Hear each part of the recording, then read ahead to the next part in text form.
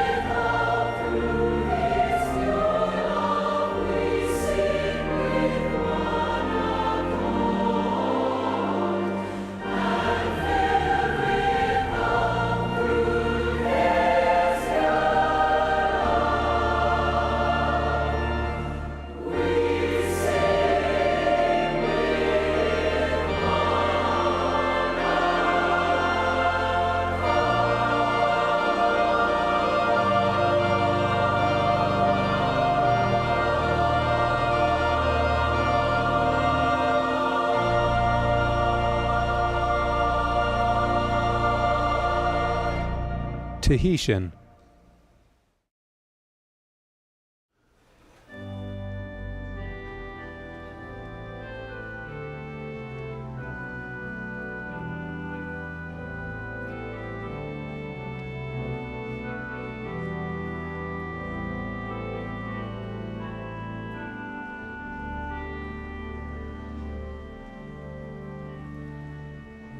If I had been a little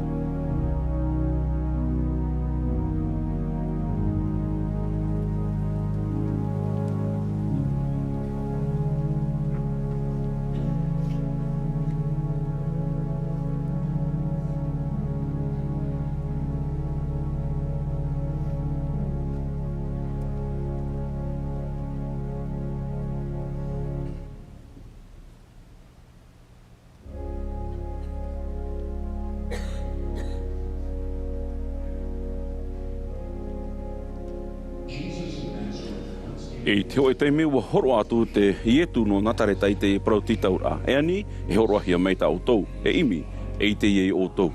E patoto atu, e iritihia mai te opani o tau. E ura te parapuro i e mea rei a ta te atua e horoa mai na tatou. Te wharo e whaata e mai, te tamhanhana e horoa mai, te muha mai te ira e nini i mai. I naro o ia e horoa rei mai, te tia i nei rao ia i ani. Ia imi, e ia patoto atu tatou. E ura e mea hui e te ani ainin he rā, te reira e tau i te ora rā. Ia hairean e atu tātou i moe te atua mana hope, e iri te atu tātou i tō tātou a au nā rato i te pure. E tupu te tei ohi pai rato i tātou. E moe e te mana au ino e te whārhei mua i te atua praumau. E mhaura rei atua tō tātou hiora atea e hohonu atua tō tātou te aturi rā ia whātumua ne hia in e iana. Pine me nā roto i te ani rā e te imi rā tātou e i te mea i te mea tātou hina aru mau. Wara te mea o Abraham Lincoln tona whenua i te tau pouri o te tamai tiwira e te e tānei whātā mai. E rawer hei te mea whaatuturihi ai wau nā roto i te aturi rā te mha e ai tā atua e wahi tā ue haere atu. E aura ai te nau ei tō iho pāri e tō te whea atua e hati nei au no te reire mahana. I tō e shoa te me e whaatuturi te ora ai a tātou, te whaararu ne tātou i te mo uhipa e ita e matarai e tātou an e. Te mo whiwhi e ita i roa ai a whaati te e wharo tātou an e. Te mo paru ai ta i nin he whaarom ai tātou an e. No atu e whahitihi a te reira ma te reo puai a reira i roto i te aau, e rai e te pure hai a tai i te rei. E te tai me, wana wai noa te reira no te hopo i mei te hau, e no te horoa mai te tia i rā. Ia pure ana e tātou, ai te tātou i horoa noa nei i te hoe ani rā. Ai tātou a tātou e tamata nei te tuwhi nei te hina aro te ato i tō tātou. Ia noa ai te mea tātou hina aro. Te imine tātou i tō e tuati rā e te atua. Pra mau, wai te mea e te atua i tō tātou mo hina aro, hou tātou ānia i ana. Te vene rā te mana e tō te ani rā, te imi rā, e te patoto rā. E te tau te rira i a wheruri hohonu i tō tātou i a au, mai tā tātou i mine i haroaro ai tōna. Te pure o te hoi a rāwe ano te hio i a tātou hio, e tō tātou ora i roto i te hio rā atea. Hau atu i te ano e te mure ore. E o toe, te moata e i te tātou e aita tātou i wei o tei noa. I te teime o te atua e tā i tāna whaatere rā, e i te me tātou e parau mau te whawhau rā. O te whea toa hoi i ani rā, te noa ar aia. E o te imi rā, te ite rā ia. E o te patoto rā, te iriti hiara ia te opanita iana.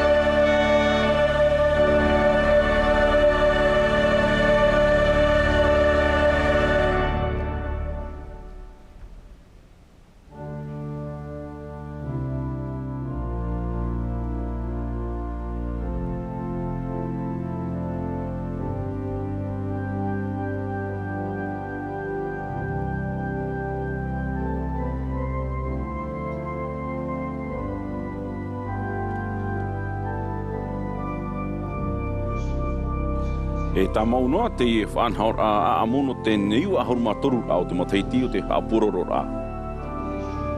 A amui mai mātou I muri nei no te pehe e te au rāparau. E te aroa I te teime wharere e whahaua I tātou, ia vai te hau, ia o tōna I te imahana e Amuiraa.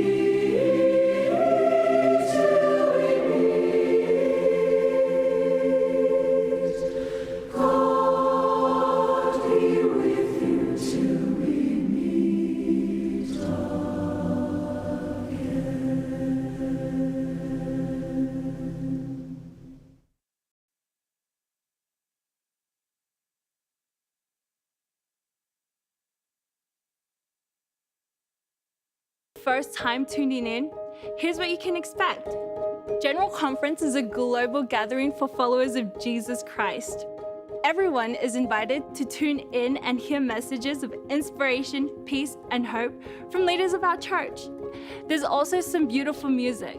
In every 2-hour session, you can look forward to an opening and closing prayer, 3 or 4 hymns, and several brief talks from speakers who come from all over the world. We all love reading the words of Jesus in the scriptures, and General Conference is a special opportunity to hear more of his teachings from living representatives of Jesus Christ. In this session, you'll hear from men and women teaching about the joy that comes from living the Savior's gospel. With millions of people watching worldwide, it's like attending church, but with a global family. General Conference is also a great opportunity to find direction from God. As you watch or listen to the speakers, you may receive feelings or insights unique to you and your personal circumstances. You may consider praying to God with a specific question in mind and taking notes on what you hear during conference. And if you don't catch something while you're watching, don't worry. This session is available online so you can revisit anything you missed the first time around. Now we're just about to get started. If you have any questions throughout this session, missionaries like me are here to help. You can contact us at comeintochrist.org. Having said all that, thanks for watching.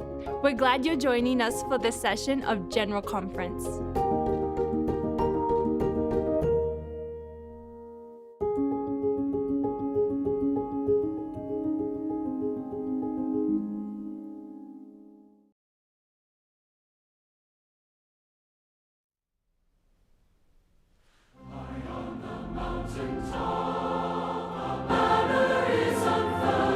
From the Conference Center in Salt Lake City, Utah. No roto miti Tuha'a. Te te Tuha'a Ēperēra no te poipo Sabati no te haneri wa hon mapiti ao te Āmuiraa hei a te Ētarētia I tu metia I te whea moa I te momhana hopea nei. Wa mai te hia mai te mo tātā o no roto mai te mo te awha te reo te Ētarētia e te pehe no te I Tuha'a Ēperēra na te pupuhimene no te whare mene mene I Temple Square e hap o mai. E whatere hia te I hapurorora e Bonneville Distribution. Wa opani hia te hamani whahaura, te haruharura, te hamanara aorera, te te tu whahui parau, te e whanhaura, ma te profati a ore. Na te peretiteni Dallin Ash Oaks, tauturu hooi to te peretini rā mata mua te Ētarētia, e aratei I te Tuha'a Ēperēra.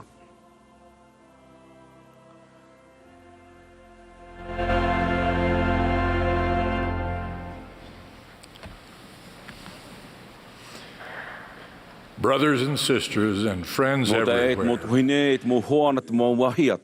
Mai vai o tō I te Tuha'a Ēperēra no te poipo I Sabati, no te haneri iwa hanuru mapiti rā o te Āmuiraa hei a te Ētarētia, a ietu me tia I te whea mo ait momhana hopea nei. Nā te pretiteni Reselem Nelson e pretiteni nei I te ie Āmuiraa, e wāni me ia u iarat ei I te ie Tuha'a Ēperēra. Te whātai tūne mātou I te tapa o arwha ia o tōu te amui mai te ia Āmuiraa na te ao atu o nei na ni ai te ratio, te awhata teata, te natirara, aorera te hapurorora pe utari. Te pēno te I Tuha'a Ēperēra na te pupuhimene ia no te whare mene mene in Temple Square e hapa o mai. I raro ai te arata ira a Mac Wilberg, e o Brian Matthias, e o Andrew Answorth I te Harmonia. Wa iriti mei pupuhimene I te Ēperēra I te himene e te maunun ae. E himene me rato I te ine te himene haere tātou ma te whāro. E horo ahia mai te pure I muriho Elder Shane Bowen no te hitu ahuru. E muri mai e himene mai te pupuhimene Wai te au te ora nei.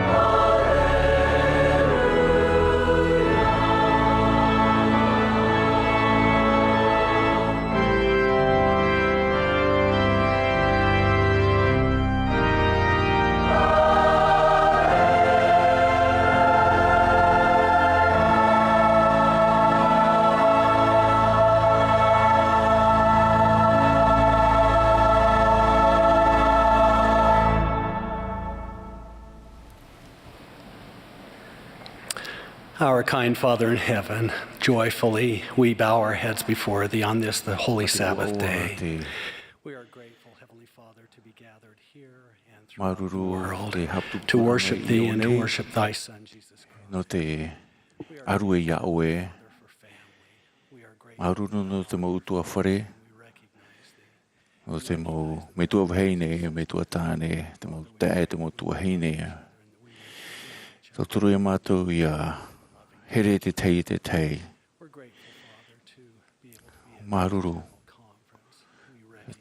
Tō mātou tērā mai te Āmuiraa hei. No te whaar o i tā oe mau tawini, profeta.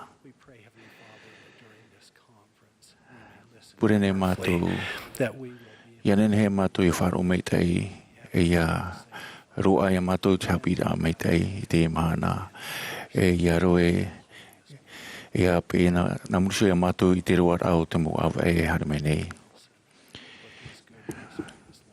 Te purene mātou no te Preititeni Nelson, no tōna ea, e te na o nei mātou te pure i te ua i e tumetia. Āmene.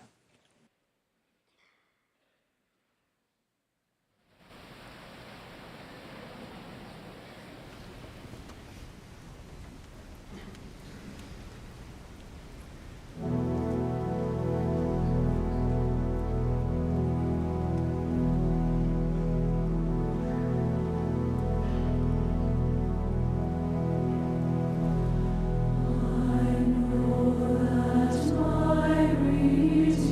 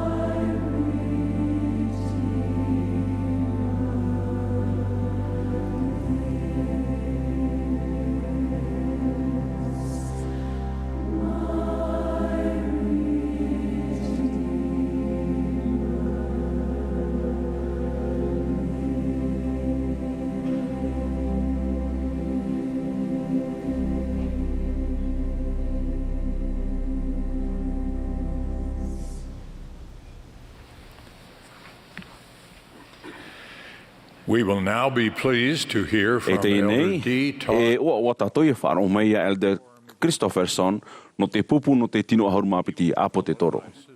Pehia mai oia te tuhine Amy Wright. Tawani nei tauturu piti I roto I te pretini rārhei o te primere. Muriho whāro mai tātou ia Elder Gary Stevenson, no te pupu no te tino ahuru mapiti apo te toro. Ia Elder Michael Ringwood, no te hitu ahuru.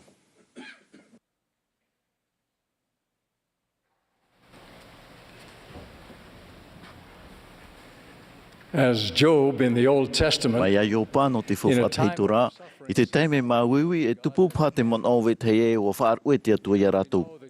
No te mea o te tātou mana to te atua no te are aurena te tatarai te mo ati atua taimei pā te whaahimara Amuiraa atu, mai te mea aita o iei nā reira. Wiwiro pā tātou mai te mea aita te atua hor o mai te tauturu tau I pure. Nā hea pa no ai o whaar o iana. Wana o iopa te protia. Iai te mai o tau o te atua te whaahapa iau nāna I haati I tāna upea iau. No atu tau pira wahapa hia vau ai te pahonor no atu tau pira te tauturu ai te atatia. No te pahono ia iopa wa ui te atua. Whaore maua ta ue I ta ura whaaura. Oi hei. Tu atua o iau I ruto I te hapa. Whaahapa ne o iau ia tia hia oe. Te whaaman ora Yehowa ia iopa I tōna pua hope, tōna I te hope. Reira iopa I roto I te hea hohonu roa te whair ai tatana te mana te proti au te atua. Tatana in henhe whaahapa I te mana hope. Wai te iau pua hope to oe, tāna I pro. Ore tā oe o puara tia ia whaore. Wa provo te ore itia aura prot ore taia ore itia au tēnei te whafofo nei au ia uiso te tātrahapa nei au raro I te repo. Chopea o whan o iopa I te ite te whatu mai te roa rato iopa hope ai te muta I hora. Ohipa mau no tātou ia hio mato tātou mata tahuti nei I te ore tia ia whahapa I te atua ia mana oe. Mea oa ore tō ora mea hape pai ia tate atu ravera. Ia tātou nei tāna mo tamari I te aurerea mea no ni ai te maeri, no ni ai te ienei, no ni ai te ananhei wa pro o ia. Te pihe ho te mo mea ato ia unei, no te mea o I te iau te mo mea ato ara. Wa pro ia topa hea oto I tito I te ia o atu I te whatu, ia whaari meira I te aora, no o mai ianara. Nā hoi wa I tēnā hoi o tō shoe te ia o maira o ia ma te paari, ma te proti ai ma te aru wharehei, in ei hoi tāna ato ara mo uhipa. Te hape rawe te ia hap o tāna pro, matara mai at mo whaahopi ar at mai te au te o tārena pāpū. Matnau pārato ia whaituitu o te tāwini te o mitioni, rawe tā mo hamai te mai ia te atu ia ui whaipupora o te motamari, ia hapa au, I te rawe tau uhipat hapi rai te tāpati, no amai te nota mai te Āmuiraa, ia awhawau te Tuha'a ahuru, hamai te mei te atua ia ui trai hupa ta ui hina aro. Tara te reira tupu mai te mono, I te hoi tārena. Ēperēra mai te hoi matini te terer a fufu o te rei. Hea tātou mono I te whanhora a te atua, mai te hoi matini ho ora no te ao teitei. Mai ti tātou I te hoi hamai te ira, pātia tātou I te tino ohipa te titau hia, reira I topa mai ei, te mea I poro hia. Whaatura mau te atua I tāna mo whawhaura, I tāna mo pro whawhau ia tātou. Te fofu ai hapia no te reira. Nā te manatara hara I tu metia, hapapu hene te atua I rawe, rawe hoi o I tāna I prau. Mea fofu aroa ia whaatura I tāna mo ture. Ēperēra te mohamai te atua I whaatumuhia I ni te hapor ai te ture, te hamanehia, te manohia, te tārena hia ni ai tātātou mo ti taura. Waisho tātou iana, te whanhor ai te mohamai te ira, I te pētino, I te pēwārua. Wa ata te prete teni brigamiunge, tōna whaar oi hamohia, ai ta tōna whaar oi hamohia I te mohamai te ira. Te niarai tōna ite tōna Āmuiraa ia tu metia.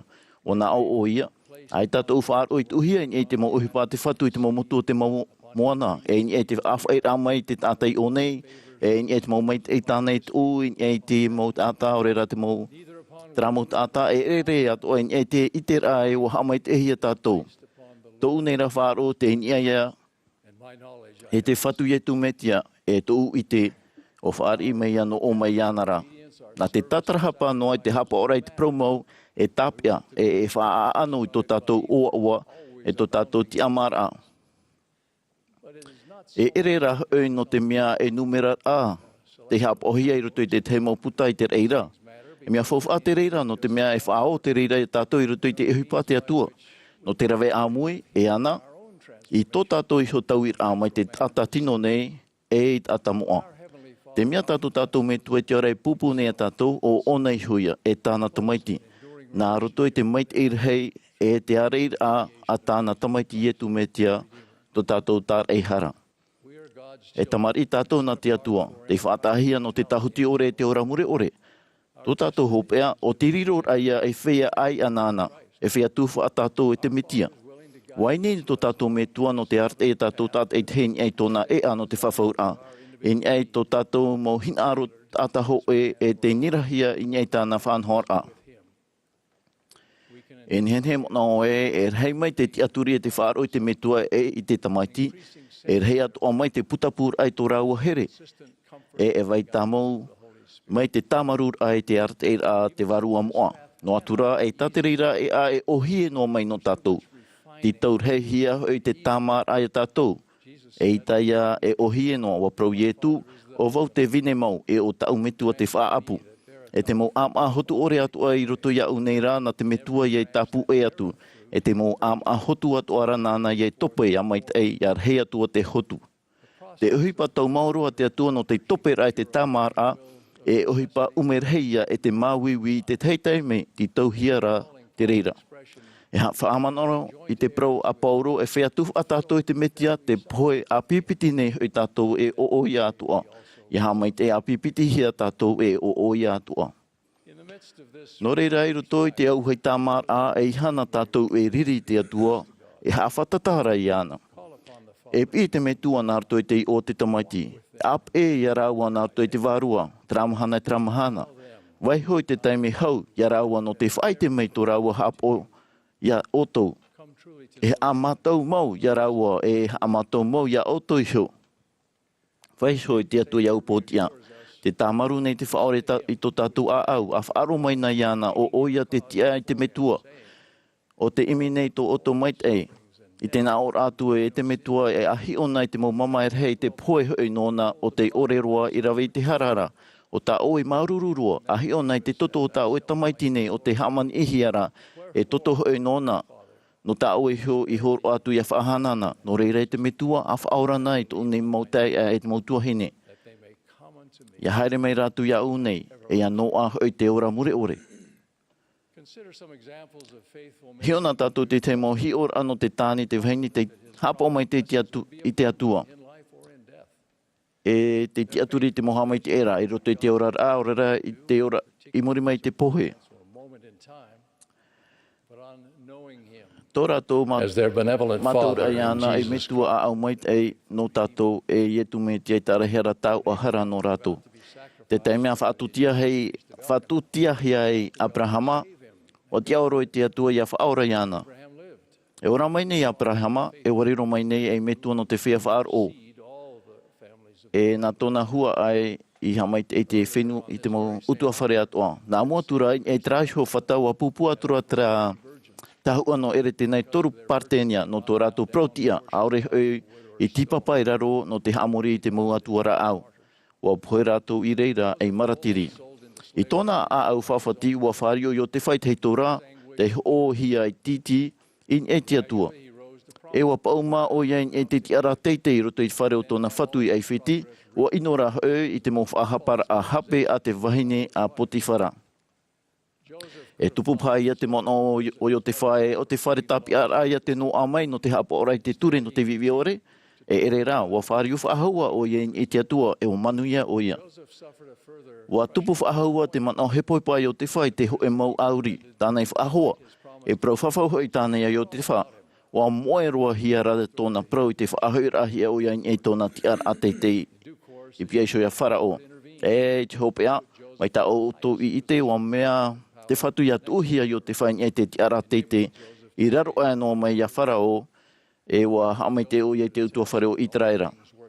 O I o te whapatenen he prau e, te whaaptupu nei, te mau mea atu ai te mai tēno te whia hin aro I te atua.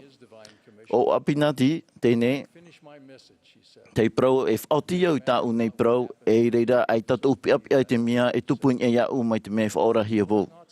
Ai tau o iai whaorahi ai te puhe maratiri. Pāpuro ara e o whaorahi o iai te patri au te atua. E mauti tāna whaafariu ia arama, I tau iai te terir au te a ai o te mo atine fie tēro e te tēr amai o te metia. O mataramai o arama e Amuiraa I rāpai te wharetapi ara ai Amuniha. Nā moatura wa huri tēnau tātā hamani ino I te mauhaine tā rātou mo tamari te tiaturi ia rāua I roto I te auhei ura. Wa hi o umonaro te mata o arama I te ohipari aria. Wa whaahepora te wāru I ana e hea e whaohipai te mana o te atua no te whaora ia rātou I te auhei. Ia whaarihi rātou ma te hanahana I pia hoi te atua.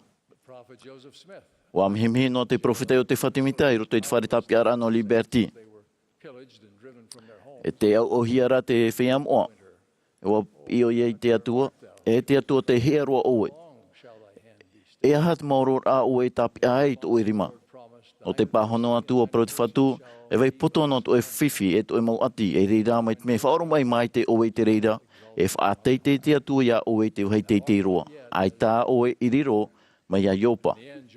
I te hopea in henhero tai o te whai prau mai a iopa e poea hoi au I te atua e tiaturia rāvau iana.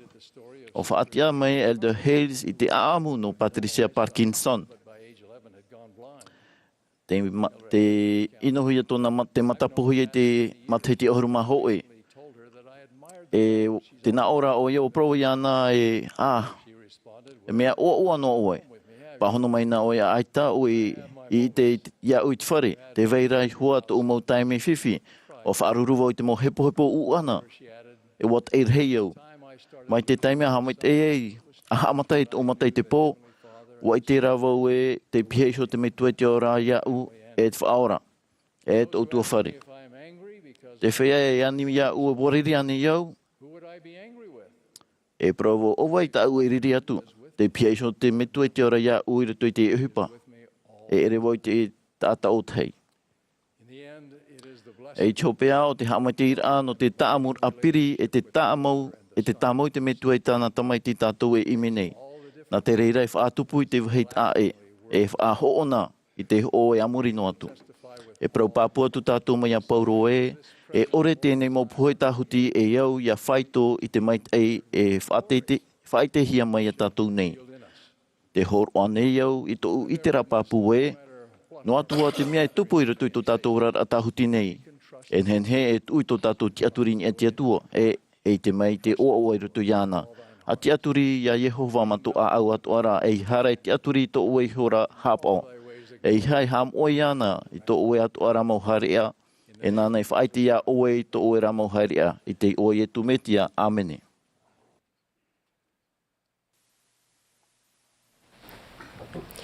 A few years ago, at a family gathering, my then 8-year-old nephew, William, asked our oldest son, Britton, if he would play ball with him. Britton enthusiastically responded.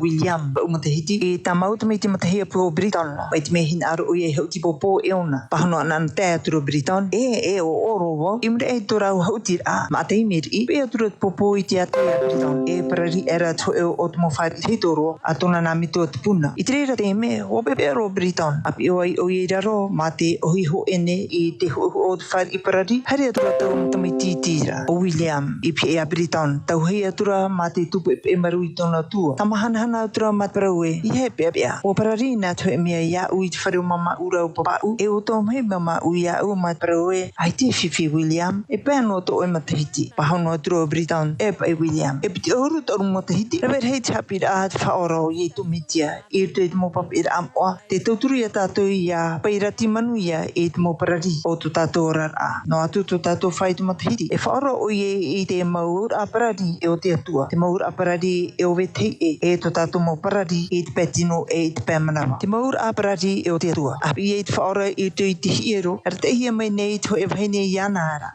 E te mo papa e pro e te mo wharitia. Ai te tātou I te tātou ora autona a amu. Māori I te ohi atura I te rewe mauhiara. Pinipine te mo papa e te am oa I toro o mai. I te tēnua Tuha'a iti o te ora a o te tata. I te teiteme I ni ano I te reira iti te whatete e Āmuiraa te whahapa nei tātou. E ita te ora a o te tata e maramaramahia. I ni ano I te hupa tuit o I rawehia e Āmuiraa I te ino ai tupu I mo e tuit atira. Te whao te mo a amu papa e te am oa no te tauturu ia. Ia tātou I te o te mitia te pahonor a I te raratau e o oia te pahonor ai I te nei. O I te oia I tō tātou a amu te atoa. E te whaitu mau o tō tātou mauiwi. E tō tātou mau arahi. E te mea e roa a I tātou I te nimi. Te pahonor a te mitia I te mahene tau orahi na te atua. E I tātou awau e whaautu atu ia oe. A haere e I hara I hara whaahau. Te te atu huru no te parau atu. A haere e I hara I hara whaahau. Te ia. A haere e ataui. Te proira te whaora I ana ia hapa. Ia tau I tana mau peu, tana mau Amuiraa. Te huru o tona man o, non I ana heo, tona a au. No I tu mitia, to tātou whaotira. I haere I mua e ia taui. O te ia toa ia, I haere I mua e ia whaorahia in a o oia te tumu no te whaorar a I te mauparari atoa o tu tātou rar a. E ia reirhei e paruru I mua I te mitua. E haamoa e whaapi I te mitia I te maur a parari. Te mea fofa aroa e o tu tātou o ta atira a e te atua. E mea ate te irtira ai o te whatumita e o hap o te vahine I te paroa te whaora. E wa tau I tona orar a. E wa whahanahana e ra te vahine I te atua mai tau a horara. E o te aturi tonei oa. Ai tera hoi tātou I ite I tonei oa. E Āmuiraa I te atu meari, non e I tona ora a I muriho. No te mea o titau te rei te whaotir arhei, te heha a e te whaar o I te whatu ia I tumitia. Ia tatarahapa e ia taui. Te mea tātou I ite o tō ia wahine. Te aturi I tona rai oa. Ma te ite ai te oia I rape au I tana tutia whaito ore e te mure ore. Te maur a parari e o vetei e. I tui te rutapene e hurumapē, te one tātou I te parapure o te tata e piti ana tamari I te maroa. Wan to muri e I tono me tō tāne I tāna tu wha aia. E warawa atu I te whenua roa. E puha tura tāna whawha I te tap o ore. E poro era. Rohi e hura tau whenua ra I te o erhei. E ati hura o ia I oia. Wa ta ati aturo o ia I te e ata tupu. No tau whenua ra o te tono ia I ana I te aua e whaamu I te pua. E wahia ai aturo o ia I te pipi I amuhi e te pua ara. Ia pa ia o ia. Aore hoi e ta ata I hope mai I te anana. E ho Āmuiraa tona hurumau. E wana o era. E roe hei tō taumitua tāwini tā rahauhia. E maarahei tā rato. E toe te teipē. E te puene iau I te poia. E I te wau e here I taumitua. O harawau I te atua o te rei e ia oe atua hoi.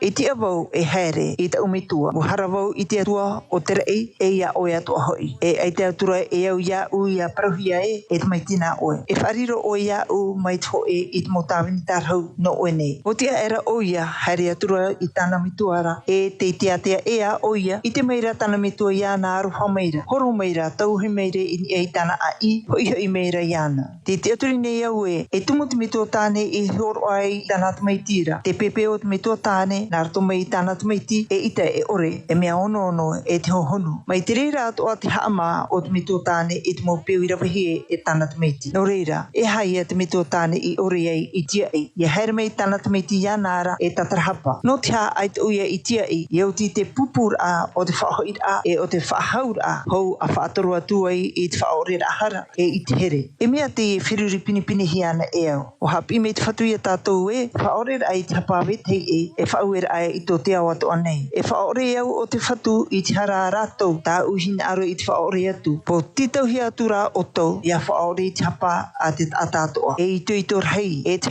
haa no te whaore I te hara. E titau o toa hia te teime, e titau te reira I o tau, ia tu I tō tātou whaaro. E tō tātou te aturi rā I te whatu. A whaari e tātou I te amo I te hopoi a no te huru o tō tātou a au. Te o nei te aur a, e te mana o tō tātou te Āmuiraa. E te whahoho ar a o te mito tāne ane o te parapore no te tamiti puhara tau ai. Ua hapapu mai te whaora e, te whaore ahara o te hoe iau, o te mohoro hanhana roa e, ta tātou e horo ano te te, e no tātou i hoara. E haamamar a i tō tātou a au, nā rato i te whaore ahara, e ere i te mea ohie, nā rato rā i te mana whaatia, u i e tumitia, e manuia. Tō tātou mo parari i te pētino i te pē manawa. I rito i te ohipa pene toru, te hapini tātou no e i te ata te whanau piri o ihia. E aore e mahana tuu a, e i te hopo hi e ratou, e i te tuhi e te uputau tiero, i prauhiara e on henhe. E ani i te tauoa i te whia e tomo i rito i tiero ora. O mairi i te maha ahuru te matahiti, o tō piri o i eiani, e waora no ana o ia i te hu e huru ora a hope e ore, i te hin aro i te tia e in a o te uturi o ia, i te tauturu e te pipiri ore o wetei e. I tue mahana, i te ero o ia i a Petro rau o Ioane, i te tomor a i te tiero, wani meira i te taua. O a te atunu mai te atura Petro e Ioane atu o iana, na o atura, ahi o mai nei a maua. O hi o mai te maira o ia i a raua, prau era e noa a tāna ta o i a raua. O prautura rā Petero, ai te tau a rio e te auru. E taura e vene o tau ia e horo atu nā oe. A tia oe inia, a haere, i te o ie tumetia i nā taritara. Warawe atura o ie i tana rima tau, whatia era ia nei ia, e te etai atura tona awe, e te momo atu o i reirara. O te tau e no era o ie inia, tia i hora, e haere no hira. Tomo atura rātou atoa, i rito i tierora, au a haere no atura, mā te hamait e te atua. Pine i rito i tō tātou rara, e i te tātou i a tātou hio, mai te piri o i te uputa o tiero, mā te whaorom ai e Āmuiraa, mā te whaorom ai ore, e te eira ai te whatu. Te eira ai te mo pahonor a, e o i rito i te Tuha'a honuroa o tō tātou mawhatu. Te eira ai i te meio. Te eira ai te whatu e riro te reira e wahai moa e te tura. E wahai no te whaana a e no te tamar a. I reira tātou ho e i te hohonua i te whaora. Te eira ai te whatu e riro atoa e wahi i reira tātou e ui ai i te teiteme e te atua. Te hiaro oe. I reira ten ura apeaparua e te tau i a tātou. Ia whaaipa i te whaaro i a i tumitia mā te mai e te papua iana. O te au i te evhai, e o taia o te ihurti era. Whae avau e rewer hei hora, i tue Ēperera paur a mariri ai tāta. Ta ho e hia i rito i tau umauiwi, e te whia e hia ane i a whaora hia. Wauro te teipai, ari a te teira, ai teia. O hapi mei au ma te hohonu e mea ta e no tātou tātei tei, i a matarai rape, i tō tātou mau whiwhi. E no reira, i a whae ti tātou i te tea, in e tō tātou whaora a hia, mauri rā in e te whaora iso. I a riro noa tō tātou turu ira o i e tumitia. Te whaohipar a i te whaaro i te mitia o te turir aia, e hano i tina aro te atua i tāna atu ora tārena, no te mea o i te papu o ia i tō tātou mohina aro e i te teime mau. Ia uraroan e tātou i tina aro te whatu, mai te piri e ui i te uputa o te hiero, e whaar i tātou i te pehopea, hau atua i te mea i hi ahia e tātou. E o mau here, te wenei i rito i tō tātou orar apatoa, te parari e au i a tifahia, i a tata ihia, Āmuiraa i a whaora hia. Ia pariu tātou i te whaora, a ho e ei tō tātou a au e tō tātou manao, a tātarahapa i tātou, a haere mai ei o i te wahai te reir tātou, ma te ora, i raro ai tōna nā pererau. E tau ahi here mai o ia, a prau ai, ai te whiwhi. No atu tō oi matahiti e pai, Āmuiraa ahuruma ono, piti ahuruma toru, maha ahuruma uon, ahuruma maha e ahuruma o e tata i tāua i te reira. Te whai te papu o tōne iau e, Āmuiraa e mea i tui tō o tō ora a enen he mono, i te mana rapa au, te mana whaora, e te mana whaatia o i e tumetia. Christ, in the sacred and holy name of Jesus Christ. Amen.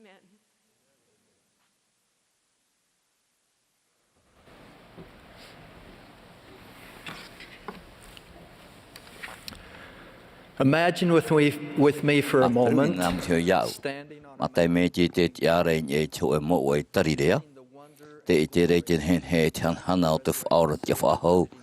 te wharere rei tāna mōpipi. au we te whahi hia ia whiruri ia whaaro tino roa tatou i so i te mauparo tāna e whai ti e rātou, tāna whaauera hanahana. Ia haere o tō e whariro i te mo whenua ato o APP, a papati tō atu e rātou i te i o te metua, e no te tamaiti, e no te warua maitei.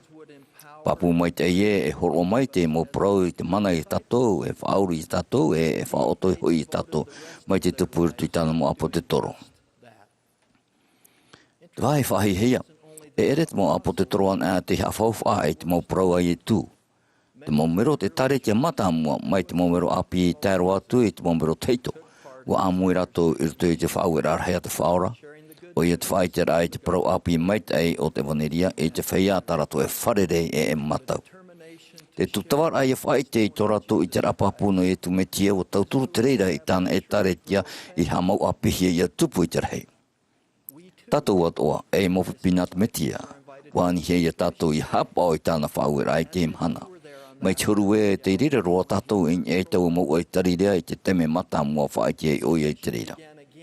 Wahamata whahau te rira whaauera ai te matei ti tau tini mauhane re toru hauru.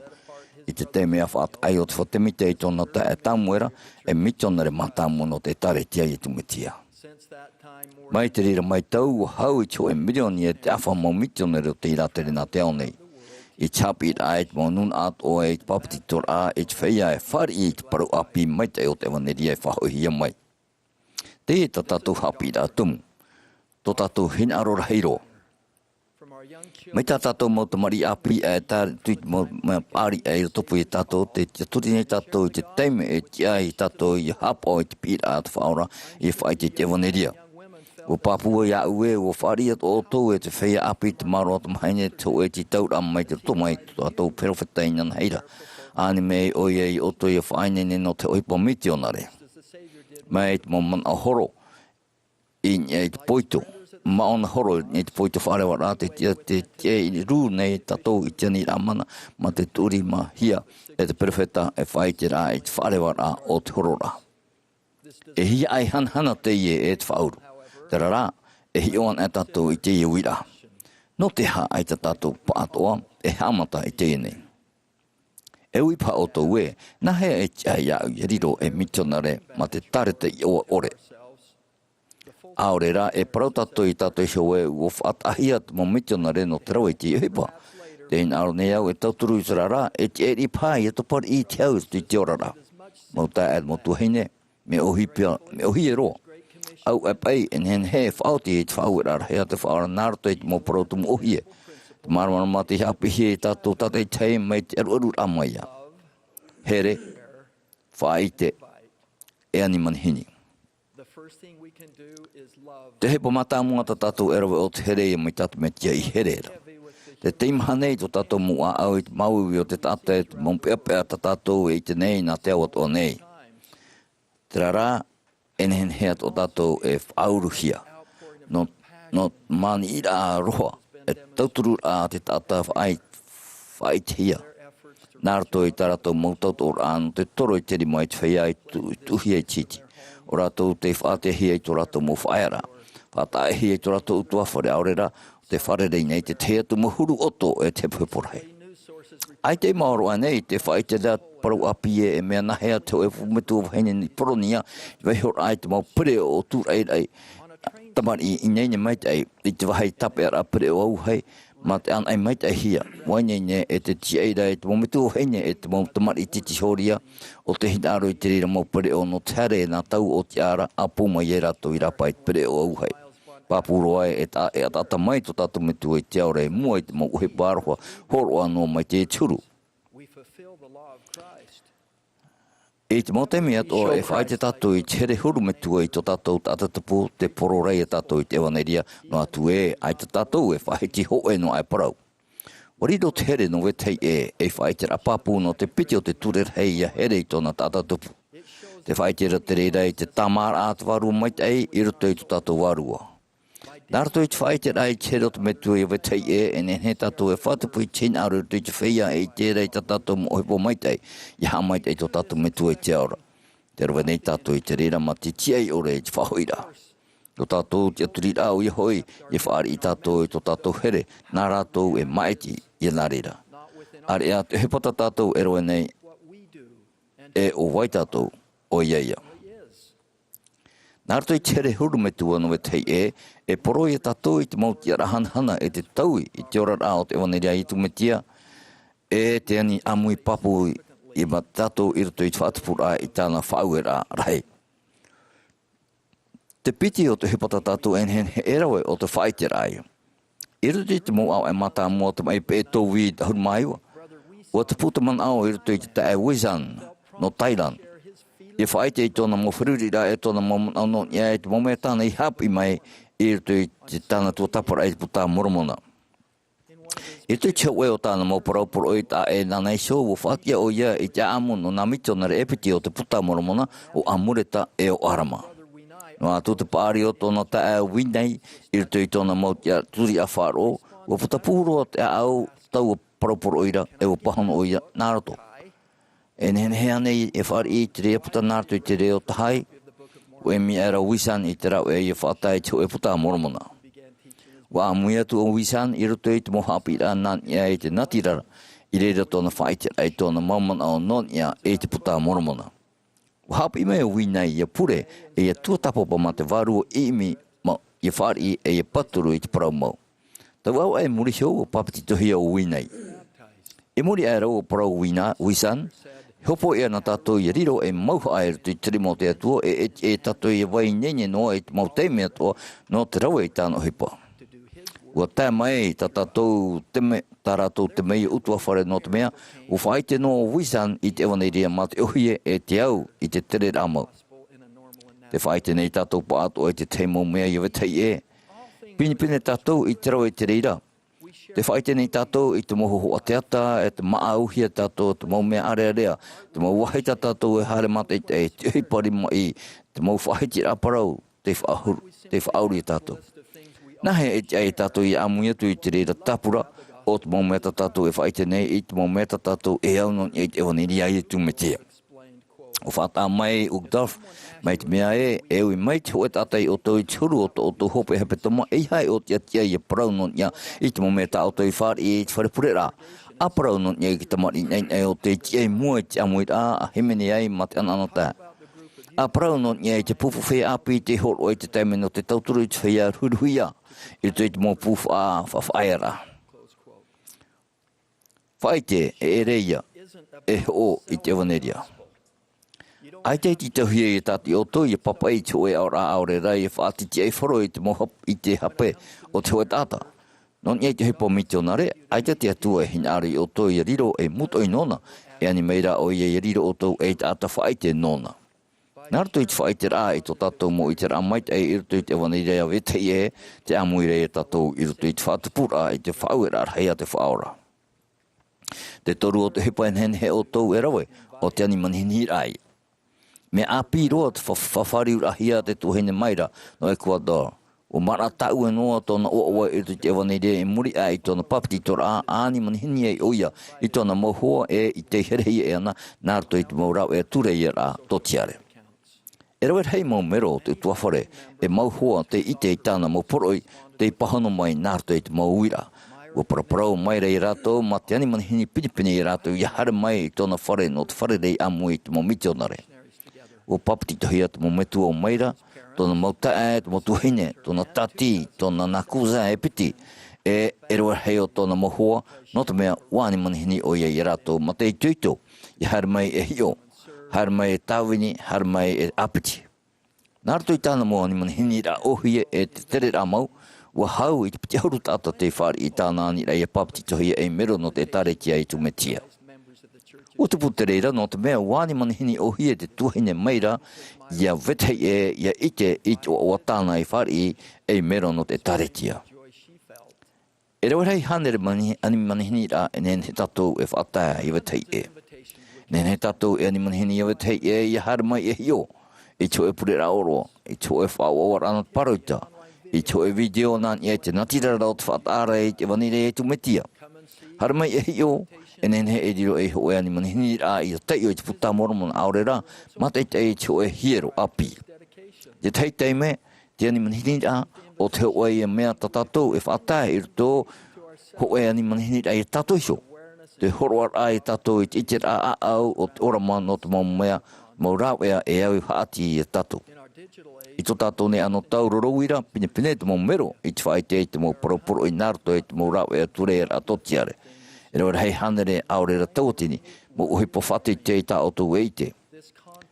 Ia hara mai e hio. Hara mai e hio, hara mai e tauini, hara mai e apati. Ia ni manihini ana tatou i o weta e hapi mai hauatu non ia i te wanera i tu metia te Āmuiraa e tatou i ruto i te pira a te whaora i a whao i ruto i te hipatana i whaue mai. E au mauta e a mautu hene here i proporoho nei tatou i te mhana e toru mea hai e mau mea ohie. Tā mau wat atat o en he e rawe. Tata mau atat o en he e rawe. Te mau mea e tatou i rawe, penei a e rawe nei, te rawe nei o toi te reira. Te ani manihini nei o toi a whiruri te maurau e en hei o toi a rawe. Ia here, ia whaite, e ani manihini.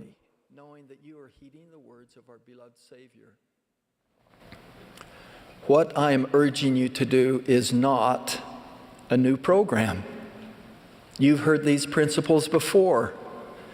This is not the next big thing the church is asking you to do. These three things are merely an extension of who we already are as disciples of Jesus Christ. No name badge or letter is required. No formal calling is needed. Ai te titahia te tarete i o Āmuiraa Tuha'a. Ai te titahia to Ēperēra mana. Ariro mai e maru. Mai te mopipia me tia te hapu te pū i tu tātou hapu i maina. I tarira, a te te motei meirira. E nen heat o tātou e whari i te whaauira a te whaora. E i here nā teo nei no te porohere i te ewaneria. Ia here i a whaite e iani manihinian e tātou. Te Āmuiraa e tātou i rutu i te riro hi porhei e te hanahana o te whainene e te whenua nei no te hui amai o tōna metia. Te pura nei au i te e tātou i a pahono i te pira a te whaora. E i a whaite tō i a whawhau i a tātou i rutu i tāna o hi porhei. Nārto i te o i tu metiara. Amene.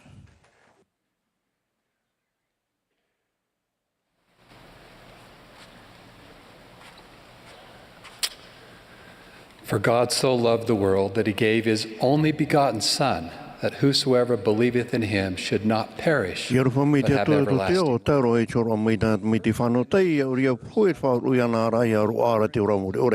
Te teime matua matamua a hiomai te iau i te irawa e re te wharepurera.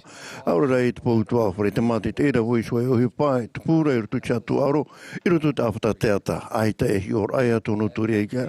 Mate te ai te atua e te tuaro te veira tu e tata e tapere tu e paru wai te iuhia i hone penitori wa homa ona wao atua wau. E te iriwa ahuru mai tu aure i te atua tono mai tana tu mai tiki te one whahapa mai to te ao i aura to te ao i ana. Wa tono mai te atoia i tu mai te tana tu mai te o te rutu te tino e tauti. Ia horoa oia i tono ora no tato tate tei warawe oia i te rirano te mea. Wa here oia i tato e wa hamani i te hu e whanau rano tato tate te no te i atu i tuari anara. E re ra te rirei tu e au toto e haru ai te mome ato e te hurupa e whanau ra papu ore. No ki tata i su te rita o whanau hia mai tu e mi tua hereti au. Te i te me te i to tato a au tato i ua i te mea te hina hui i rawe i tato. No te hata tu i te aturi nei no te mea te rita i o tato i papa i ra amoa. O wharo pinipino mo te me tua e te ora i te parau rai te parau e mo te tau tumaiti. O hapi mai Abrahama e te mari o ia nā te atua te mai te hia hou tana mi te oni whanau ia mai e o ia. Nā terima te atua e tu ia e te tera i e sho te ara te teno te whaora e tona nuna. E wa te aturi te atua e te hoe poti e api hoe tauni te whai te papuno te hoe parupita ora ia te ia namana ia whaora hia. Wau ta e wau i te e tata puto mai te roa o te e mai e to e tūra au e wa i te whaora terira e wa whaia i shura e wa hiua tu iana e wa parawa tore te paro te tata i o te ito whare i au parahei awa nei e tamu e hia e te e mai te auru mamā te haru tu tūrura au o apu mai e te whanhau rai o te whot au te here te ia wharo mai ana. Te mo te aed mo tuhino tātou, te tumunu te whanhono rā, tātou me tua e te aora i tumunu te mitioni o tātou whaara, o tātou te hoe, o tā rāua i ohipa i aro o tānahana. No, nei, ai ta e puta papa e rā moe whahoho a te rira ma te maran moe i ta autua ta papare i whapateito, te pene e muri sui te pene e te metei. Tātou i te mohi ora e nahe, te me tua e te ora au Iahua i te ora mai, ma te heri rutu i tu tātou whae ora rā. Wa tupa tapapae so nei tātou no nei o te wha. Te e tamai te khere ai a tupa mai tona e so Āmuiraa o a khere ki ar hei o te whae whatu. Wa aruru rā o ia i te mo tamata rara ar hei te rima o tona motu ana. E na hepe tu mai piti mairi anei e rawe ar hei o tātou te puta puna o rutu i turu i o te whae te whaore rā. E chara o tona motu ana i rutu i te mai, te tei o nei tātou. E rawe ar hei te motu ati rātai o te whae, te ora rā o te whae tu i te mei noa tu whaatupu tātātou mo hara te Amuiraa ana. Te pupu nei te whaore ahara, whaora, pātu e hau atu i te rira. Hoi hapira ta au iaura i rutu i te aamu no rutu mai e te o te wha o iuta. Te rawe i tō e ohi pai rutu i whanhora te atono i te wha. Te teime haware e i o te wha i tona mo tae o taparu iuta i aratu e i kai e tapahei e hōra i ana. Tau mo te hiti muri mai o titau iuta e tona mo tae hopo i tō ratu teine i a peini amina e whiti i te hamata e wa hapari i o te whawhaura iuta. E whahome o ia pinyamini tuare i ei whita. O tamata hia te whawhaura a iuta o parihawari hia pinyamini tu e hararhei. O iuta te tap e tana whawhaura o pupu i ana e muro no pinyamini e rutu i tuare tape ara. No te mea o parau o ia, iau i ti ei, i hare i tau me tuare ia ore iau, i a tāt o te taumiri anu. Wa hina aro mau iuta e tap e tana whawhaura, e ia whahu ia pinyamini matmei te o whari ana i o tau, ia vitei, te man aota iuta i whari no pinyamina e ere anei te mo manao o tātou mo mitu e whiruri nei no tāratou mo te mari. E hata manao te mo mitu ore no te whia tāratou e tawini nei. E hata manao te whia whaatere parimiri te whia āpino. No atu o waira o tō, aurera te huru tō tō rara te whari papu nei tu e tātou te manao no o tō, te hina anu nei te tātou e mitu are te no o tō.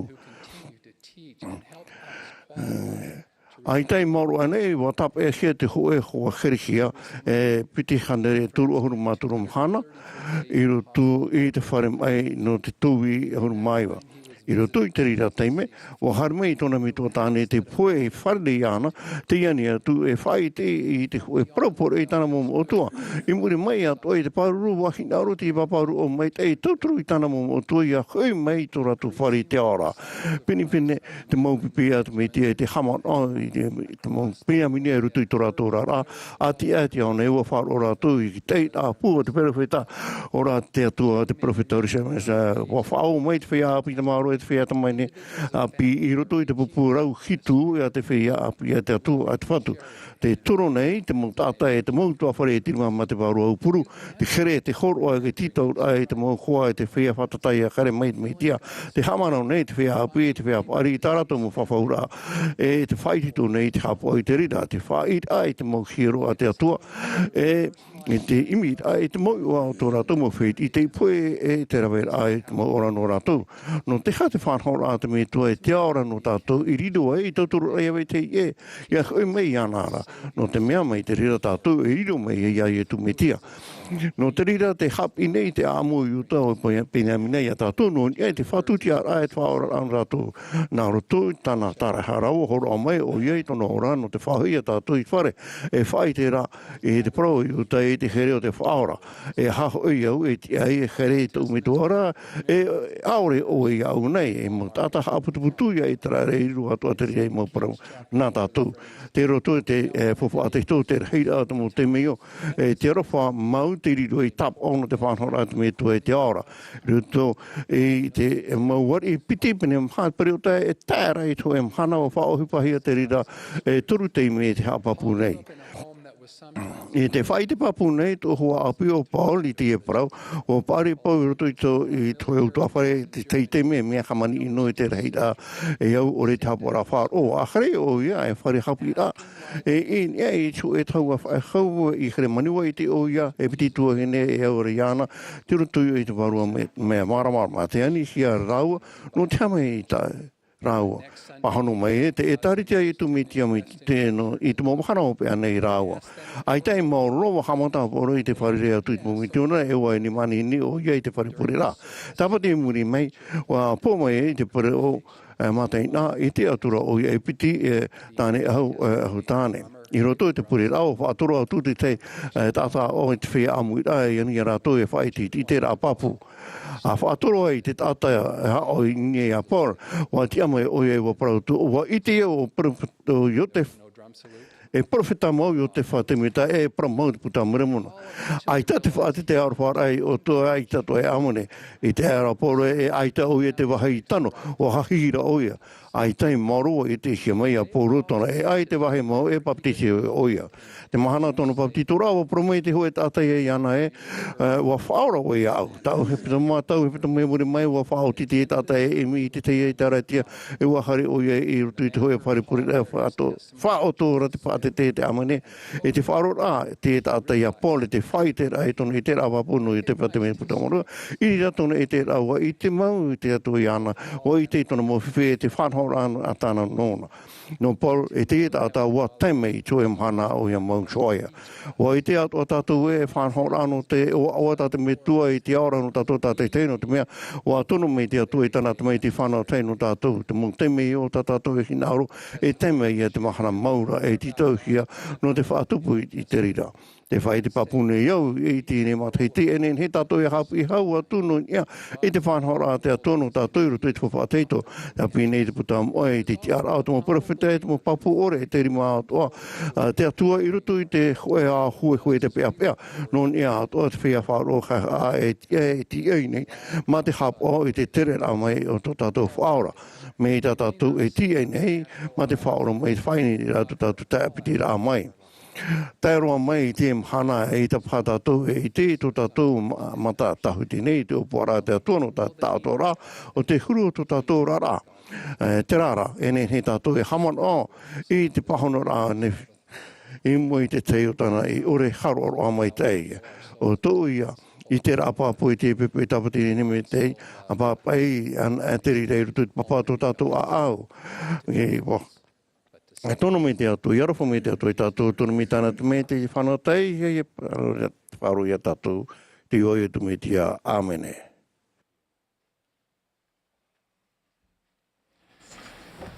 On signal from the conductor, we will stand. E tia mai, e amuia tu tātou i te pupu himene, i te himene au e te pāri. E muri mai te himene, e whaaro mai tātou ia Elder Ronald Rasband no te pupu no te tino ahon mapiti apo te toro. E pehia mai o ia e Elder Hugo Martinez no te hitu ahuru.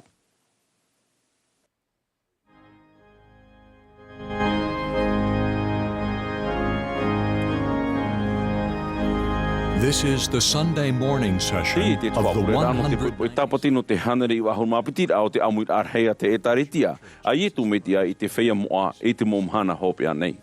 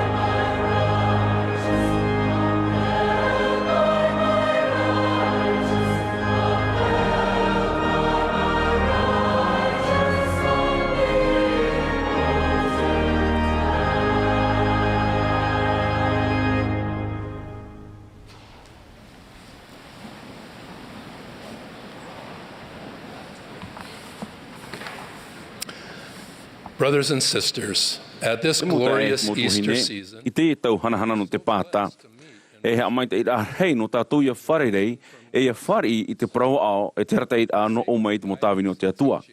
E tau turu mai, te harata I Amuiraa, e te hapi I Amuiraa no o mai to te atua, I te ora ia hahaere nā rto I te ora ai te motau atirhei.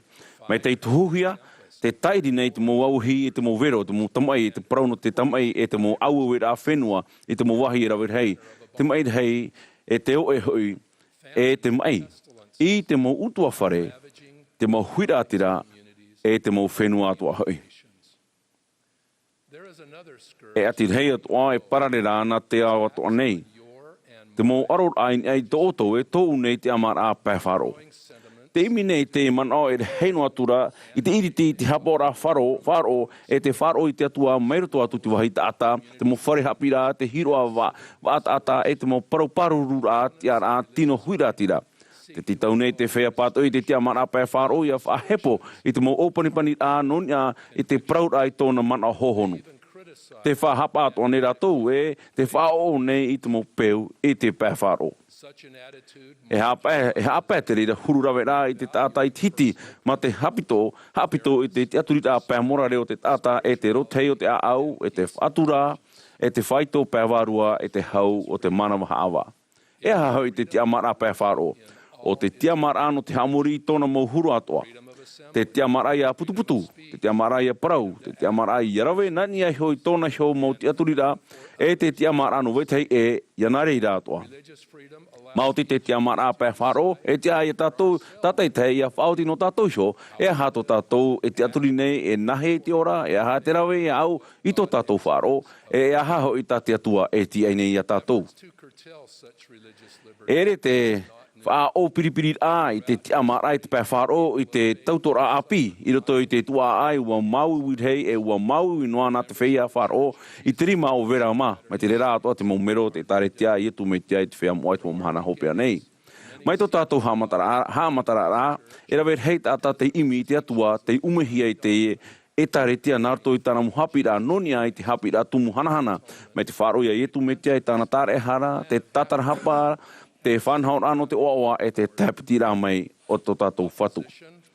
Wa atir hei tō tātou perowheta mātāmua e tōna whea ape I te mo mahana hopea nei, I te pātoi rā e te hamani ino rā e te huru ahitahita. I rito I te aripuripura ano te mataiti tautini wa uhanere mahahuru mapiti wa haparare I o te whae ahuru matoru te aturi rā tumu o te taretia I tupur heira o te atua hoi. Te titau ne mātou, te tiara ano te hamuri I te atua manahope, mai te au I tō mātou shomo hinaaro, e ia waiho noa hoi I te mo tāta atua, ia nari rātoa. Ia hamuri rātou no atu te huru, te wahi, e te mea tā rātou e hinaaro. E whaahiti rā, e whaao, e whaati ama, e whaatura I te tāta, o te ihoro te ie no te Āmuiraa pēwharo. O pro atu atu perowheta I o te whatemita, e nenhei a tāu e prau atu ma te matau o rei moiter ei e, wai nini atu avou ia pohe no te paruru I te mo tiara o te oe tāta prepiterio, o te oe tāta papitito, aorera te oe tāta maitei no te tei e atu huru e taritia. No te mea hoea prau tumu o te tātahi I te mo tiara o te whea moa, o te tātahi atua I te mo tiara o te mo tatorita no Roma, aorera te tei e atu e taritia. E eri pai te mea auhia e te huiratira e mea paruparurua no te paruru I ara toiho. No te hoe here I te Āmuiraa e whauru I tōne wārua, te Āmuiraa I te pētiwira e te pēwharo o te tātuara o te tāta. No atura, o tae hia te mo mero mātāmua te taretia, e ua auhia te tautini rā maire te atea, mai New York haretu I Ohio e Mituri, I reira te taunar hei, te tūrai toa e whauera no te whariro I te momero te taretia e enemy, e ia whaorehi rātou I te ai. Aorera ia auohi rātou I rapa I te Tuha'a whenua. Horoaira rātou I inoa, wa tamonua rā te mamair hei. Wa taparhei poe te hoe pupu ta hei te perowheta I o te wha. Ma te manao e, wa poe o iara, wa mau atu e taretia, e purara te whea whaaro. Wa hapehao ra aorera, wa hapehao orera te whea whaaro. Wa ratei te mono ia I o te wha o Brigham Young I te tautini rā tāta no te rewa e rā I raro ai te whahepora. Piti tautini kilometra te atea. Te roto tau hona tupuna I te emo pionia mātāmua. Mai te rira mo mhana hamni no rar hei, wa tupu mai te taritia te whatu, e o whatata i te ahuru mahitu milioni mero, e rawe hei roa, e ora arai rapai au i te whenua marite. I te awa Ēperēra piti tautini piti ahuru, wa hanahana to tātou i taritia, i te piti hanere au te whahur a mei o te ewaneria, ma te hoe poroi i tō te au nei, te i whaini nehia, e tō tātou peretini rā matamua, e te pupu no te tino ahuru mapiti a pote toro. Me te te amatara. Te praupapua tu ne mātou we, wa here te atua i tāna mo tamari, i roto i te mo whenua atoa o te au nei. Una au whaahua tō tātou perofeta here o Presidente Nelson, te aturi ne mātou, i te prau no te Amuiraa, te hamani mai tei, e te piri pā ore rā, no te mo tamari atoa a te atua. E mo tei, e mo tuahine an e tātou, te tātai tei, e tamari nā te hoe metua here te aora. Te anine tāna tumaiti, te whatura i etu metia, i te tā atoa rā i haere me iana, te ere, e te ua, te titi, e te tiama, te tāne, e te veine. E hi ona tātou e mha hi ora, te toteite e te tāta hoe whan o nei te Amuiraa pēwharo. Atei. Te whaatupu nei te Amuiraa pēwharo i te whauera hei matamua e te piti ma te tū i te atua i te pū o tō tātou ne ora rā. Te tōne tātou, hina aro e i tō atua ia hoa ma tō aau atoa, e ma tō wairua atoa, e ma tō mano atoa, e me te rera atoa te piti. Ia roa atu oe tō tāta tupu mai tō aroha ia oe hona. Ia i roto anei te whare purera, te tuna tō, te whare tapu e punu, enen he te mo pipi a te metia. Nā rera atoa te whea whāro atoa mai, te rera. E whai te i tō rātou pupura ia rātou i te atua, nā rātou i te hamuri rā iana, e inei ia tāwini tāna mō tamari. O ietu metia te hi ora mai te iroa no te rahere e te rā tāwini rā. I rito i tāna tau tāwini rā, wau pupu o ia i te vewe, o whaora i te whea mai e te matapō. Wa whaatama o ia i te pohepo ia, e wa whari i tonari mai te motamari i, e wa whaore o ia i te whea rawe, i rawe ino iana e te whaatatauroro iana.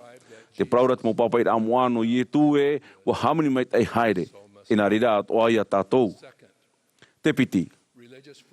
E whaituito te Amuiraa pēwharo i te whaite rā no te tiaturi, te tiatu, te tieira e te hau.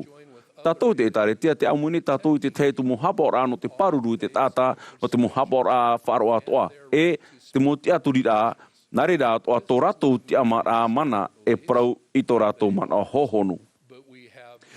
E ere wa whare i tātou i tō ratou mo te aturi, e ratou i tō tātou, e rehei ēra tō tātou mana tuati i ratou i tō te whea hinaro nei e hamamu i tātou. I te aene au no te taretia i te wharere rā mataiti no te hapa o rā. Wano a mai te whaiti tō rā i te hapu e rā i te wharere atu i te motia no te mo whatere rā ahau e te mo hapa o rā ati e te au nei. Wai tau shera wou e te tia i te whaafaru i te mo pepe i te mo mana o tā e whaora atoa i te mauiwi ia whahanahana tātou i te atua i tō tātou pātoa nei metua. E ia ietu me tia tō tātou whaora. O tupoi tue o hipata e te opanira wau i tā ua ora. Ai tāna tātā o e hitu i nā mua atu i au, i whau tī tā rātua a ora ma te tei prau e matohi e te prau rito i te ohipa whāro. Ārera nā rātou i te oa o te atua. E te prau rā wau o whiriri au, e prau no atu o māruri e pārhei atu e. Ārera e whau ti au nā rātou i te oa o ietu metia. Hamanao era wau o wei au. E papuhoro e hinaro te whatu i a prau wau i tōna i oa no te whau ti i tā ua ora. E ua nā reira wau. I hei o wau, wariro te rira i teimi no te whaite i tōu ti aturi rā e te Amuiraa pēwharo, tōu no te horoa i tōu i te rāpapu no tōna i oa moa. Te toru. E whauru te hapora wharo i a tauturi a vetei e. Ia horo ane hia te hapora wharo i te Amuiraa i a rupe, e rawe te whea wharo i te mohipa ohie e te teite me mohipa tāwini rā tuiro. I te hia nei te prau tahito ati utara, tikan olam, o iaia, e tata i Āmuiraa e whaorait mauui o te ao, i rito i te mo tautora e rawe hei. Wa apiti tātou i te pū tauturu rā a te tatorita, te Caritas International, e te pū Islamic Relief, e te teitu mo whanhora ati uta, Hindu, Buddha, Sikh e tere te tiano, me te Armée du Salut, e te Fondation Nationale du Christianisme. O tāwini amu tātou, e rawe hei mirioni tāta te hinaro i te tauturu. Ai te moro e nei, nārto i te tauturu rā, i te mō titi hori atam ei, te mō whare ie, te mō pūho tātou, e te maa e nārto i te tauturu rā, i te taio, e te papa e, te pape mā, te tauturu rā, i te whaaro rā i muriso i te mō ati natura. War hei roa te mō tapura ohipa irawehia, war hei atora te mō hinaro. I te hoa te me pinipini atoa te tāwini rā tātā hoe te ore i atu hia i te parau e i te tau i te mōra rā. Te amanora o i te hi ora i rito i te ruta. Ko i etu me tia torora i te rima i te wahine iwi no naina. Wa hawhatatai etu i te hoe pupu ape i te poro te rā huna rā mai no te tamaiti hoe roa a te wahine iwi. Ai te oia i te inei. Ai ta oia i te inei e aruru atu ia oia i te topatari i te pēr manawa i te vārua i te moni ato hau. I te itera i etu i tōna mataroi mata o na awatura e hae oto. Tāpe aera oia i te reu hopo i te niaiho i te tino mau atura te protera wa aue atura e te tata api atia te parau atu nei au ia oe. Wa tia meira tā ua tātara poe inia e wa parau meira wa atura i etu i ana i te metua wahinera. E te meo e whatiara ai te tāta poe, te rara o te mohipa hamani mai tei atoara, e te manon ora i te tāta i te whiwhi te rawea, i rawehia nārto i te whawhaura, e te ai e tātota te tei hamani mai tei haere. E te mha, wariro te amarai te pēr whaaro mai te hoe pua e wha taho e te haputuputuna te haaparari i te mo tumu whawha e te morare. Te wharonoa hia nei, tera tei te imhana. E prauri ia te i te hiawai, te rāia. O rātou e imira i te whaore i te prau no te hapora wharo, i roto i te mau praprau rā e te mau whaite i te rā. Te rā rahoi, mai te peo aita e hapora wharo no te tauturu i te hapari i te huru o te tata, e i te arei i te mau whiwhi, nawa ia e rawe. Nawa i hapi i te tata i te aware ore, te maururu, te whaore rā hapa e te whaoro mai. Nawa i whaite te aroha mau, te aumihi, te hamani mai tei, te muehia e te tātarahia, te tātahia i raro. Nawa ia e whari i ratou, te tāe i tātou. Nawa e whari i rato i tō ratou rima te whea, te hinaro i te tauturu ma te imi ore i te whahau i rā. Nawa e pahono i te taparu rā te whaora haere e nā reira atoa. O tātou nei ia. Te ane o toia whaiti toia o toi te mō pāruru i te tiamara pēwharo. E whaiti rā te reira no te prautumu no te tiamara i maiti i horo ahia mai te atua. E whaatea te tiamara pēwharo i te aura i toi te mō wheruri rā rhei e ume nei. E whaarhei te meitei o te hapa o rā wharo tōna purara rā e te mō uhuipa tamhana no te here o tā te hapa o rā wharo noa e whaoru nei. Te praupapu nei au e te whaatere nei te ietu me tea e te arata e nehoi i tāna e tāretia. Wa ofau o ia no tō tātou mohara. Wha tātauruhu ia o ia inia i te hoe tātauru e ua te awhaahu mai te toru o te mahana. Mauti o ia i te aia tātou, ia ora whaahu no te tau mure ore. E no rātou hina aurora ia pārhei i piaiso i tō tātou metua i te aora. O te i parau mau tau nei i tō te au nei. O maruru wau no te tiamara ia nā reira. E te oa oietu me tia. Amene.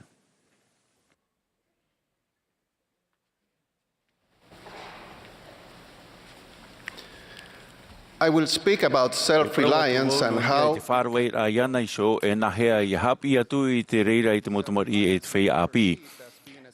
Te whārawai a iana iso man ohia e nā te mot atapaari an e ua hapi mai au e pe mai te mot atapaari i te e ano te whārawai a iana iso i hapi an e rātu i te iwaneri a i e tū e ia whaohipa i te reira mo hapi rā nora mai tō rātu aru rā. Te whaahoho ar amai tei e ua amui mai Wilfred Vanier i te honor a o tōna mataiti no tōna mo te e me tua wahene i Abidjan. Ua papitito hi au ia i te waura o tōna mataiti, ahuru maha o e mataiti tōna te poe rā o tōna maitua tāne. No atu te pea hei o te huru ora rā o te utua whare, ua whaoti Wilfred te tāmono i tāna hapi rā ma te whaitoito rā a tāna metua wahene te turu rā te e tāretia, ua roa a tāna parautu i te, e ua tāwini o ia i te mitioni Coast Cape Ghana. I muri mai ua haere oia I te hapira teitei ua roa te prautu I te numera faufa. No atu mea whiwhi e roa I te hipa I roto I te Tuha'a, o I te hia mai ana I te hipa no te tapi haa whaari a ratere e te ohipa hotera. Wa hamata o ia I te tuati maa no tona anatae wa hapi wahau ona e tata whaari e piti reo. I te matarara hotera a pi o tiepuhi o ia. E muri a o tapa o ia iana I te BYU Pathway Connect. Tōna hein aru I ariro e tata whaatere hei no te hotera tapa o teitei. Wa tia Wilfred e whatam a I tāna mau, I tāna hoa heine, tāna mo tamari, tāna mama, e te mo ta e tua heine. Te tawini ne o I e ruto I taretia e mero no te Āmuiraa teitei. Te wharawai a iana iso, o te tiar a ia, te whawhaura, te tautor a, te hoe tata I a imi, te mo mea I titauhia no te ora rapa e warua, pe tino nona iso e tōna utua whare. Te tūtawar a ia wharawai a I te Tuha'a ia, no tua tātou ohipa I nia I te ea no te whawhaura a o te whahoi ia tātou I te metu e tiaura e te tamaiti e tu metia.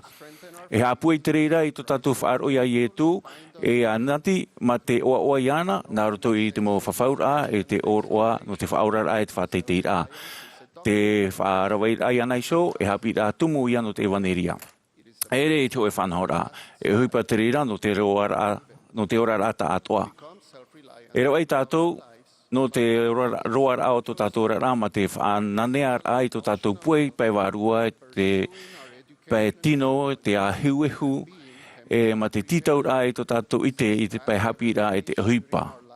E o ti anei ia tātou I te ahipa, aita.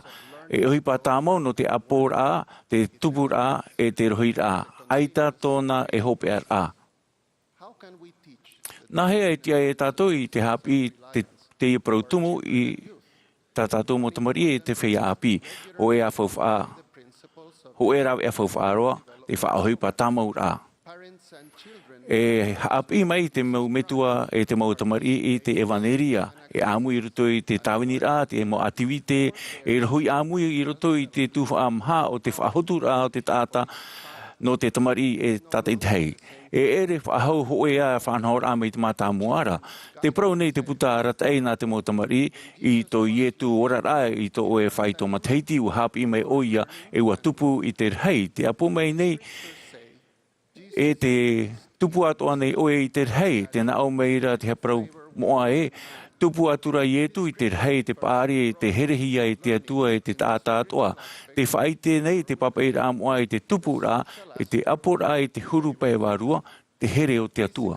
Te huru pai totiare, te huru, te here o te tāta. Te huru pai tino, te tupu rā ia.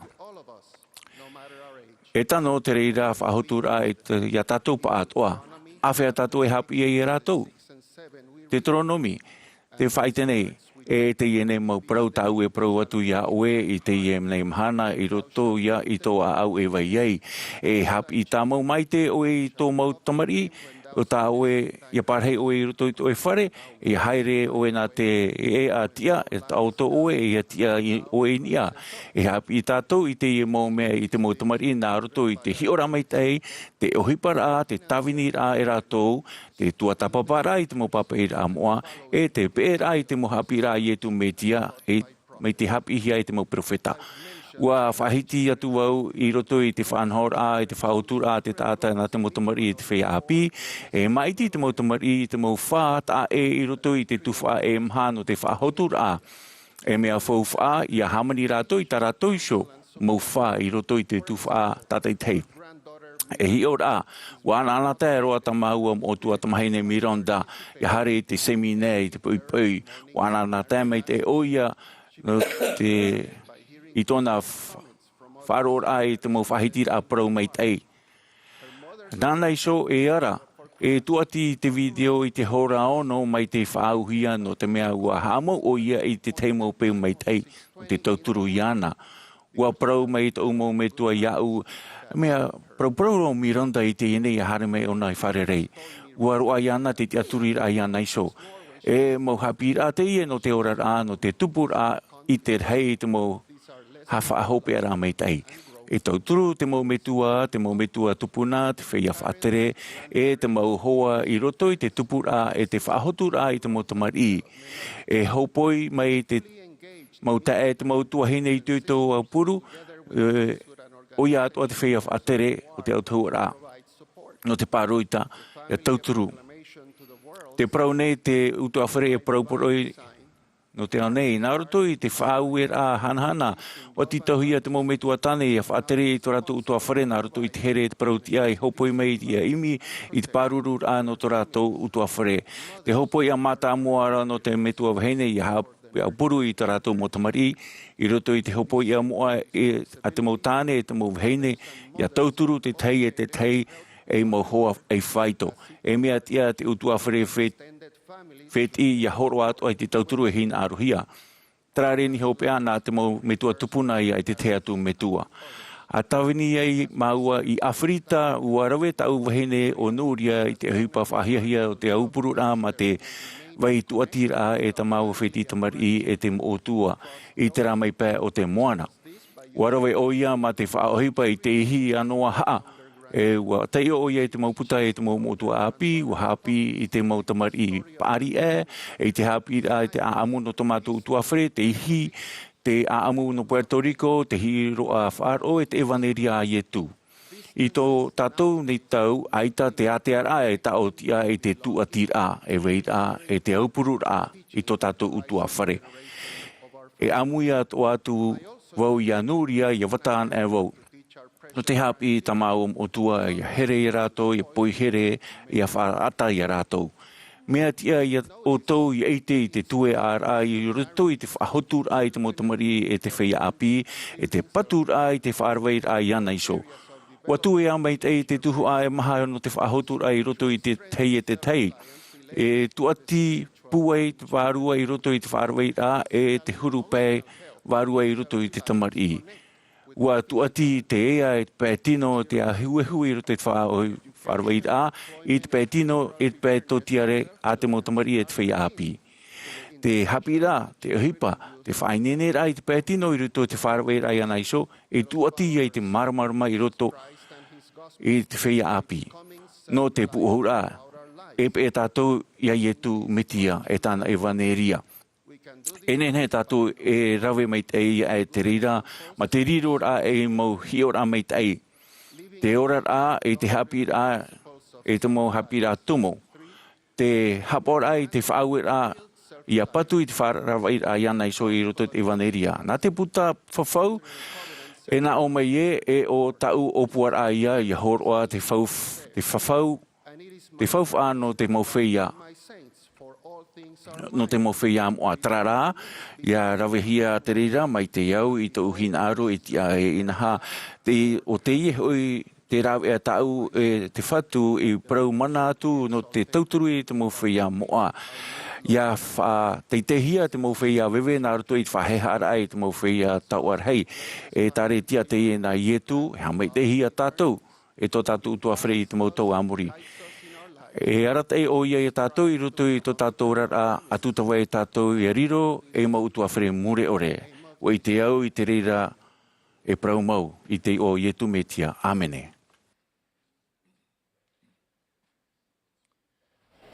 We are grateful to the Tabernacle Choir at Temple Square.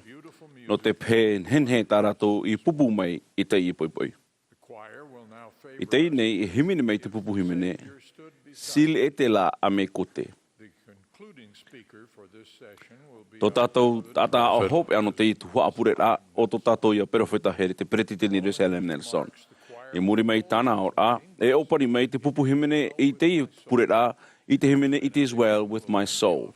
E horoahia mai te puri hopea, el de Benjamin de Oyos, no te hitu ahuru.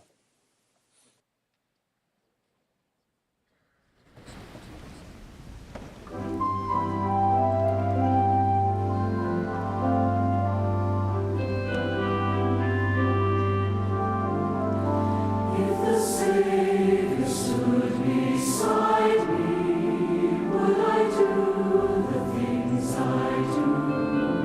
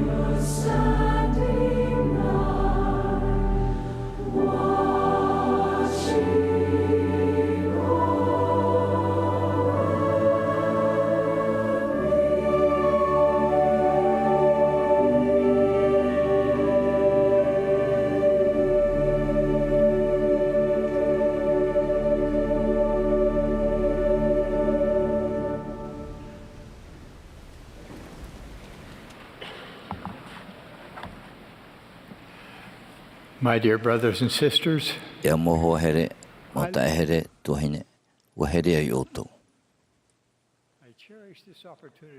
E te pohere ne iau I te teme I paraparo atu I oto.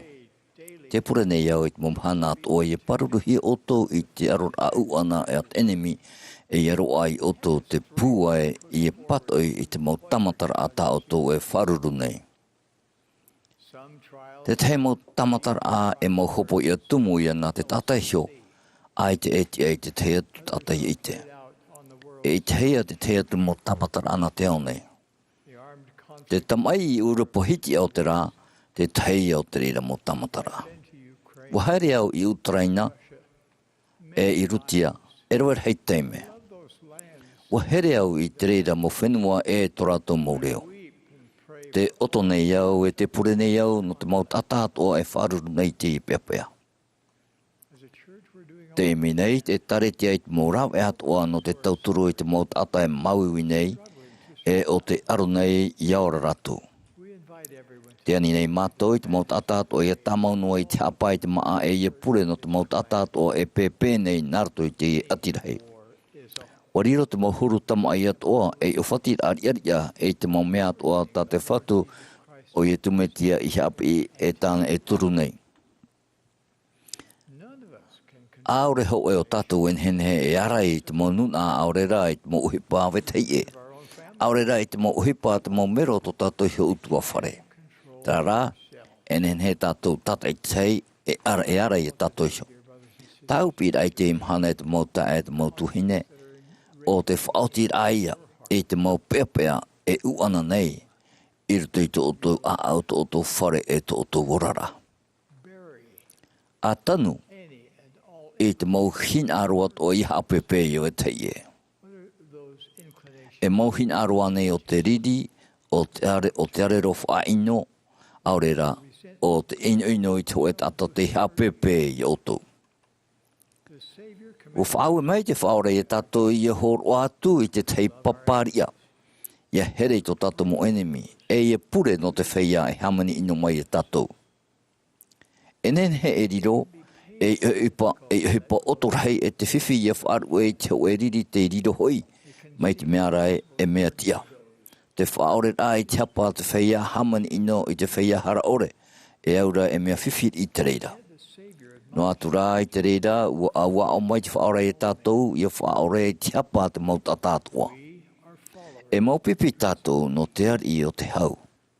I tēnei, hau atu i muta aihora, e hin aro tātou i te hau tānaan a en henhe e horo o mai.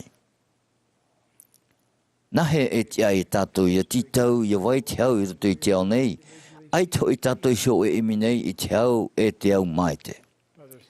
Mauta et motu hene wei te au e ere i te mea ohi e te mea tau e hina aro nei. Te ara e ti ai te mopipia i e tu metia i whaite to te awat o nei i te ora e pepe. Ta paru nei au i oto i e eme i te maurau e ato i a whauti i te oto i sio mau peapea e uana nei rutu i te oto warara. Te hina aro nei au he apapu atu i te pira o hipa naroto i te praparau rai te o he apira te i puta mai i rutu i te uwhiruri rā mata i te ei au i te o he hauti rā taura rā popo i rutu i te te. I rutu i te hauti rā wariro te tua mata mua e aro rā mai te tara e te oru i muri i mua. E i rutu i nā te toni hopea e pēo te tua mata mua wa tia te o e tata hauti no muri no te o e pupu i a whao i te o e pānie toru hepe toru teio. I rutu ki te toni hopea ua haru mai tōna hoa hauti i te o e pōpō e hamatara i te o e ua whahau i te o e pānie i rutu i te toni hopea. No reira ua hoi tau a pupure i rutu i te pia tau i rā hau e mhatai o hau. E matamana o pua i hare mua. Wati e rato i a tape anoa i te reira hare ai mua i rutu i te tuapiti e ua upoti a rato. E mea pua i te hare ai mua. Wa i te paat o tātou i te reira i rutu i te mohuru e rawar hei e hiora. I rutu i te o e pire o e hamatara i te tere puai. Aurera te o e ai maro rā te riro i oiroa e tamaira. No reira te ui nei au. E hā tenen he e whaama i tare rai mua i te paiwarua. Wa i te tātou i te mohi o rā no tare rā maite i mua e tare rā ino i mua. Wa i te tātou i te mopipia i tu metia te whawhari huia e watupu i te rei i rutu i tō rātou whāro. Wa i te ato rā tātou i te motata whawhari huia mutara e wahia. E nen he tare rai mua e tau i te teipa e i te teipa. Ai tā tātou hinaru anei i te hare mai te rai mua i te paiwarua. Hau atu i tō tātou mo hinaru i te rira i te mhana. No te pato i te tupura vitiviti i te rei o te ino e te mautapa o te mautau. Nā te hare rai mua mai paiwarua e whahere i tātou i mua i rutupu i te matau e te papu ore. Te miti whaai, te mau pai i paina rā mau auhai, e te mau aro rā, e te mau haa. E nene te hare rai mua i te paiwarua e tauturu i tātou i a pato i te mau aro rā uana e te ino e ata enemi, e pato i hoi i tāna mau tauto rā no te whaina i tō tātou i sio nio paiwarua. E rewa hei mau mea, en henhe e whaama, i tare ai mua mai tai i mua i te paiwarua. Te apao, te here, te a, te tauinira, e te au mehara. Te teir inua te reira. I te imhana te hinaru nei au e horo atu e pai e papapu o tātou e nenhe e rawe, no te tauturi e tātou i a tape anoa i tare a mai tai i mua i te paiwarua. Atai, at ia ia i te a, no te whawhaura, e awha ai anoa i reira. Ai te maaro ane, o whare iau i te oe momoia marmara mo mai te whare reira wau i te oe puputatara hei. O i mai rātou ia au e roar heu i rā, e te ui rā pinipine non ia i te e o te whawhaura e no te ha mea whawharo o te reira. I rutu i te umoia o whaat atu wau e tomo tātou i te e o te whawhaura nārto i te wharira i te papatitora e te roer ai ta tātou whawhaura mata mua e te atua. E te mautei mea o e rawe tātou i te oro a moa, te whawhau whahaurei e tātou, e rawe i te o te whaurei e tātou, e haman au iana, e hapao i tāna mo whaurera. E whahoi rā, e hapapu mai te atu e tātou e wainoa te varua o te whatu i roto i tātou. E muri E roi tātou I te tea tua mo whawhaura e rutu I tiero, I redo I tātou e whāri I te mo pro whawhaura hei atu. E horo mai te oroa I te mo whawhaura I tātou, I te tiara I whāri I te manātua, te e ana te whawhaura o te e ho e roaia e tētuai I te whātei teira e te ora mure ore. I rutu I tāu mo ea, wau I meira to e whene nahea te ho e tata, te iowhati I tāna mo whawhaura, e nenhea I hoi whahau mai I nye te ea, I te reira ea. E rata I tāu pahanora I tāna Āmuiraa I te piti o te umanau. A I te oa o te tatarhapa I te momhana atoa. E ha te whawhua o te tatarhapa. Wahapi I arama e hata tō e o I te oe mea Māorira te tatarhapa e te whaaro I te whatu.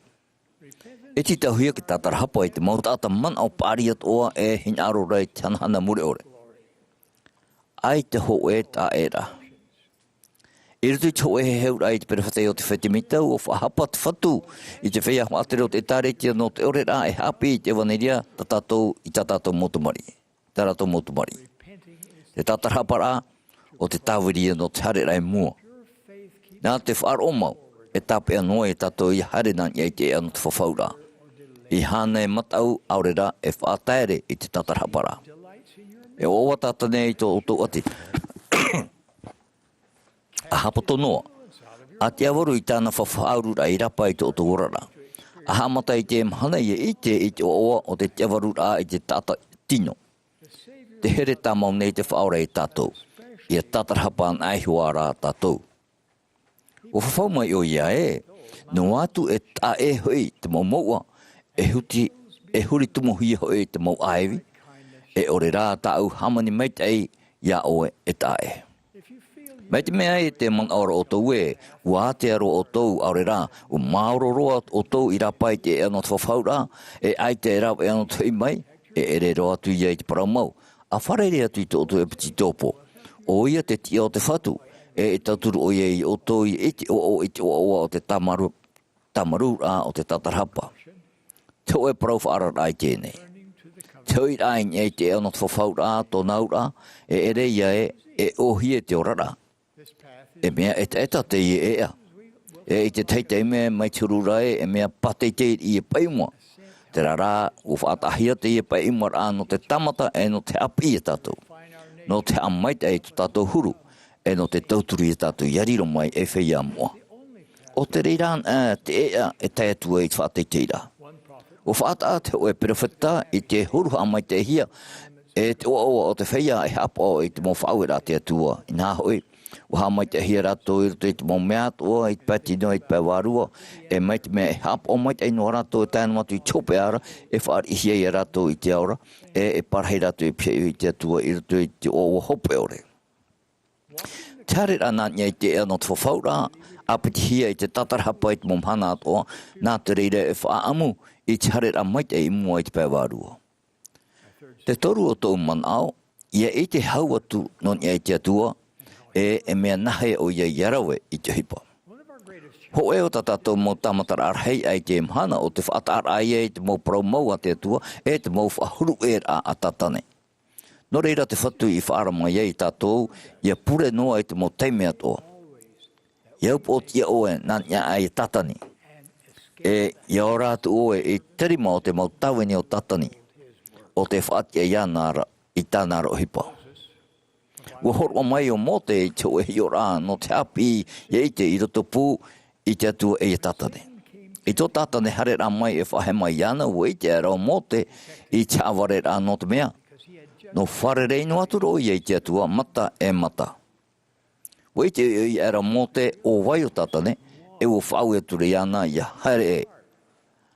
Ao nono ai tatane ua I te ara o mō te nahe I te oro I te tauturua te atua. O whaari o mō te I te pūai no te rei mai e ua pato I whahau o ia I te ino ma te parau e a haere e atu iau nei e tatane o te I e atu hoi tau e hamori o ia o te atu hanhana. Ia pa e tātou I te rira hiora e te ai. A te awaru I te whauru rā tatane I rapa I te oto orara e ha e pe iana I roto I tōna aputo a mamai ai I te oto mure ore. E nen he te oe I te rapapu ai te whaatumuhia, whaamuhia i te momhana atoa, i te paramait e atea tuara, e wharara i raro ma te vitiviti reiri aria. No reira, e mea maramara maroa te rā au no te whaore i te whaanhaur a tatane. Ti tauhia i tātou i arawa e te mohepa i te momhana atoa no te amori i te whatu e no te tuatapapa i tāna e vaneria. Te taparu nei au i otou i vaiso i te atua i aupo o te ertu i te otou orara. Ahor o ia nei te ho atia o te otou teime. Mai te mea e narira otou e hi o i te hipa e tupu i te otou harera. Mai te e i mua i te paiwaru. Te maha o te manau, a emi e a tia i te mau te meio. Uhapapu mai o moroni e tātou e te vai nuara te atua e atua te rawe i te meio. Te whai tenei, te mau putapapa i rām o atoa e te hin aror hei o te whatu i atomo mai rutu i te orara o te whaia e te aturiana. O whata e o ia i te miti u te no mote. O tauturia ne whi iarawe mai i te mau api veo. E o whahoi mai i tāna e tare te nārto i te prewhatei o te whatemita. O ti tau te mau te mei o tatai tei i te teime e ere paha te reira roa tatei e mau tata i ani i te whatu i te amatara. I tau te mea toara, e hamai te whatu i otou, i te mei o ta otou e ti tau mai, e ti tau, mai te mea e ti aturu otou i ana. Aore e whea e ho e tinoa. Arawe te hipo paiwarua no te imi i te mo te mei o. Aani e te atua nārtu i te pure i tauturu mai otou i a whaite i te reira huru wharo. Te whawhawatu nei au i otou e nenehe otou i show e i te horo anei o ia i te tuito no te matapoiri. E te whaarhei nei o ia i te eta no te paruparura. E mea i tiroa te mau mea, e hap e i te oto harera i mua e hap i mua i te paiwarua hauatu i te rā e te tauturu nei te whatu i oto i a tūra i te hoe maua i rutu i te oto orara. Te pai o te manao, a whaauti i te tamai i rutu i te oto i orara. Te whahiti whahau nei au i ta upi i rai o whaauti i te mau tamai i rutu i te oto orara. A whaoi pai te a te tuito e te puai i te tauhia no te whaore i te hapa e no te ani i a whaore hia te hapa. O whawhau mai te whaora e, i a whaore i tātou i tawe tei e hapa, e whaore at o mai to tātou metua i te aura i tā tātou. E piti hepeto me muri anei, e whahana na tātou e muri nei, e whahana tātou i te pāta. Mai te atu teime, te animanhini atu nei au i oto i a whaoti i tau e tamai o te whaine whateimhane i oto. Te veira nei, tau e hepa a au me hara tanu mai tei, no te ino i etu metia no tōna tarehara, mai te mea e ita e hare, te whaore rahapa i te teime, a taparu i te mana nārto i te toto tarehara i etu metia no te tauturi i oto. A nei rai oto te whawhatu nei au i te hau no te tata hoe e te hare a imua i te paiwarua. A whaatu tia i te whaora no te mau tata hatoa. Ua irti o ia i te hoe harea. E tia i te whea Ēperēra i a whari i tōna mana whaorara. Tōna mana hapuai e tōna mana tarehara. E ro ate i mau maita i paiwarua i te mau tata hatoa e imi i a wharo i ana e Ēperēra. E a mauta e a motu heine here. Ma te taparura atoa o tōu aau. Te whaiti tō atu nei au i o tōu, ia haere i nei te anot whawhaura e ia whai anoa i reira. Aora i te oa o te tatarhapara i te momhana atoa. A hapi mai no i te atua e tāna whaterera i te hepa, a emi i te ai i te mau te meo. Arhui i a whaia i te mau te maira i rutu i te otorara. Mai te mea i hipa oto i nei te mō peu te whawhautu nei i oto i te arauhi i a hare i mua i te ea o whawhaura ma te hare ra i mua e hare noa i te reira no atu i te mō whiwhita oto e wharere. E te whawhautu nei i oto i te puaid hei a no te pato i te mō whahemara. Te haur hei o te whirurira e te matau ore. Te ora nei te atua. O i e tū te metia. Te ora nei o ia. Ua here o iei tātou e tauturu o iei tātou e te whae te papu nei au i te rea nātu i te uam o ato tātou whatu e whaora o ietu me tia. Amene.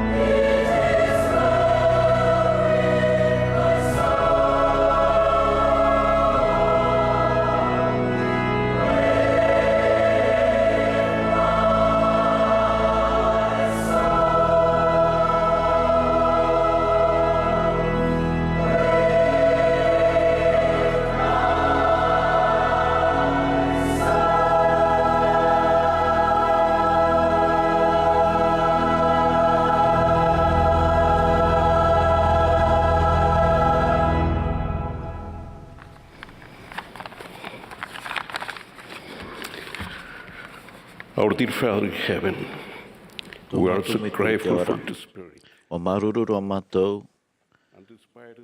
no te wārua ta mātou I putapu, e no te mohapira ta mātou I whāri, ruto I te Tuha'a Ēperēra no te Āmuiraa hei.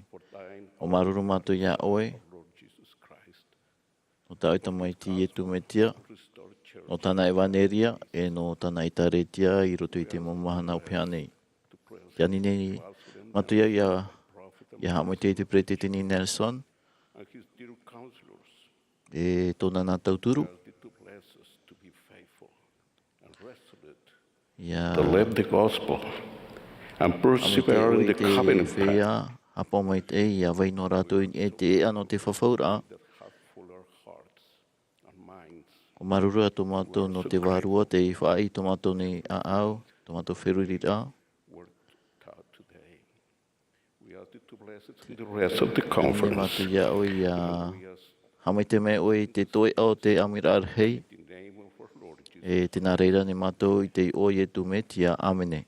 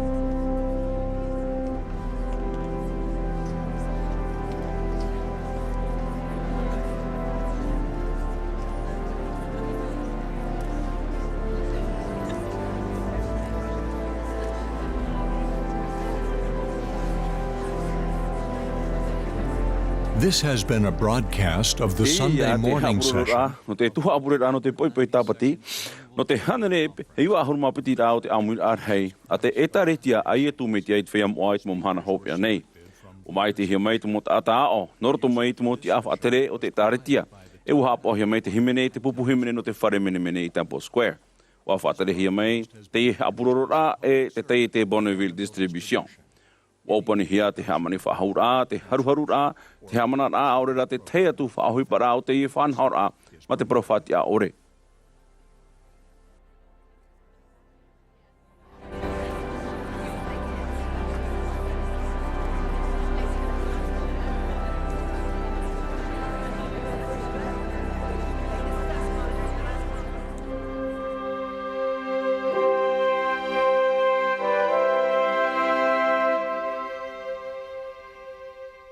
Hello, and thank you for joining millions of people around the world and watching this General Conference session of the Church of Jesus Christ of Latter-day Saints.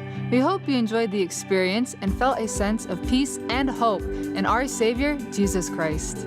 If you missed any of the speakers, want to rewatch any of the talks, or have questions about what you felt or heard, please visit comeintochrist.org, and missionaries like me can connect with you. The messages you heard today are for everyone, people of all faiths, beliefs, and backgrounds. You heard from followers of Jesus Christ, men and women who love God and want to share his teachings.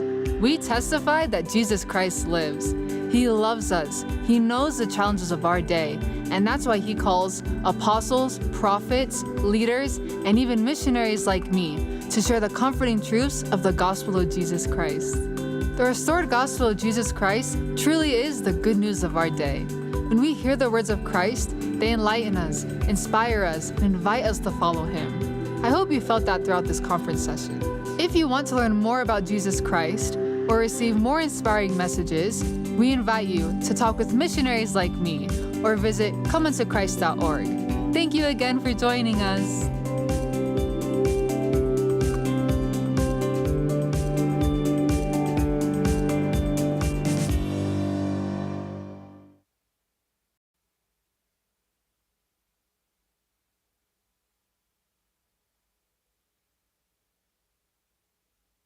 Extremely, not only embarrassing, but it demoralized our relationship. It destroyed the trust that she had in me, which is the worst.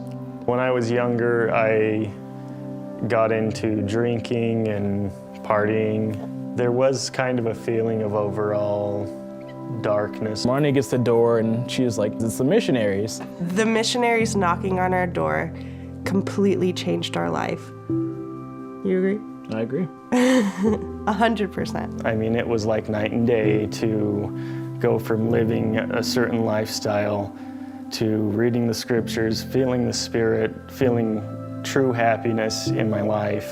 Our life has improved substantially. It would lift us up and make us think we can do this, and we're not alone in this. You can feel people's pain, you can feel people's struggles, but at the end of the day, it wasn't focused around the pain of the struggle, it was focused around hope. I think just from the minute I would wake up every day, there was a more fresh feeling, a feeling of happiness. There is this plan put in place that we can return to be as a family again, and we will see Holly again.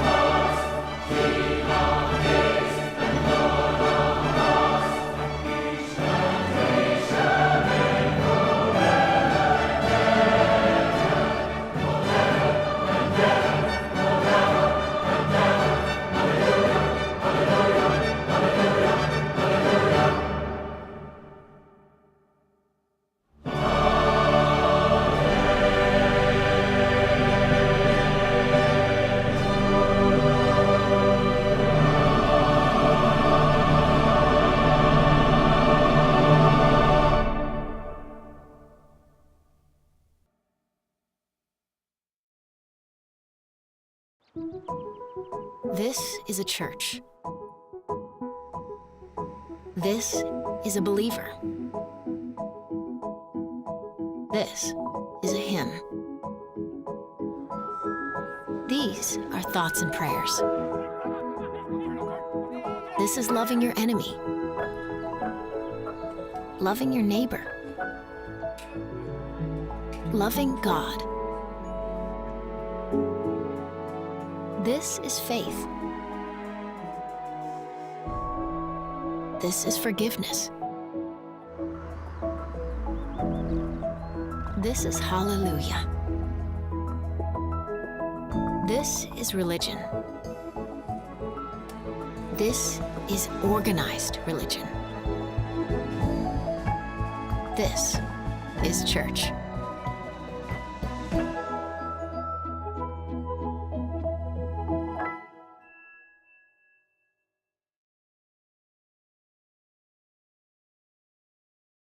Come serve with us.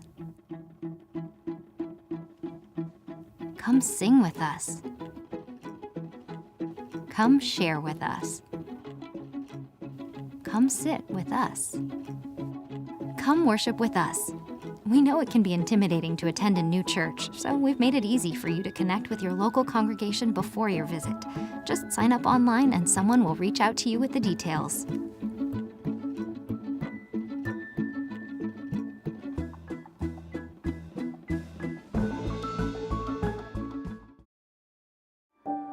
The hour is come, that the Son of Man should be glorified. Thou shalt love the Lord thy God with all thy heart, and with all thy soul, and with all thy might. Thou shalt love thy neighbor as thyself. Inasmuch as ye have done it unto one of the least of these, my brethren, ye have done it unto me. Love one another as I have loved you. This is my body, which is given for you.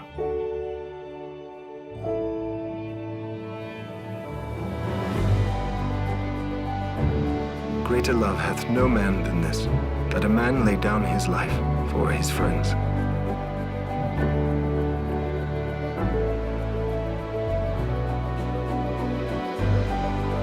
Mary. And lo, I am with you always.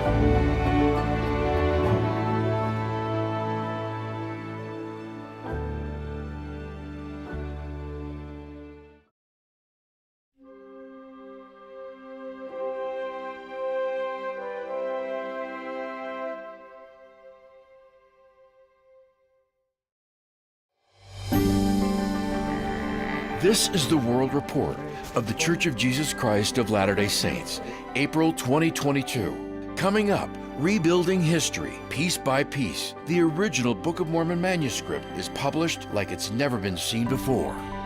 Milk, cheese, and honey. The donation of goats and bees is changing lives in Jordan. But first, from Los Angeles to the United Kingdom, from Mexico to Tennessee, Just Serve, a community volunteer platform, becomes a hub for miracles.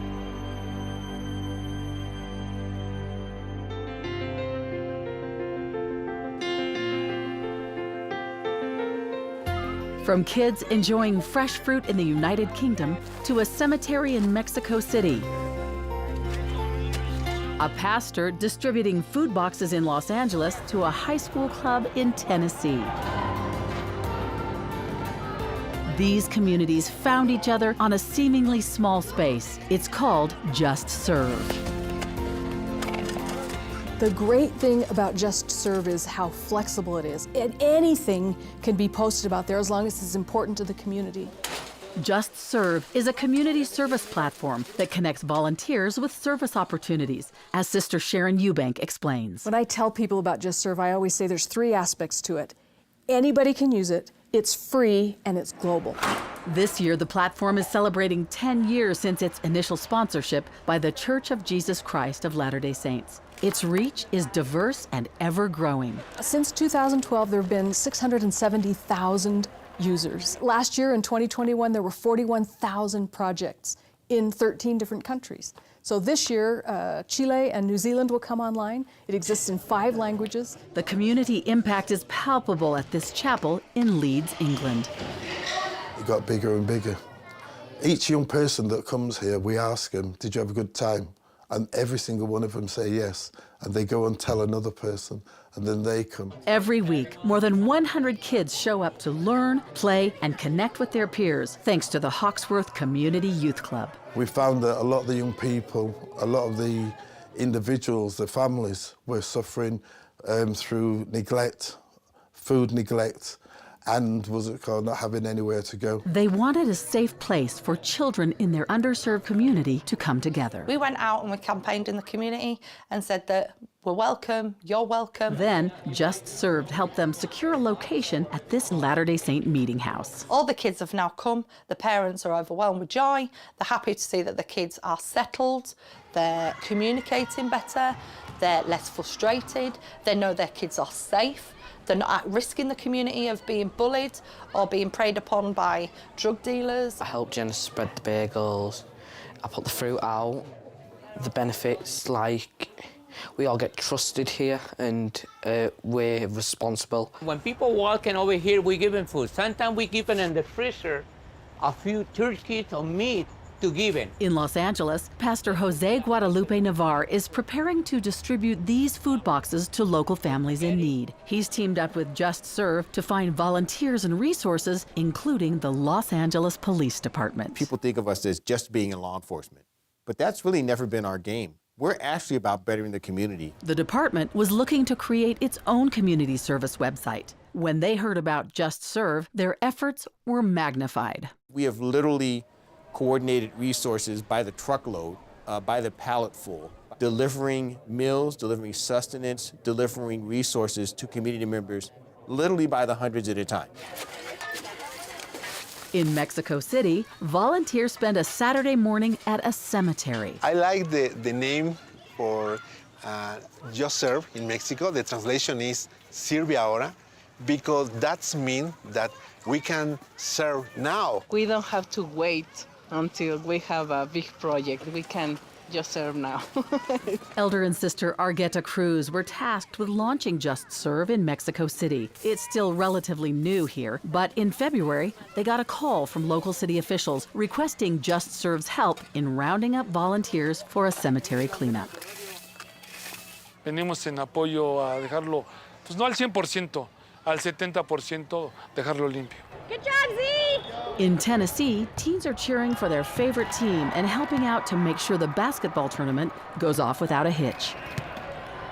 The teens are here with their high school club. It's called Just Serve. I love seeing the impact we can make on others. Many of the students are also part of the Tennessee Promise Scholarship, which pays for their first 2 years of college. And I thought, my gosh, this is tailor-made for what we're doing right now. Franklin County Mayor David Alexander is a former state legislator. He says the Tennessee Promise Scholarship includes a critical component that students serve in their communities. There's more and more children taking advantage of the Tennessee Promise.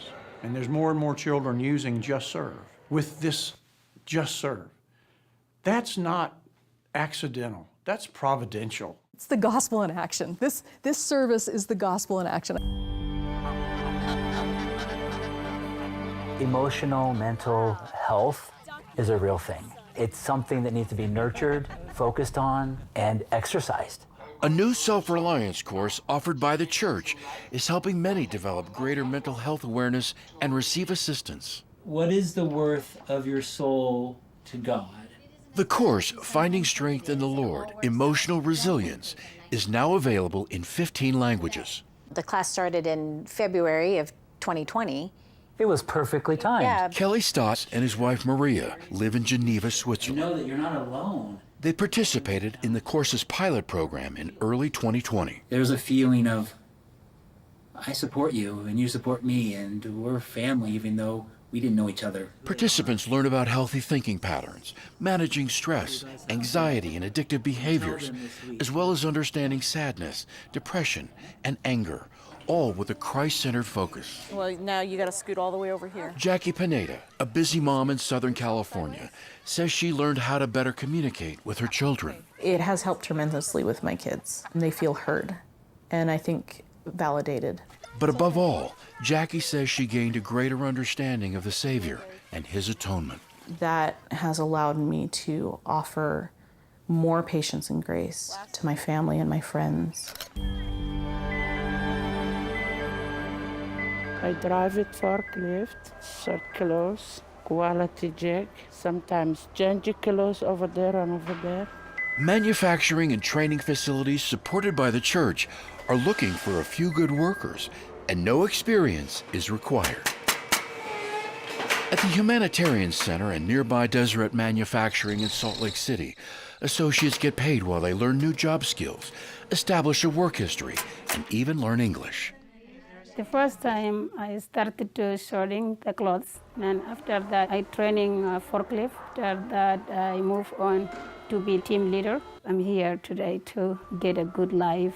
This is a place where we get to see the gospel in action. I believe if Christ were to come, he'd help those who are in need, and that's what we see here. Just south of its border with Turkey, here in northern Iraq, lies Camp Sharia. This camp has been built after the crisis in 2014 when ISIS attacked Sinjar. People have been flee to this area. It's home to 12,000 Yazidi people, each relocated against their will, having experienced violence and political unrest. Despite of everything they have gone through, they're still hoping for a better future. In June, a portion of the camp burned, destroying nearly 200 tents. Now, thanks to the Barzani Charity Foundation and Latter-day Saint Charities, new concrete structures have replaced the lost homes. To make some concrete slabs for the families, especially. Latter-day Saint Charities President Sharon Eubank and Jean B. Bingham, Relief Society General President, walked through some of the thousands of tents, home to 2,300 families, many with women and children. Night and day, they had privacy. It was clean and new, and you could see that they felt much better about themselves. I think that that's something that's worth giving. This is just one of many humanitarian projects made possible by NGO relationships and with the support of influential political and regional leaders. Our deep gratitude goes to our brothers and sisters in LDS. The beauty about human beings, and especially those people you see in the camp, they have hope still. Coming up, the church's helping hands aid volcano and tsunami recovery in Tonga. And bees and goats provide food products and income. A donation from the church fosters self-reliance in Jordan.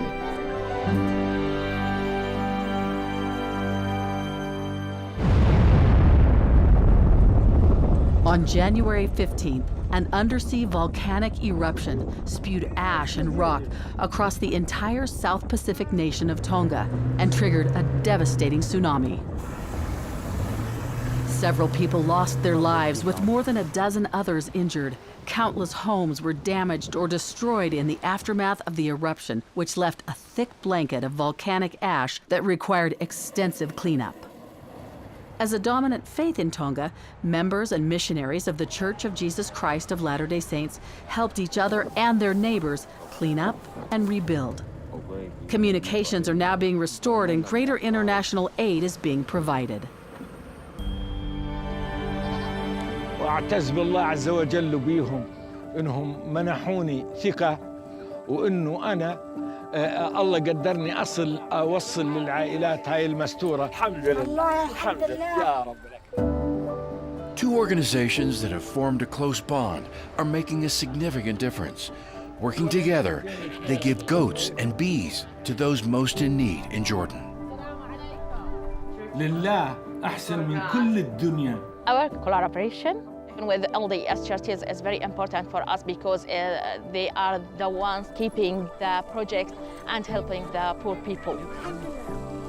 70% of the assistance through this project went to mothers who were really rather desperate in terms of taking care of their families. Best example was a lady that was named Hajar. She was a single mother living in a small cinder block shed with 6 children. She received 2 goats. And then 2 years later, the flock had increased to 6 goats. The milk and yogurt and cheese she was able to produce gave her enough income that she could move into the house that was propping up the shed. So she was able to pay rent and send her children to school and basically take care of her family. There are 135 families that have received milk goats.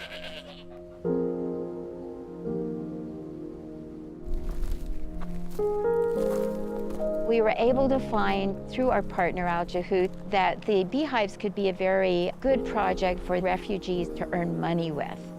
But they needed training. And we found out that Ministry of Agricultural Extension Center, which was in a very destitute area of Jordan, where a lot of refugees are and very poor Jordanians, that they would give them the classes for free. One of the examples was a young man from Aleppo, Syria. He came to Jordan as a refugee with his family. أول ما أجيت كنت عايش بصعوبة. أول شيء اضطراب نفسي. نسبة النفسية كانت 0%. أربي أي شيء أستطيع أني أقوم فيه، أني أكون أشوف حالي ناجح فيه، فعرضوا علي صندوق النحل. كل خلية تقريبا فيها لحد 30 35 40 ألف نحلة تقريبا. قدرت أني أجيب الماكينة تبع التفريز، كنت أنا أضطر أني أروح أدفع، فلقيت أنه في منه فايدة، والحمد لله يعني مثل ما أنتم شايفين استفدت واهتميت فيه. He'd done a good job of taking care of the bees and selling the honey. And 2 years later, he had 4 beehives, but also he was able to move his family into a house and send his children to school. بفتخر أنه صار في عنده موجود، صار في عنده مردود، صار في عنده حياة ثانية حتى بيقدر يعيشها يعني مع النحل. آمن برب العالمين أنه هو اللي راح يبعث لي إشي مشان أطفالي، مشان يعني هو بيسير أموري، وأنا لازم أسير فيها لحتى أصل للنجاح أو شبه مصنع من منتجات الخلية. This young man volunteered to train other new beekeepers in how to take care of bees. That's the kind of thing we see through Latter-day Saint Charities projects, is that it strengthens the partners and the communities as well as the individual beneficiaries. You see the light of Christ in these people's eyes. They are uplifted by the same force that motivates all men to do good. طبعا الإنسان بيتبسط وبيقول الحمد لله وابتسامة. Inspiring a new generation of missionaries, a landmark address on the balance between religious freedom and non-discrimination, and preparing for a temple in the Middle East. Church leaders share their ministry with the world in person and virtually when we come back. The Lord has never needed his faithful saints more than right now. Throughout the pandemic, virtual ministering has allowed the message of Jesus Christ to continue reaching people around the world. In January and March, President Russell M. Nelson, president of the Church of Jesus Christ of Latter-day Saints, spoke to members and friends of the church in Europe and San Diego. Members of the Quorum of the 12 Apostles also participated in virtual ministering. In January, apostles ministered to young adults with 6 devotionals throughout the world. Thomas Jefferson, founding father of the United States and founder of the University of Virginia in Charlottesville in the early 1800s. Now, more than 2 centuries later, the balance between religious freedom and non-discrimination in a pluralistic society is the focus of a national debate and the subject of a landmark address given at UVA by President Dallin H. Oaks of the First Presidency. As a practical basis for coexistence, we should accept the reality that we are fellow citizens who need each other. This requires us to accept some laws we dislike and to live peacefully with some whose personal values differ from our own. Tonight he was speaking primarily to people of faith and telling us, you need to compromise for the sake of unity. Another basic imperative is that we should not seek total dominance for our own position. We should seek fairness for all. The goals of both sides are best served by resolving differences through mutual respect, shared understanding, and good faith negotiations. Well, I think it's an important and historic speech. For a senior leader of a pretty conservative church to say we need to accept non-discrimination laws, we need to respect our fellow Americans whom we deeply disagree with on important moral issues, we need to find a way to live together. That's hugely important. But I think this was something that we couldn't have imagined. The authority with which he spoke, the wisdom, the sense of urgency he conveyed, and what he thinks we need to do.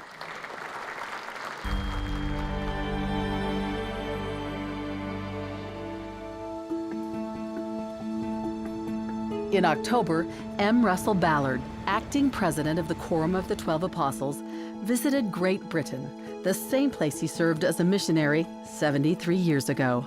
We used to stand up here and hold street meetings. We'd come down to the market square and stand up here. Accompanied by elders Jeffrey R. Holland and Quentin L. Cook, who also served as missionaries in England, the apostles, along with their wives, reflected on their early missionary service and the strength it brought to their faith. And I was coming back from a street meeting that we had held in the market square. While walking along this river, I knew that the Lord knew that I was there. The first British and European baptisms took place in the River Ribble in July of 1837. During their visit, the leaders ministered to members of the church and made time for a special visit to inspire the next generation of missionaries in the British Isles. The membership of the church, our building, the Church and Kingdom of God, as well now, perhaps as any time in the history of the church in England. The great days of the United Kingdom are still ahead of us.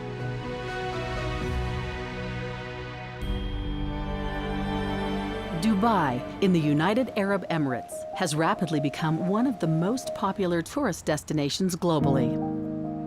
It is home to the world's tallest building, thousands of mosques, and will soon be home to another sacred worship center, a temple of the Church of Jesus Christ of Latter-day Saints.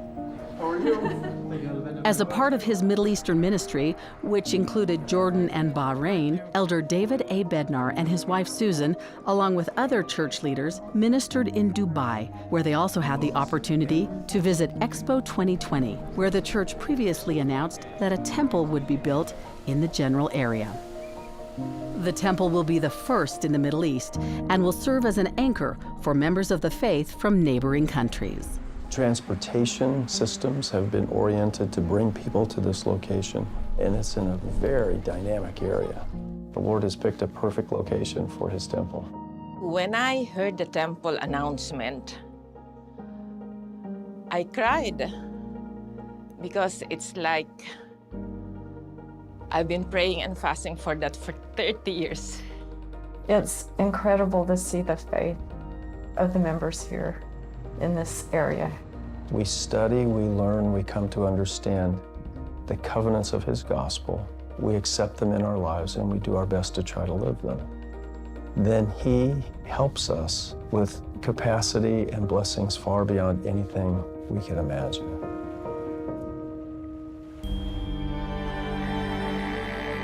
A beautiful part of the world nestled near the Nile River, Egypt is home to a mixture of faiths, including a large Christian population. And it was here in October that members of the Relief Society General Presidency, led by President Gene B. Bingham, joined General Authority 70 Elder Randy D. Funk on their North Africa and Middle Eastern ministry. We spoke about hope and we spoke about the love that our Heavenly Father and his Son have for them. I was particularly impressed with the Relief Society presidents of both branches. They were strong but humble leaders, loved the sisters, and were willing to do anything and everything to help them learn to become true disciples of Jesus Christ. The impression I carry away is how vibrant the culture is, but how vibrant the church is in this part of Africa.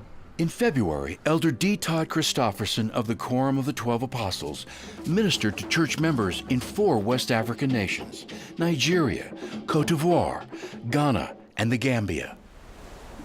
The Gambia. Sweet, wonderful people. Just welcomed us with open arms. It was really sweet.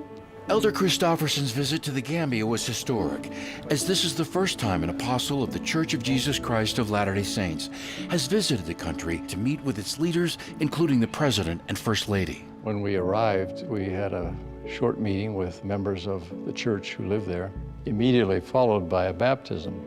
We were expecting 4 or 5 people to be baptized. It turned out to be 11.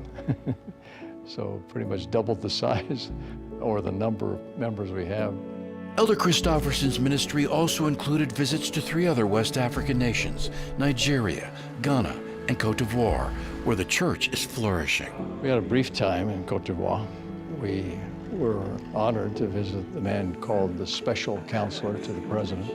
These meetings with senior government leaders offer us a chance to educate them about what we are doing here, who we are. We let them know that we want to make a contribution. We're people that have good values and do good things. The church is quite established, really, in Nigeria and Ghana and Cote d'Ivoire, but much of the rest of the area, it's all very new. So it's still a time of beginning, but this is a very spiritually inclined people. They're open to faith, they pray, they believe, and we always feel uplifted. So yes, if you'll permit it, we'll come back again and again.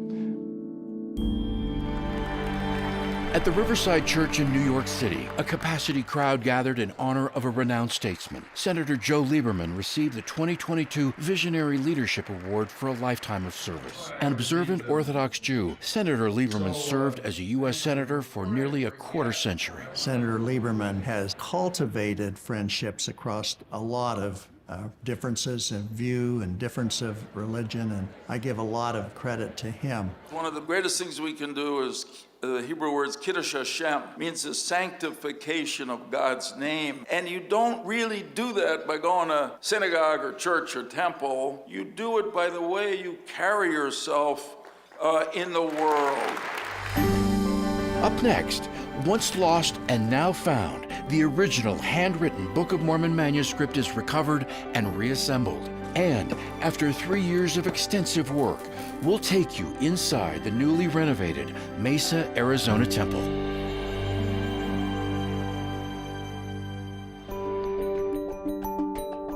Welcome to Roots Tech 2022 by Family Search. I'm Nadia. And I'm Matthew. For the second year in a row in a virtual format, Roots Tech 2022, sponsored by Family Search, recently finished its 3-day worldwide conference in early March, reaching more than 1 million people. We greet you today from the extravagant city of Rio de Janeiro. Family Discovery Day was the crowning event on the final day, hosted by Elder Ulysses Suarez of the 12 and his wife Rosanna, telling the heartwarming stories of how they met, married, and raised a family in Brazil. The first Latter-day Temple built in South America was also in São Paulo.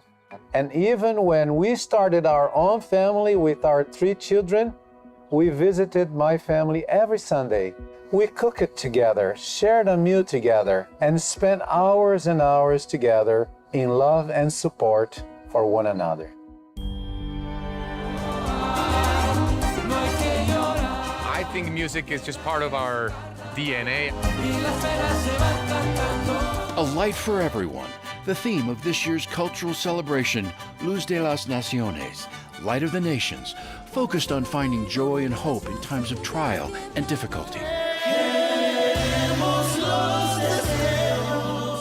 Featuring a cast of hundreds of volunteers, the night featured traditional and modern song, dance, and stories reflecting cultures from countries throughout Latin America.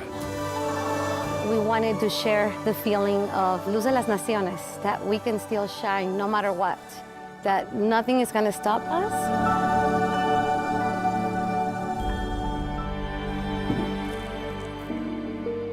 This manuscript is as if going back in time and reading Paul's epistles. Historian Dr. Robin Scott Jensen holds one of the most important and sacred documents for church members. These are the original pages of the Book of Mormon manuscript. It's a key piece of scripture for members of the faith, translated by Joseph Smith, founder and first president of the church. While the Book of Mormon has been in circulation since 1830, this original manuscript is now available to anyone who desires to see it. Nephi obtains the records. This is of Nephi going back to Jerusalem to obtain the brass plates. The majority of the document's pages were damaged by water in the 19th century while it was stored inside the cornerstone of the Nauvoo house. After Smith's martyrdom, the manuscript was scattered. Smith's widow, Emma Smith, remarried, and her second husband gave portions of it away to visitors in Nauvoo. But over time, historians started the painstaking process of gathering and putting the pages back together. New multispectral imaging reveals the faintest markings compared to the same images photographed with 1950s technology. There are pages where it's dramatically improved, where you can read the text, whereas before you couldn't. We think, well, it would be so cool if everybody could come look at the actual artifact. Our feeling is that what we present in the book, it will be an even better experience in some ways because we've done so much work. These texts were vital to the restoration of the gospel in its fullness. This volume touches my heart deeply. This latest installment of the Joseph Smith Papers marks the 23rd volume published.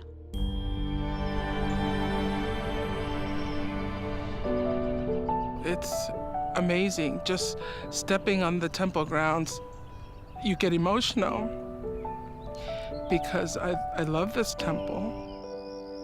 Sacred and serene, and a spiritual refuge from the harshness of the world. In October, the Mesa, Arizona Temple of the Church of Jesus Christ of Latter-day Saints was rededicated after more than 3 years of extensive renovation.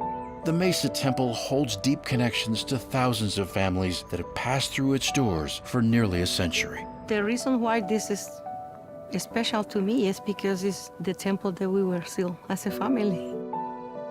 Elizabeth recalls selling everything her family owned to make the costly journey from El Salvador to Arizona to be joined together as a family forever. Over the years, large groups of Latinos have done the same, made possible by a significant event that took place in 1945 in Mesa, the first temple ceremony offered in Spanish that now enables millions of families to participate in their native languages across the globe. The nearly 75,000 square foot structure is the 7th temple of the church. Its design is a departure from previous temple architecture. The church was coming out of this era of immense persecution and wanted to build temples that fit in with the landscape, that weren't making too bold of a statement. So here in Mesa, they chose a temple without a steeple, without a Moroni, and a colonial revival style. We had to work with historic structures and new structures and blend them together to make them look like they're unified and part of the same system. Updating with more efficient utility systems, especially air conditioning, was at the top of the list. An artist was commissioned to create new murals to completely cover the walls of each instruction room, similar to how they looked in 1927. The new paintings pay homage to the original artists. Became very connected to feeling akin to them. I felt a harmony and a resonance with their intent. It took painstaking effort and prayer to replicate and match the materials used in the temple. So everything that we had matched exactly what was here in the historic time. The bride's room features a crystal chandelier and sconces, walnut millwork, and decorative friezes. The baptistry, its purpose to help members follow the Savior's commandment that all must be baptized. Here, temple patrons can act on behalf of those who didn't have the opportunity in this life. Unique to the Mesa Temple, above the doorways are scriptural passages that invite introspection as patrons progress through the sacred space. Sealing rooms where families are joined together for time and eternity. Lustrous crystalline chandeliers highlight a finely appointed celestial room. Exquisitely detailed furnishings and decor, designed to uplift the spirit and inspire the soul. We used the finest materials and highest quality processes to build a house of the Lord. Entering this sacred space represents the ultimate progression one can achieve toward heaven itself. The Mesa, Arizona Temple, with its rich heritage, stands majestic and renewed, ready to serve once again as a heavenly refuge to families and the community.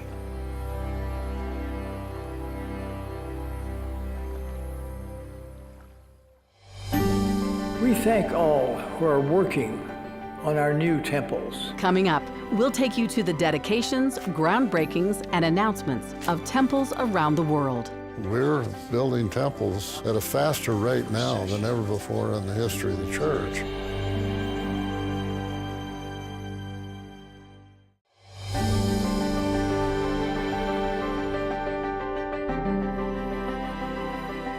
New temples, dedications, and groundbreakings. Amid global challenges, the work of temple building continues unhindered. We thank all who are working on our new temples. They are being built all over the world. In the October 2021 General Conference, President Russell M. Nelson announced plans to construct 13 new temples around the world. Kaohsiung, Taiwan, Tacloban City, the Philippines, Monrovia, Liberia, Kananga, Democratic Republic of the Congo, Antananarivo, Madagascar, Culiacan, Mexico, Vitoria, Brazil, La Paz, Bolivia, Santiago West, Chile, Fort Worth, Texas, Cody, Wyoming, Rexburg North, Idaho, and Heber Valley, Utah. In addition to new temples announced, several newly completed temples have been dedicated. On October 31st, the Winnipeg, Manitoba Temple was dedicated by Elder Garrett W. Gong of the Quorum of the 12 Apostles following a public open house. The temple will now serve nearly 5,000 Latter-day Saints in Manitoba and Northern Ontario. In November, Elders M. Russell Ballard and Neil L. Anderson dedicated the Pocatello, Idaho Temple on the eastern foothills of the city. A temple is a place where sacred covenants and ordinances can be performed. We're building temples at a faster rate now than ever before in the history of the church. Ground was broken for the 71,000 square foot temple in the spring of 2019. Now completed, this House of the Lord is the 5th operating temple in the state of Idaho.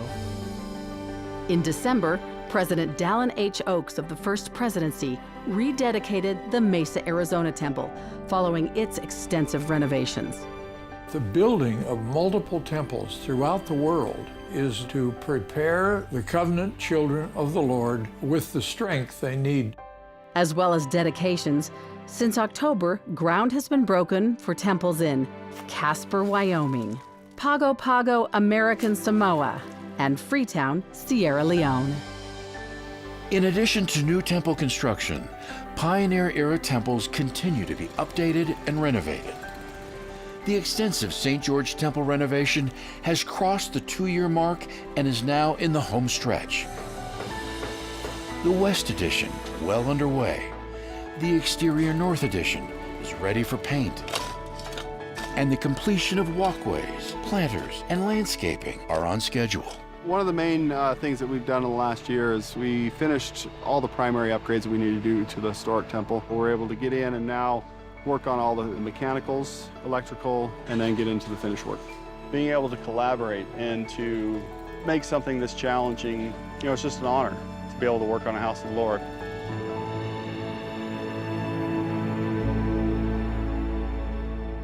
Do you want to testify?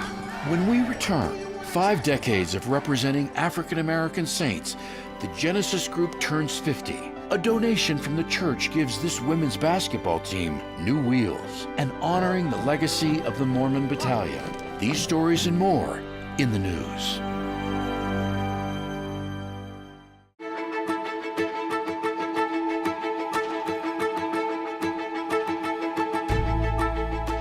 Do you want to testify? Do you want to testify? Do you want to testify? A milestone celebration for the Genesis Group, established to serve and represent African American Latter-day Saints in Utah. The commemoration event was held at the Tabernacle on Temple Square with musical performances and speakers. I hope you all ready for this lyrical storm. You might think it's hot, but we're just getting warm. It was a surprise from the beginning, and its continuation has been a beautiful surprise.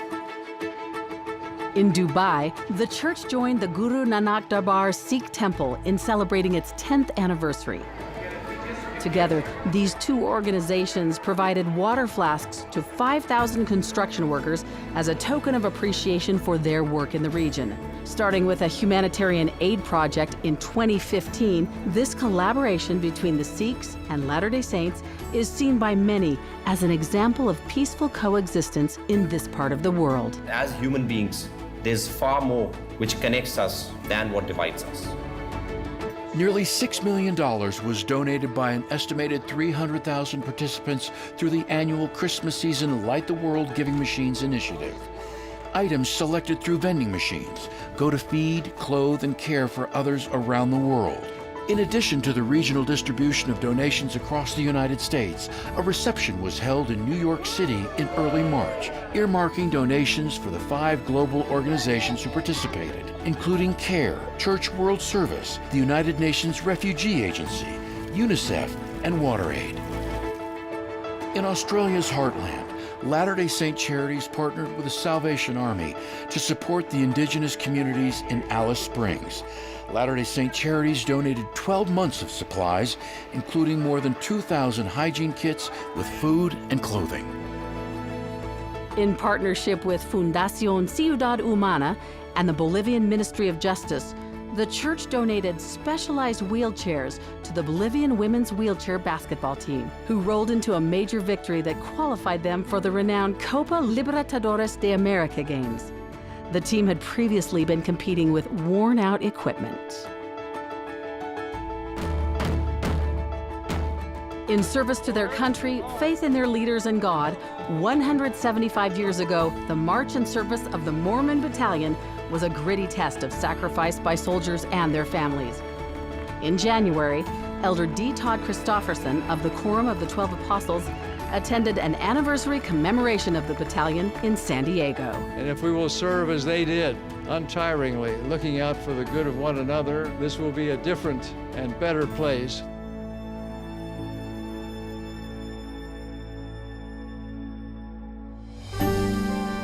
Skill, safety, and accuracy all put to the test 270 feet in the air.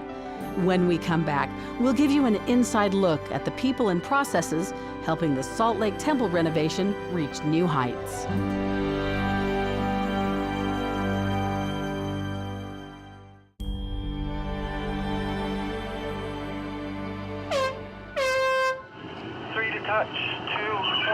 Touchdown.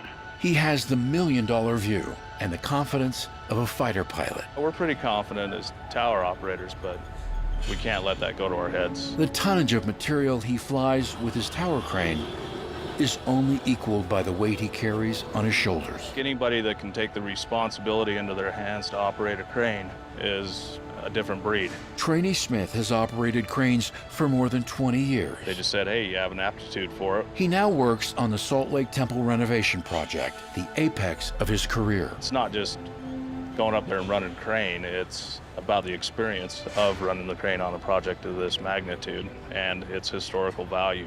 Trainees' day starts around 6 a.m. Do those time slots work for everybody? in a coordination meeting with all the subcontractors on site to ensure their hauling needs are met. Crane coordination is a critical element to make the project run smoothly. Every delivery that we bring has got to be scheduled, gets on the hook with the scheduled crane time.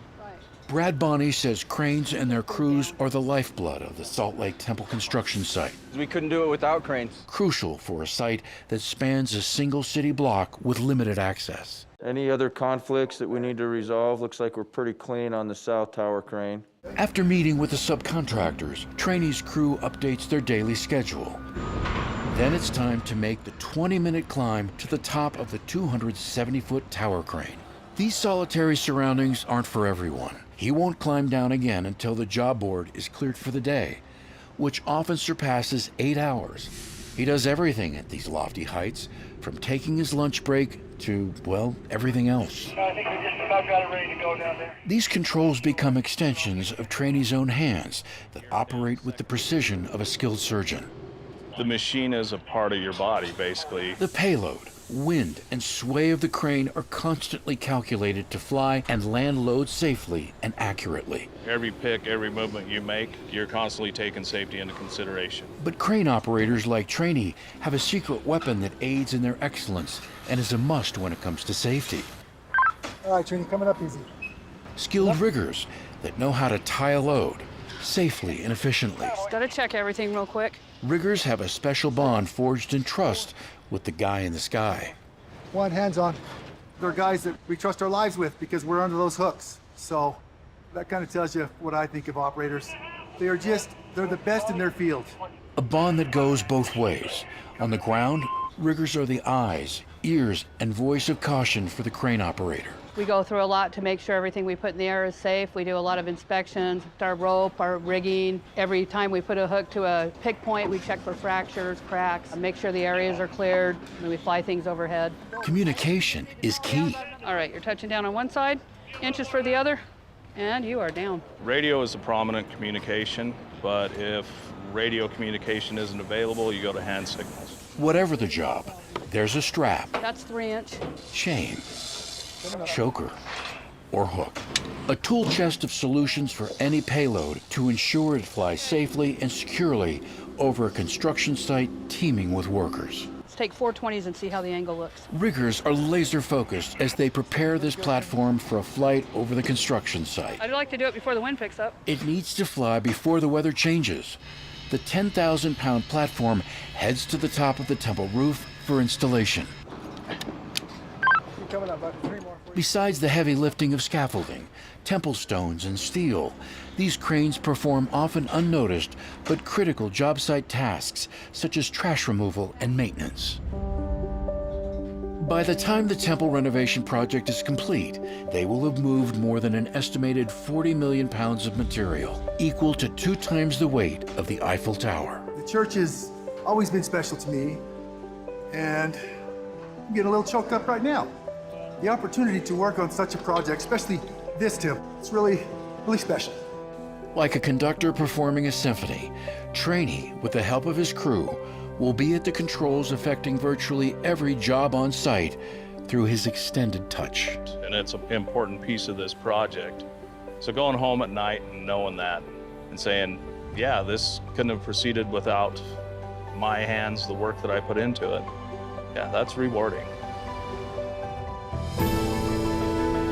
This has been the World Report for The Church of Jesus Christ of Latter-day Saints, April 2022. To watch the World Report online, visit newsroom.churchofjesuschrist.org. And to watch full-length videos of these stories, go to the Church Newsroom YouTube channel.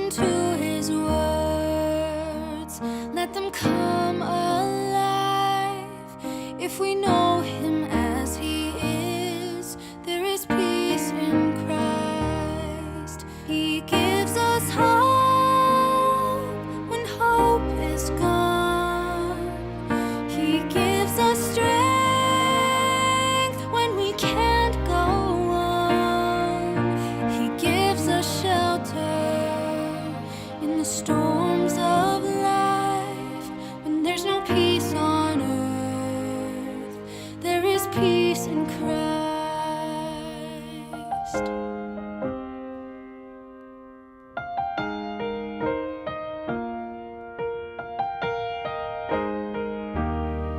There is peace in Christ when we walk with Him through the streets of Galilee to Jerusalem. Mend the broken hearts, dry the tear-filled eyes. When we live the way He lived, there is peace in Christ. He gives us hope when hope is gone. He gives us strength when we can't go on. He gives us shelter in the storms of life. When there's no peace on earth, there is peace in Christ.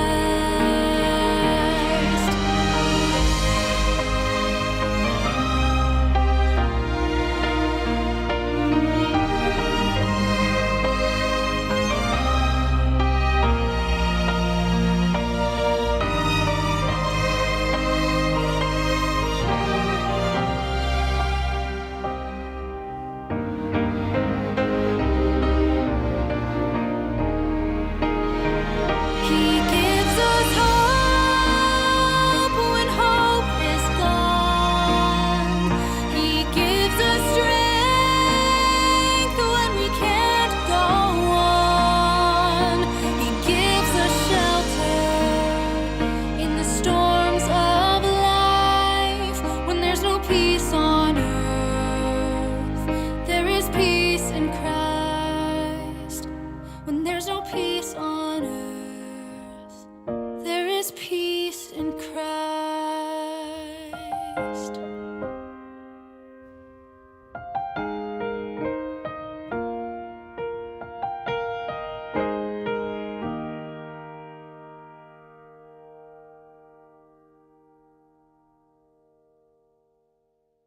Learn of me and listen to my words. Walk in the meekness of my spirit, and you shall have peace in me.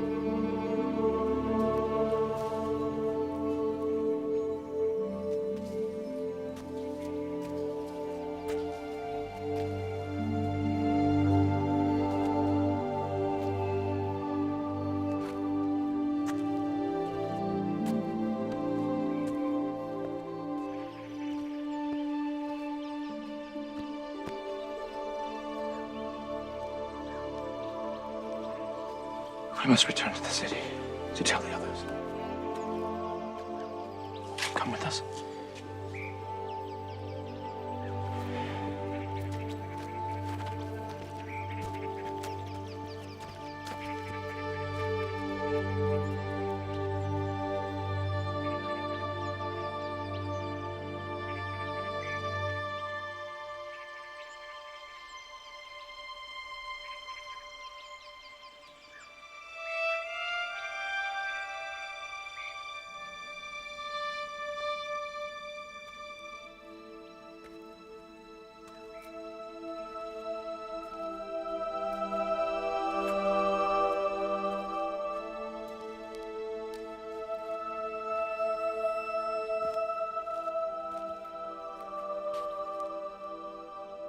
Woman, why weepest thou? Whom seekest thou? Sir, if thou have borne him hence, tell me where thou hast laid him, and I will take him away.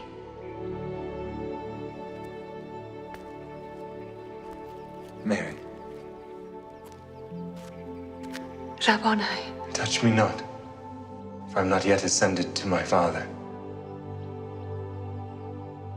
But go to my brethren, and say unto them, I ascend unto my Father, and your Father, and to my God, and your God.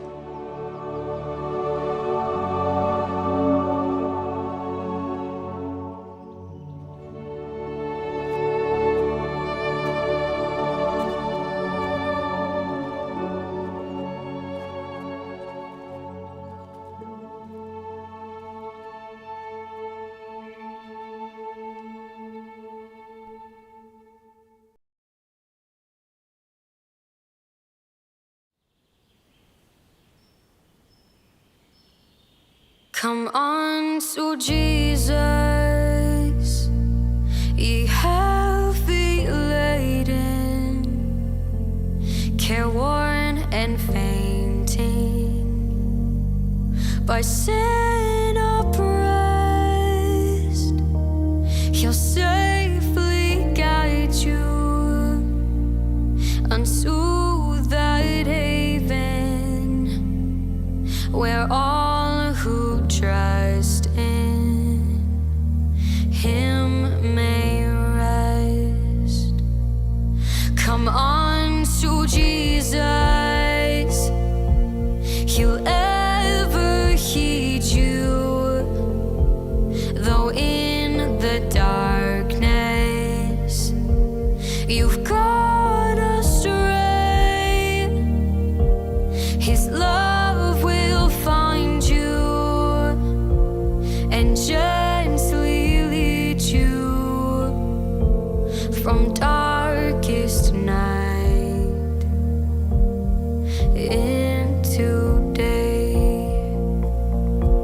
Come on to Jesus, plead for his love, and know that angels are near you up above. Come on to Jesus from every nation, from every land and isle of the sea, unto the high and lowly in station, ever he calls. Come on to me. Come on to Jesus, plead for his love, and know that angels are near you up above. Come on to Jesus, ye heavy laden, careworn and fainting, by sin oppressed. He'll safely guide you unto that haven where all who trust him, where all who trust him, where all who trust in him may rest.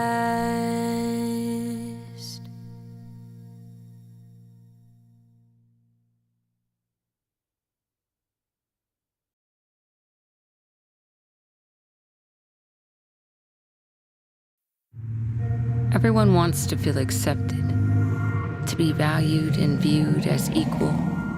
We're all unique with different needs and wants and wishes, but we also need communication. We need to build connections. And the truth is, we simply don't want to be viewed or treated as different. My name is Jamila. I was born deaf, and I'm the only deaf person in my family. My family didn't know a huge amount of ASL, just enough to get along, just the basics. That childhood experience and my whole life experience was a lonely one. Right after I graduated high school, I went to DC to study at Gallaudet University, and I met a friend of mine, Alicia, there. She was the first person who really introduced me to the church. I started to learn about the restoration of the gospel. I read the Book of Mormon and the part about praying with real intent that really stuck with me. And I realized that I had to pray with some intention of change, of action, with sincerity. That's when I really began to feel inspired. I felt like one of the people talked about in 2 Nephi. He manifesteth himself unto all those who believe in him by the power of the Holy Ghost, yea, unto every nation, kindred, tongue, and people, working mighty miracles, signs, and wonders among the children of men, according to their faith.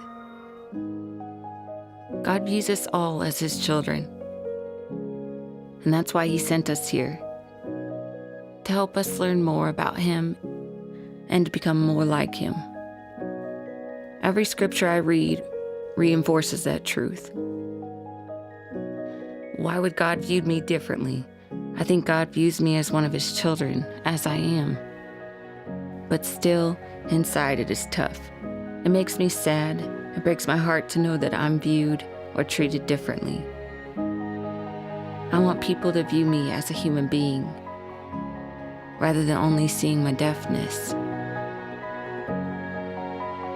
I want them to see me for who I truly am, a child of God.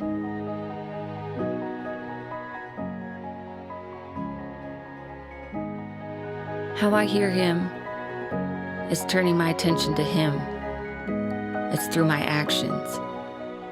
I'm able to demonstrate to everybody that I'm trying to be more like Christ. And what that means is loving him and showing love towards others.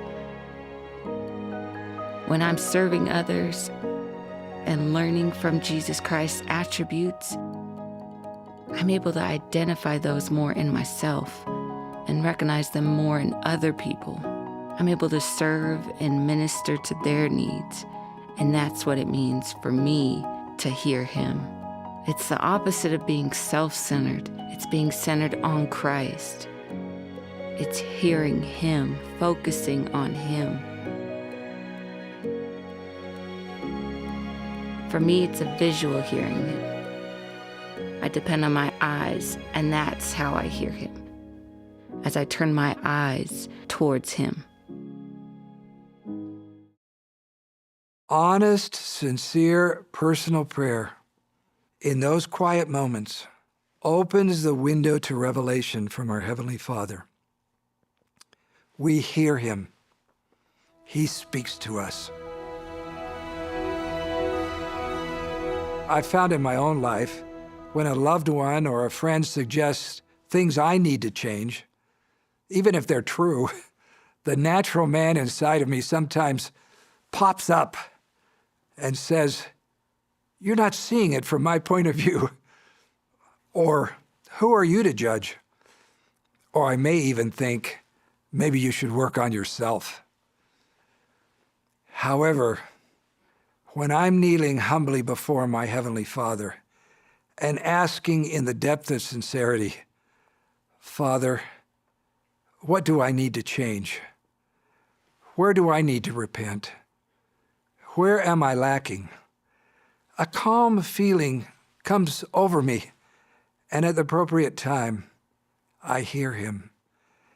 And his truth, his eternal truth, penetrates my heart. Honest, sincere, personal prayer in those quiet moments, opens the window to revelation from our Heavenly Father. We hear him. He speaks to us.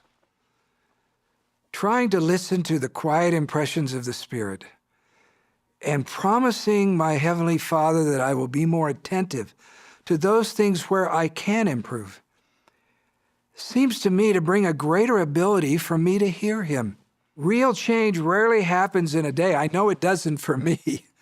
But with time, we become more and more than we were. As we hear him and act on the spiritual direction we receive from him, he showers his Spirit and his approval upon us. There's nothing better than that, feeling his approval, feeling his Spirit. The Holy Ghost confirms our Heavenly Father's love for us. And I know in my case, he assures me that even these small steps of progress are helping me to come closer to him.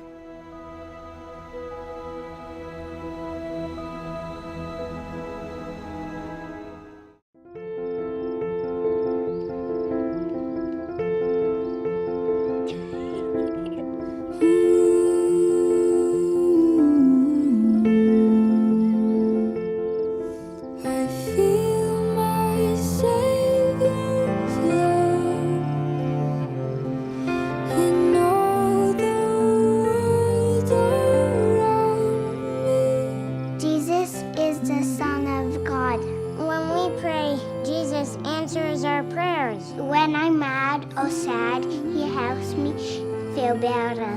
I love the Savior because he loves me. He knows I will follow him, give all my life to him. He loves each one of us, even if we're different. If I saw Jesus, the first thing I'll do is say thank you for all of the wonderful things you gave us. He sacrificed himself for all of us. I feel my Savior's love when I take the sacrament. This is my friend, and I love him. The Savior is very important because he comforts me and he makes me really happy. 我感觉到我的救主耶稣基督的爱。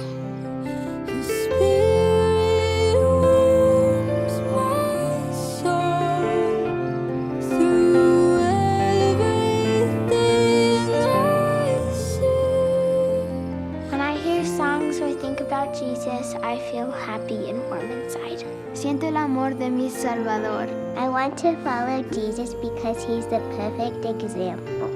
Even though I can't see my Savior, I still know that he's real. I know that he really cares about people. I am so excited for when I can see Jesus again.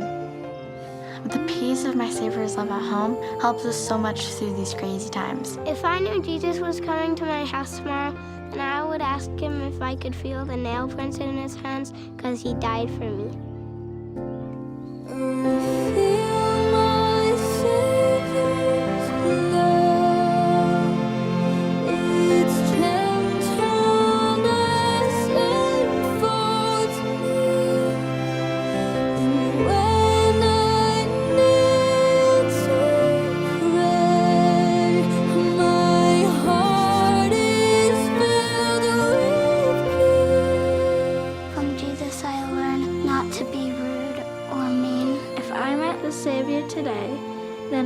Say how much I love him. Jesus helps me feel safe. When I feel the Savior's love, it feels like he's hugging me. Jesus will be. I love him too. When I sing songs about Jesus, it makes me really happy. When I try and be like the Savior and help and serve people, I feel really warm inside. And I hope everybody in the world could be like him. I feel my Savior's love, the love he freely gives me.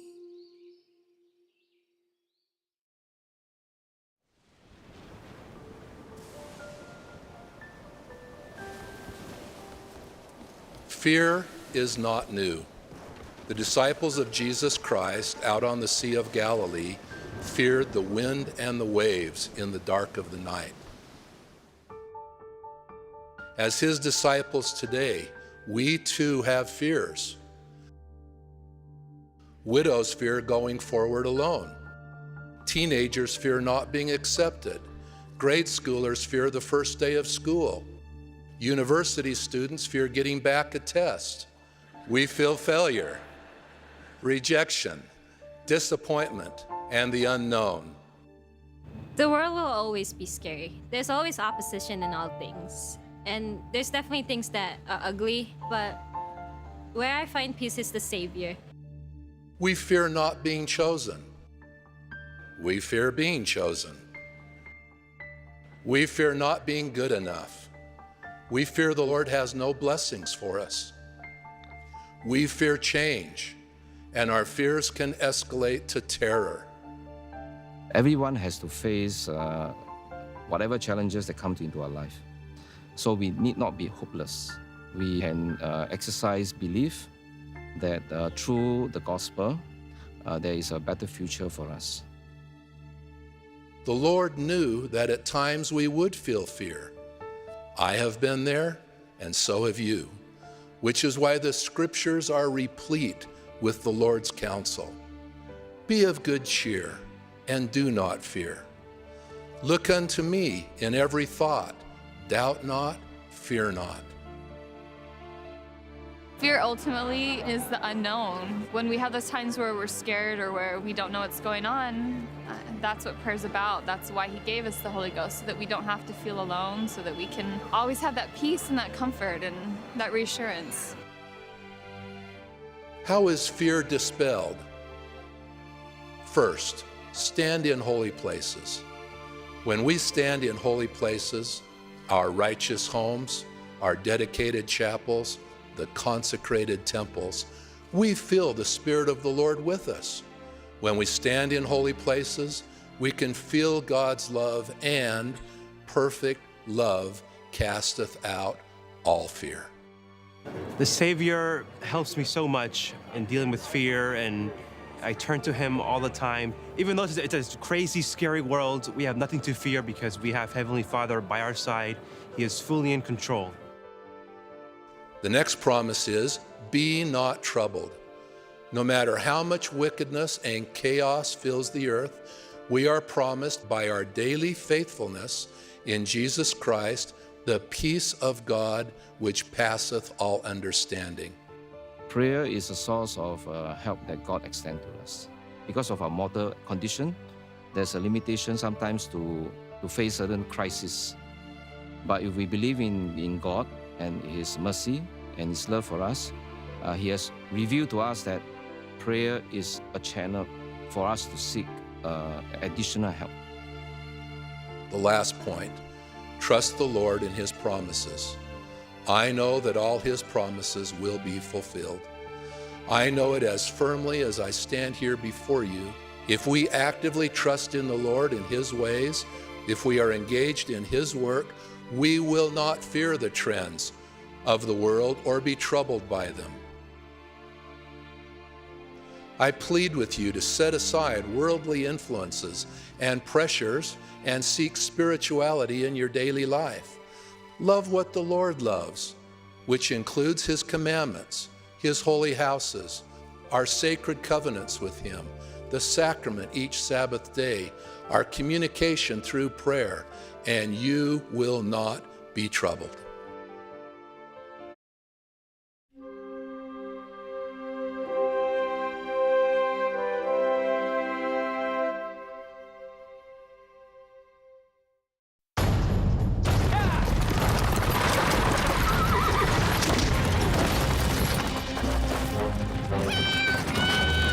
Somebody help her! Come on, Sabati! Let's go!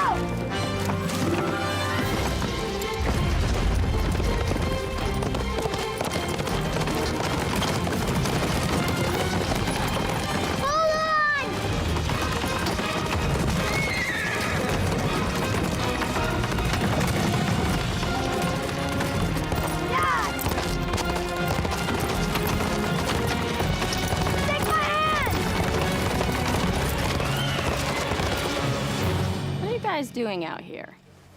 Dad was just helping me take care of Katie. You know, runaway stage. Well, dinner will be ready in a few minutes. Imagine what a little time can do for your family. From the Church of Jesus Christ of Latter-day Saints.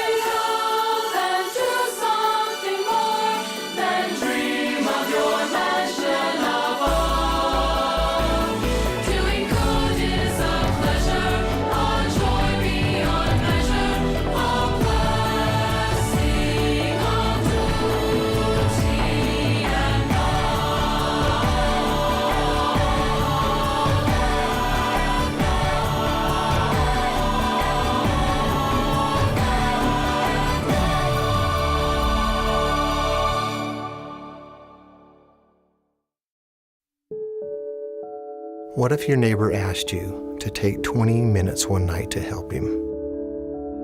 Would you do it? Most decent people would. But what if he asked you every night following, with no end in sight? Would you be willing to do it? At what point would helping become an irritant? When would serving your neighbor feel more like servitude? This is a story about Kathy, and it takes place over 3,000 nights, 7 days a week, 365 days a year, and has been going on for over 7 years. And it's changed the life of ordinary folk.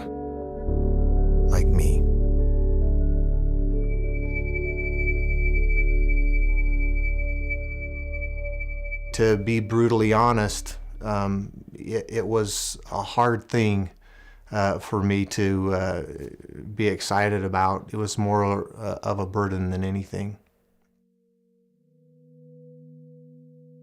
I was in Dr. Nord's office, my neurologist, and he proceeded to tell me I had multiple sclerosis. And I looked at my husband and I said, "Did you just hear what the doctor said?" It's documented proof that I am 1 in a million. We'd been married 16 and a half years. I assumed my husband was okay with it. And I think that it may have been too much in his mind, thinking things were going to get worse. It hurt tremendously. Throughout the divorce proceedings, I went from walking with 1 cane to having 2 canes, and then I had to use a wheelchair. Kathy has lived in this home and in this neighborhood for a long time. In order to stay in her home, she had to have help getting in bed at night. She wasn't able to get out of her wheelchair and put herself into bed. Her boys carried the burden prior to us coming in full-time and lifting her into bed, and it just became a lot of work for her boys. They would come in the mornings and help her out of bed. We got together as friends, neighbors, and a church group. We told her that we were here and that we had 40 or 50 men who were willing to come in. Every single night, night after night. Helping Kathy into bed itself, it's a little bit weird. It was awkward. You know, I'm kind of phobia around sick people. At first, I'm kind of like, I think that's why I was so stiff. And when they said, just toss her, I'm like, okay. And of course, we're not supposed to do it that way because she went about, halfway across the room and bounced in her bed. So it's not just throwing somebody in bed and saying, see ya. There's a process to it. 2 guys from the neighborhood arrive at the door. Get her mail, ring the doorbell. She yells to come on in. And she always wants to talk with you. Kathy will talk your ear off. Kathy knows how to talk. You can't have a short conversation with Kathy. You walk down the hall, down to her bedroom. Get the bed ready. Pull off her slippers. You have to choose a side you want to be on. Each of us put a hand behind her back and underneath her legs, and we just lock wrists. And then lift straight up, move forward, and then dance around the chair a little bit. Try to gently set her into bed. And then the fun begins. She's very particular about how she has got to be set up in that bed. And then you have to sit Kathy up, move the pillows 100 different times, lay her back down. When it looks like she couldn't be more uncomfortable, that's when you got the thumbs up and everything was okay. And then the fun part starts of parking the motorized wheelchair. You make sure that she's got her phone. We position her canes so she can use them to reposition herself at night. She'll have her water, some pills. Make sure that the wheelchair's plugged in. Turn off the lights and lock the door. And you're done. We were approached that we would maybe have a 2 or 3 month assignment. I felt sympathetic to the situation, but I felt like, I've got other things I need to deal with. First of all, it's, I don't have the time, and how long can it last? When's the end? How long are we going to have to be doing this? Can't we get a lift in there? And at church, we would talk about this assignment, and it was the topic all the time. Largely brought up by me, by others in our group that were being asked to do it all the time. We all try to think of different ways that we could help Kathy get into bed without us having to come over every single night. It was a burden, to be honest. In those discussions, one person in particular said, I don't see an end in the foreseeable future. Even if we get her a lift, she can't put herself in the lift. That's not an answer to the problem. He said, if you're not willing to do it, and if there's those who are not willing to do it, I will do it myself every night if I have to. And so really it's at that time when I think I had a change of heart. When I had to take a look at myself, my own spirituality, my own conviction. I was nowhere near where I should have been. And I decided to change. I had a man in that kind of had the same attitude that I had, that this has got to be a quick thing and I've got other things and I'm busy. I remember he got really quiet when we went in and lifted her into bed. And I remember we came out front big burly guy, just in tears as he left the home. He turned around and he voiced to me, he said, I can't believe that I thought that this was a burden. You gotta realize too that I started to get to know Kathy. She's taken such a interest in my family. He can come and he lifts me into the bed by himself. It's kind of driven me to be able to stay fit and stay strong for Kathy. When I go to the gym, I do deadlifts, but I call them Kathy lifts. At first, I felt I was taking them away from their families. I didn't want to be a burden.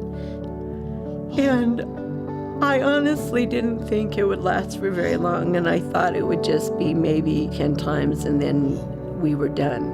It's been going on for over 7 years. When I come over now, it's just like tucking one of my own kids into bed. I feel like she's part of my family now, and I asked her if we could just say a family prayer as we put her into bed before we left. Well, you have a good night. It's interesting, the dichotomy between healing the body and healing the soul. When we heal the body, it's always an inward effort. We're always paying attention to ourselves. When we heal the soul, turning inward doesn't work. And the triage of the soul is found in turning outward to other people. Every time I've gone to Kathy's home and dealt with her, it feels like it heals a part of my soul. Really, it's genius how Christ has laid this out for us. As one helps the other helps the other back. I have seen an even greater compassion. It's let me know that I'm not forgotten, that I'm still valued, not only to God, but I have worth to give other people in different ways.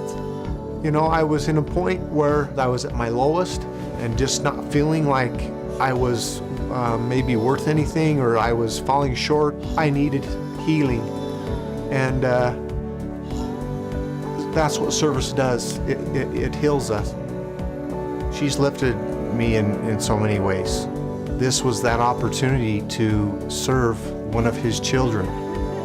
I never realized what that meant until I had this experience of lifting Kathy.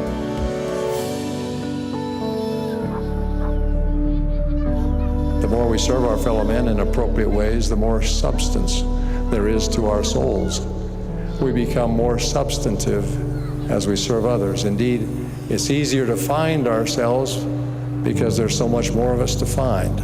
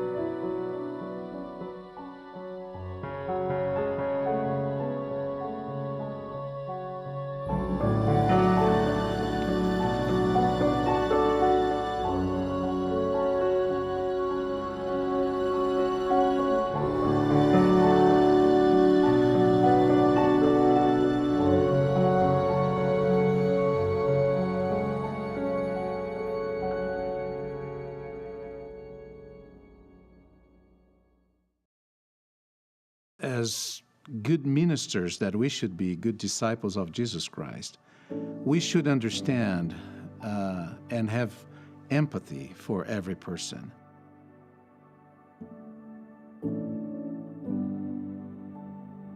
My parents, they came to the church when I was a little boy.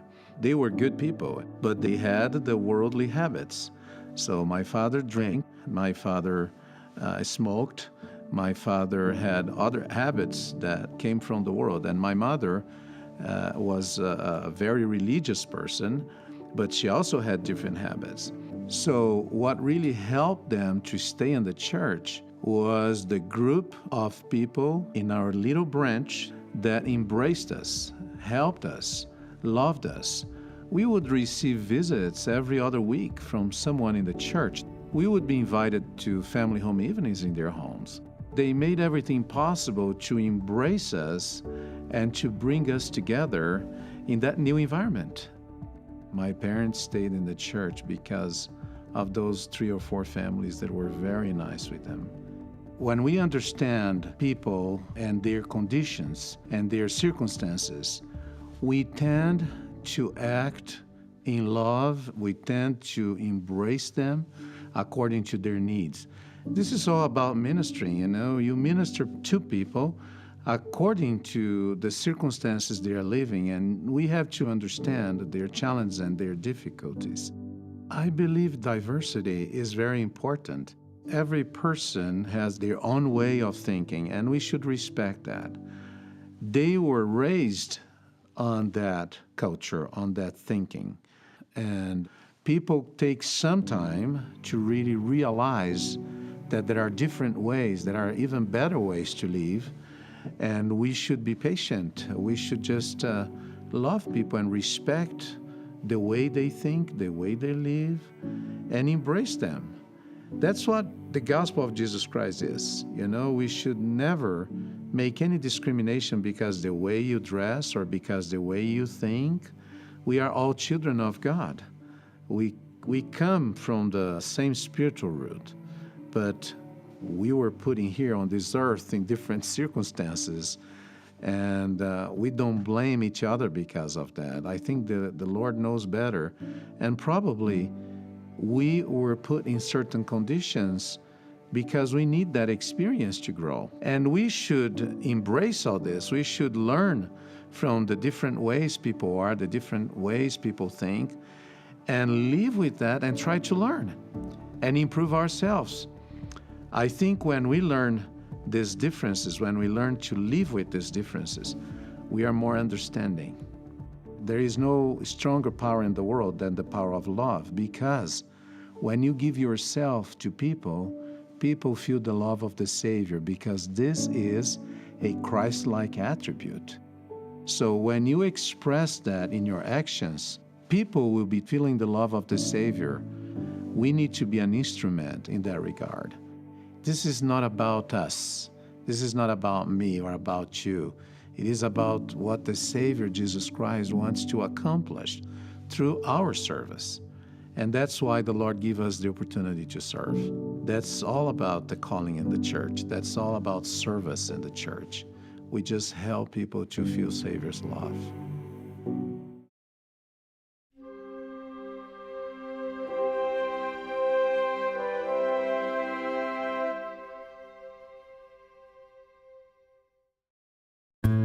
Life's most important lessons are best learned in the home. A message from the Church of Jesus Christ of Latter-day Saints. Why I need God in my life is... Wow. I need God in my life because life is hard.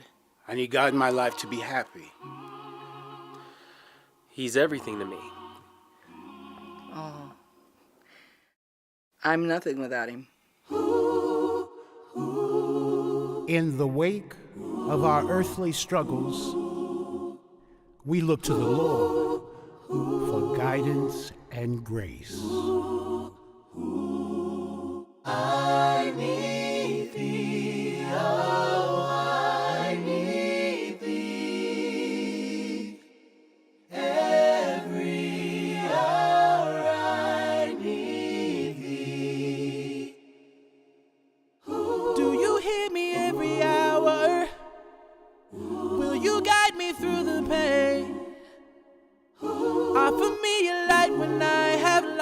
lost my way.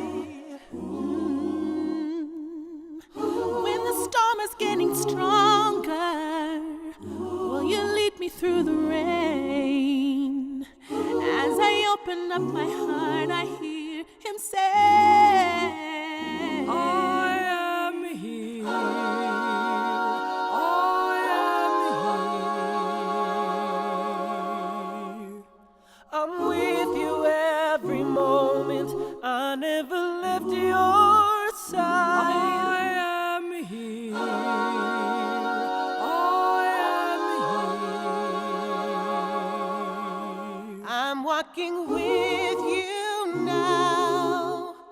I hear you every hour. I need thee. Oh, I need thee. Oh, I need thee. Every hour I need thee. When I'm fighting through the battle, would you lead me through the war? I will follow, Father, I have made my choice. If it's more than I can handle, I'll be coming home with scars. Through the darkness I will listen to your voice. I am here. I am here. I'm with you every moment. I never left your side. I am here. I am here. I'm walking with you now.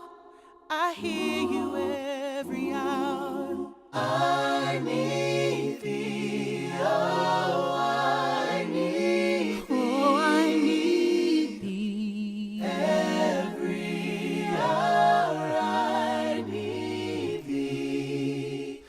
Oh, bless me now, my Savior. I come to thee.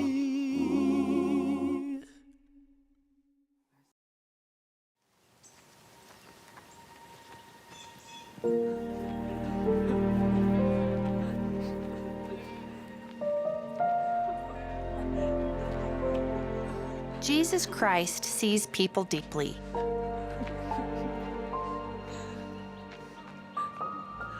He sees individuals.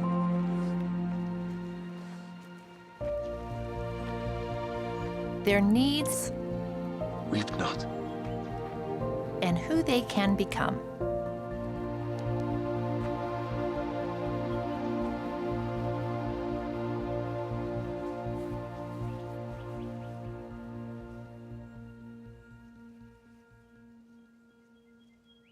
Young man,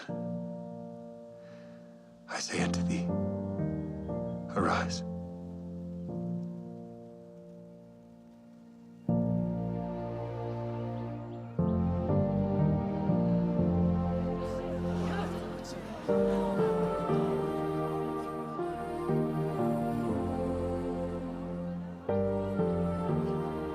Mother?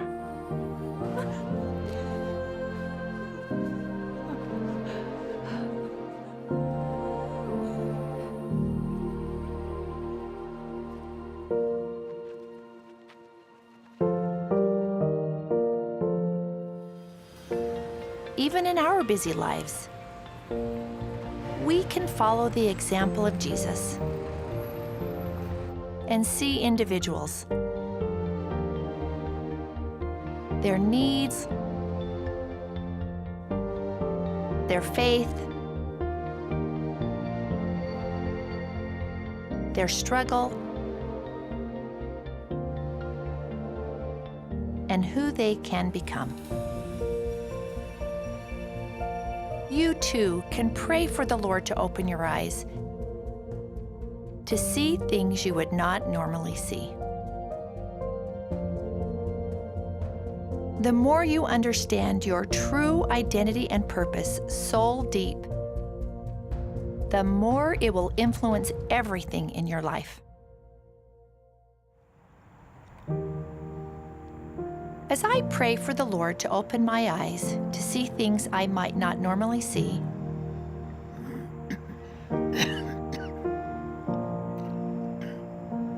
I often ask myself 2 questions and pay attention to the impressions that come.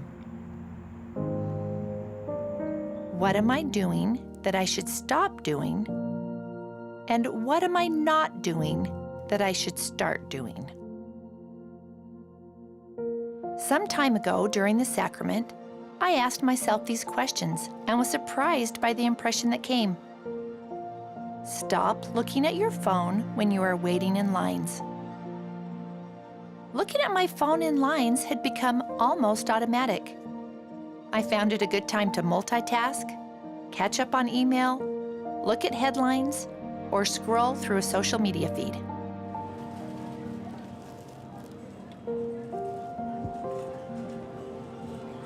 I should probably be out of here in about 5 minutes, and then I can go get her. The next morning, I found myself waiting in a line at the store. I pulled out my phone and then remembered the impression I had received. I put my phone away and looked around.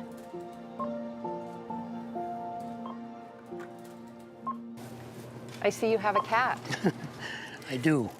With the storm coming, I don't want to be caught without cat food. Oh, I don't blame you. Those pets are really important. They are, for a fact. You just have the one cat? I had 2, and one of them went out the door, and, you know, he gets in the road, and... Oh, anyway. So sorry, yes. They become part of the family. I have dogs, so I know what you mean. Oh, yeah. So, I haven't told anybody this, but today is my birthday. Today? It's your birthday? Yep. Oh, my goodness. Well, happy birthday to you. Thank you. Oh, I'm so glad I ran into you. I hope you have a great day. Thank you. You too. Nice talking to you. You too.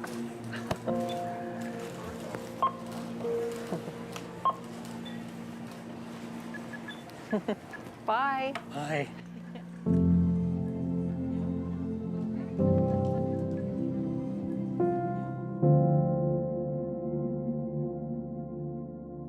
With all of my heart, I do not want to be like those in the parable of the Good Samaritan.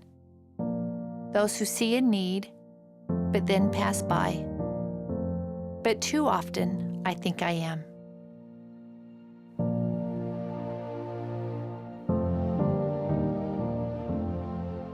I witness that Jesus Christ loves us and can give us eyes to see. Even when it's hard, even when we're tired, even when we're lonely, and even when the outcomes are not as we hoped. Through His grace, He will bless us and increase our capacity. Through the power of the Holy Ghost, Christ will enable us to see ourselves and see others as He does. With His help, we can discern what is most needful. We can begin to see the hand of the Lord working in and through the ordinary details of our lives. We will see deeply.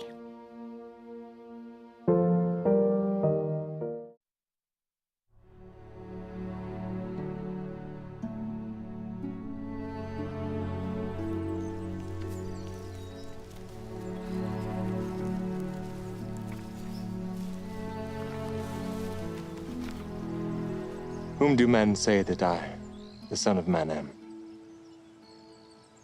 Some say that thou art John the Baptist, some Elias, and others Jeremias, or one of the prophets. But whom say ye that I am?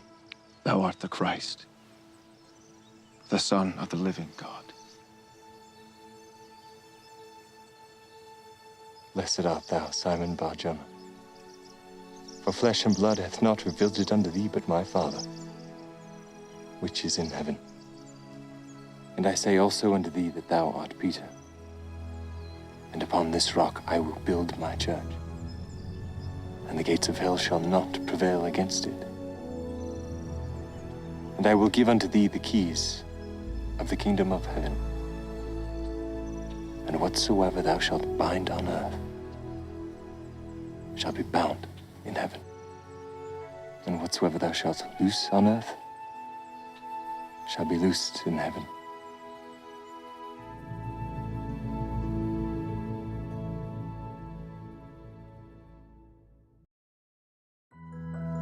Wherefore ye must press forward with a steadfastness in Christ, having a perfect brightness of hope, and a love of God and of all men.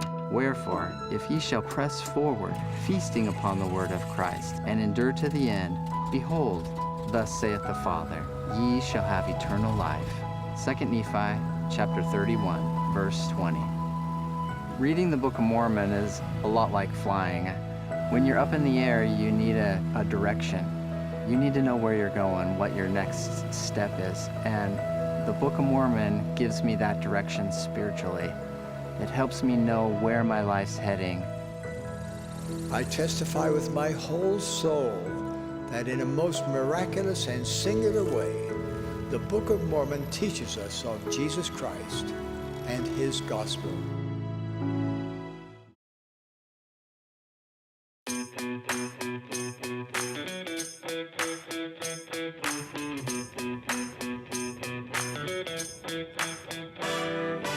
You have to fall in love with the process of becoming great. I would say I have fallen in love with this process of getting better every single day, and now it's just like when I wake up and I'm excited to do that.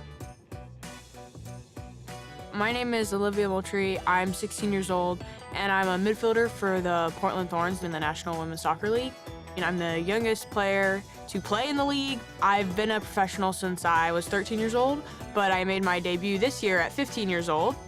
I had my first goal and my first assist at 15, which is the youngest in league history.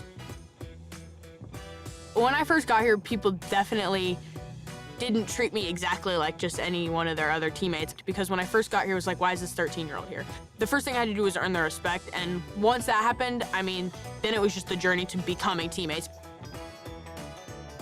So, I mean, most of the time I'm with the Thorns doing our team training, or if I'm not with the Thorns, I'll train with my dad and my sister here at our house. We were working on technical foot drills, accuracy, but I love being able to do it with my sister, that she'll come out and train with me. I'll wake up and, yeah, eat breakfast or grab a snack and go out to train. I mean, there are definitely mornings where I wake up, I'm like, dang, I'm tired, it's early, but like, I always feel better after it's done because I know, like, I woke up and did that. And then lunch, second session of the day, whether that's soccer or, you know, a strength training or something like that. And then it'll be dinner. And then, you know, just hanging out with my family and finding time to do that. But also something I make sure to do before I go to bed is to read my scriptures, to make sure to look at the Come Follow Me, but just to make sure I find, you know, a spiritual moment before I go to sleep is something I try to do every day as well. Setting goals has always been a very important part of my life. I think the way you achieve something big is you have to set the goals, so that's how you start, you know, because how do you know what you want to accomplish if you don't write it down and say it? So, I mean, for me, like I said, I had to set the goal of I want to be the best player in the world. And there are little goals that go along with that, but like then it just comes into working every single day and just getting a little bit closer to the goal every single day, taking little steps. You know, I'm working and I'm growing and putting myself in uncomfortable positions, getting better every single day, and that's just getting me closer. Every challenge can become an opportunity. A challenge isn't like something that stops you, it's just something that allows you to grow and work harder. If you didn't have challenges, how do you grow as a person or as a player on the soccer field, you know? My biggest spiritual goal is just continuing to use the platform I have and the position I'm in to just share the gospel with as many people as I can. In terms of challenges becoming opportunities spiritually, it's like something Elder Holland said. It's like, this is the one area in our lives where we get credit for trying. In soccer, you need results, you need to win, you need to, you know, accomplish things. But I mean, in my spiritual life, it's comforting because you do get credit for trying. You get credit for trying to just become a better person and become closer with God. In terms of just balancing life, considering how young I am and being a professional, like, the first thing I would say is just I always have this grounding presence of knowing that I always have somebody to pray to, somebody to talk to in, our Heavenly Father. And that's the thing that can always bring me back down from being nervous or feeling like I have a lot of things to juggle. And I pray before every game. Like before the kickoff happens, I'll be standing on the field and I'll just say a quick prayer like in my heart. And I have done it since I've been like 10 years old, and I'll continue to do it forever. And it just gives me this one last like deep breath of like, I know this is gonna be okay. And of course, my family is so, so important to me. I mean, soccer may be the most important thing that I do, but it's not the most important thing in my life. It's always gone for me: faith, family, and then my soccer. I think the thing I'm most proud of is just that I am a daughter of God, and that I feel like I have a relationship with Him, and that I have my faith that I can always turn to, and knowing that He's always there is special.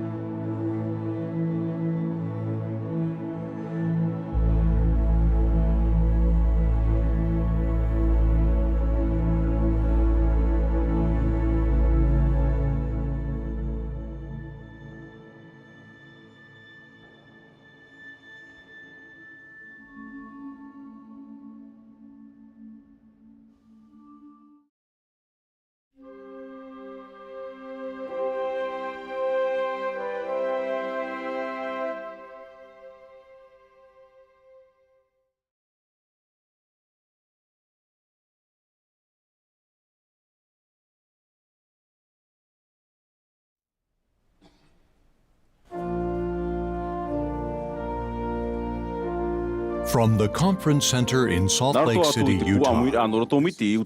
Tuha'a te Ēperēra no te awa te Sabati no te hanere iwa ahurumapiti ao te Āmuiraa hei a te Ēperēra a ietu metia I te whea moa I te momhana hopea nei. O mai te hia mai te mo tata ao, noroto mai te mo tia whaatere o te Ēperēra e te pēno te Tuha'a na te pupu himene no te whare mene Temple Square e hapa o mai. E whaatere hia te I hapurorora na te Bonneville Distribution. O panihia te hamani whahaura, te haruharura, te hamanara, Ēperēra, te tu whahoi parau te whanhaura ma te parawhati a ore. Nā te pretitini Eyring, tau turupiti roto I te pretitini rā mata mua erat ei I te Ēperēra.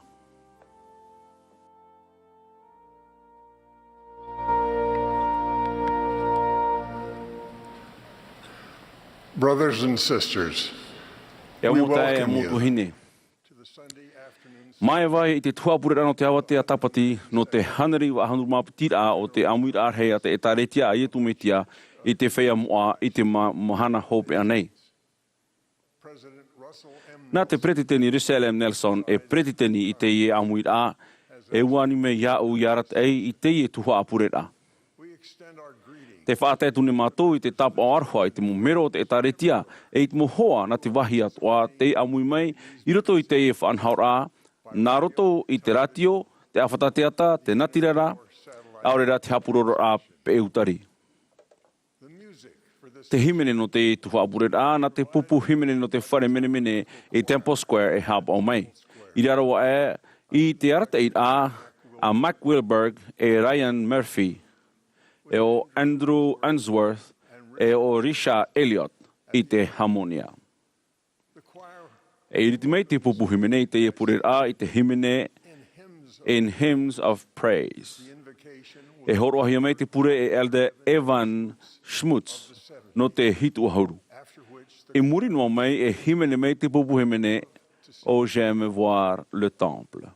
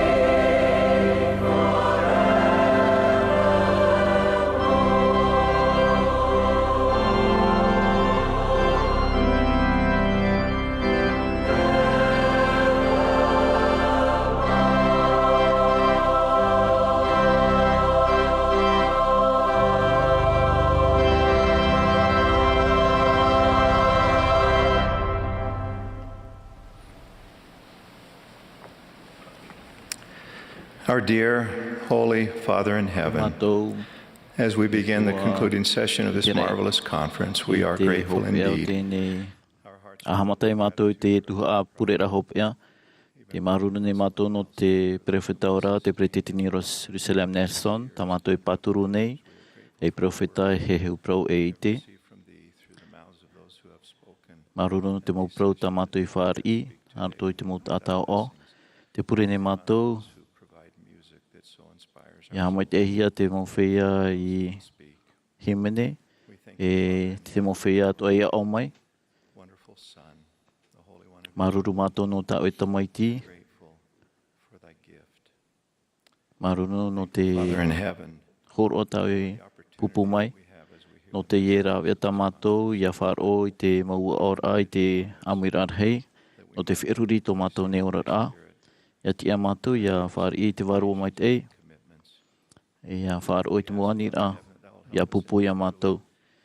Hamai te ime ia mātou ta te hei. Ia mātou pa atoa. Ia whāro mātou I te whea. Ta au I horo te mana no te arte I mātou. Ia riru mātou E whea no te whawhaura.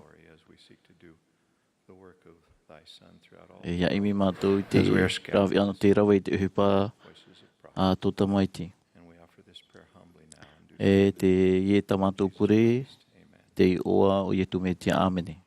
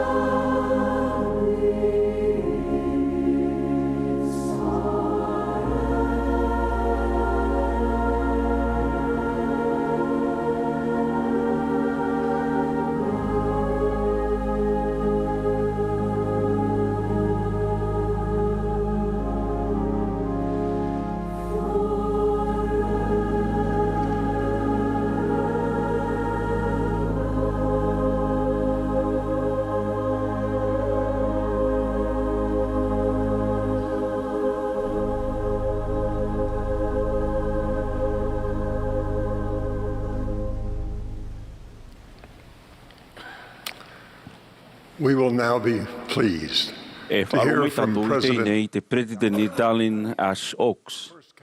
E tauturu hoe i roto i te President Arhei. E pehia mai o ia e nā Elder Adeinka o Jediran.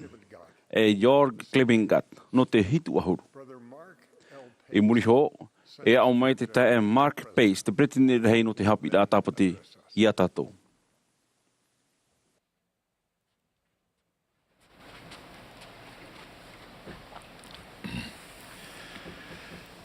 The gospel plan shows our Heavenly Father's love. No terror o Ēperēra e te tātou i marmar mai tāna whanhaura e tāna mo Āmuiraa. O here roa o ie tāna mo tamari e o tēro e toro mai tāna tu mai te whanau tai o ietu metia. Ia riro e whaora e tāra e hara no tātou, ia mawiwi e ia poe no tātou. I rutu te taretia I tu metia I te mo I te mamhan hope anei te whahoi hia mai.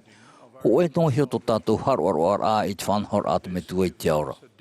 Nā te ie hor o mai tātou I te ho e huru tā ia hio I te whā o te ora atahuti nei, te awara hanhana I muri mai te reira, e te had e hope e hanhana o te mo tamari I atua te tua. Wa here au I o tō e tō mota e te motua hine. Te here nei au I te mo tamari I atua te tua. I te wira ia hia ie tū, te hea te paraur hei I rutu I te ture. Wa hapi ia uia, te here ai te atua, e te tata tupu o te matamua ia o te mau whaauera hea te atua. O te mau whaauera matamua te reira, no te mea te ani meira te reira I tato ia tupu I te rei te paewarua, naruto I te imira ia pe I te here o te atua no tato. Tēnā aro nei au ia no ai tato pāto a hoe haroaro a mait ei a I tapi I tumu e te mau ture no te here, ato tato me tu e te aura, I ha mau I rutu te tāretia I tu me te wheam o I te momhan hope anei. Te mea tāu e parau nei o nei, no te amaramara mai ia nā hea te here o te atua, I te whaat ai te rira hapi I tumu e I te mau ture whauruhia a te tāretia. Hoe tā e rā, hoe tā o re rā matarohia non ia e chāwara e muri ai te ora rā tahuti nei morira, te mau tāta maite ai e hare rātou I rutu I tō e wahai te parahuia e rai, e te mau tāta ino e hare rātou I rutu I tō e wahai muri ore te parahuia o hāte. Te ia mana o hape I te whiruri rā e pitian ai wahai hopea, e whai te rā te rira e te wheia e te inhene e apa o I te mau whau e rātou o I titahuia no te rai. O whātahia I rātou no hāte. E whanhor a mait ei tā te o e metu e tere I te aura no tāna mautamari. Te hapi nei, tāpi rā tumu I he hea mai ai o te tāretia I tu metia e. Te mautamari I o a te atua e hara te tei pai ti no e te whirurihia I o nei. E vai rātou I roto I tō e patire I hanhana. E rawer hei te parhei rā mau I te whare o tau metuara. Tāpi ai ai e tu.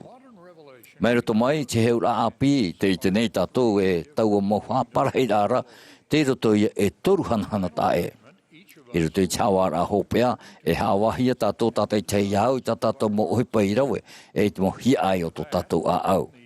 Hou rā te reira e te tauhe tātou I mauiwi no tātou mo hara I ore I tatarhapa hia. E mea maramara maroa te mo papa I rā moanon I te reira. E rira tō tātou hawa praut ia e horo mai ai tātou I tō e parhei rā I roto I tō e o tau o mo patiri hanahanara. No reira, mai tā tātou I te nārto I te mohe heu rā api, e hawahi ho I rātou e whāri I te tātata I tei, mai te au I tāna hio mo uhipa I tōna hio patira ia, I roto I te mau au ai o te whainene hia. O whaoti te whatu, ia he heu mai I te teinoa mau mea I, non ia I te nā patira I hanhana epiti. Ar e te tei a pā, wo he heu mai te whatu e rawer hei mō mea non ia I te patire I hanahana te te a. Tās pipiria e whaat anei mai te hanahana o te mhana. I rutu I te hanahana tire tiera, te vai nei e toru tuha a aurera whaito. Te mea te te a o te whaat te te aia I rutu I te patire tire tiera. I reira hoi tātou e riro ai mai tō tātou metua e mai tāna te maiti o ietu metia. No te tauturi I tātou I o whahotu I te mohuru hanahana e I te tauira I te natura tata e te tauhia no te whatupu I tō tātou pua I hanahana. O he heu mai te whatu I tāpi rā tumu e o hā mau I te mau whaue rā nihuia I nei te ture mure ore. O tātauia e hap, tātātou e hapi nei I te tāretia I tu metia. No te mea te whā o tāpi rā tumu e te mau ture a te tāretia I whahoihia mai. O te whainini ai e te mo tamari a te atua no te whaora I roto I chanahana tire tiera. Hauro atu, no te whaateitei rā I roto I tōna Tuha'a teitei roa. Te mauwha whaura I rawa hia e te mau hamaitei rā e whawhia I te whaia hapa o maitei I roto I te mau hira o te atua o te taweria. Te ia te tumu e patu ai tātou I chero nā te awat o nei. Te huru e nei te te pā I te huru o nono rā, ma te tā ore e arat ei te mau whawhaura e te mau oroa I tātou I te whāteitei rā. E maramara mahia te reira, I roto an a I te prau mau I he hea mai non ia I nā tuha hanhana e toru. No te here hei o to tātou metu e te ora no tāna mo te maria toa. Ua horo mai o ia i te tea tu mo patirei hanhana.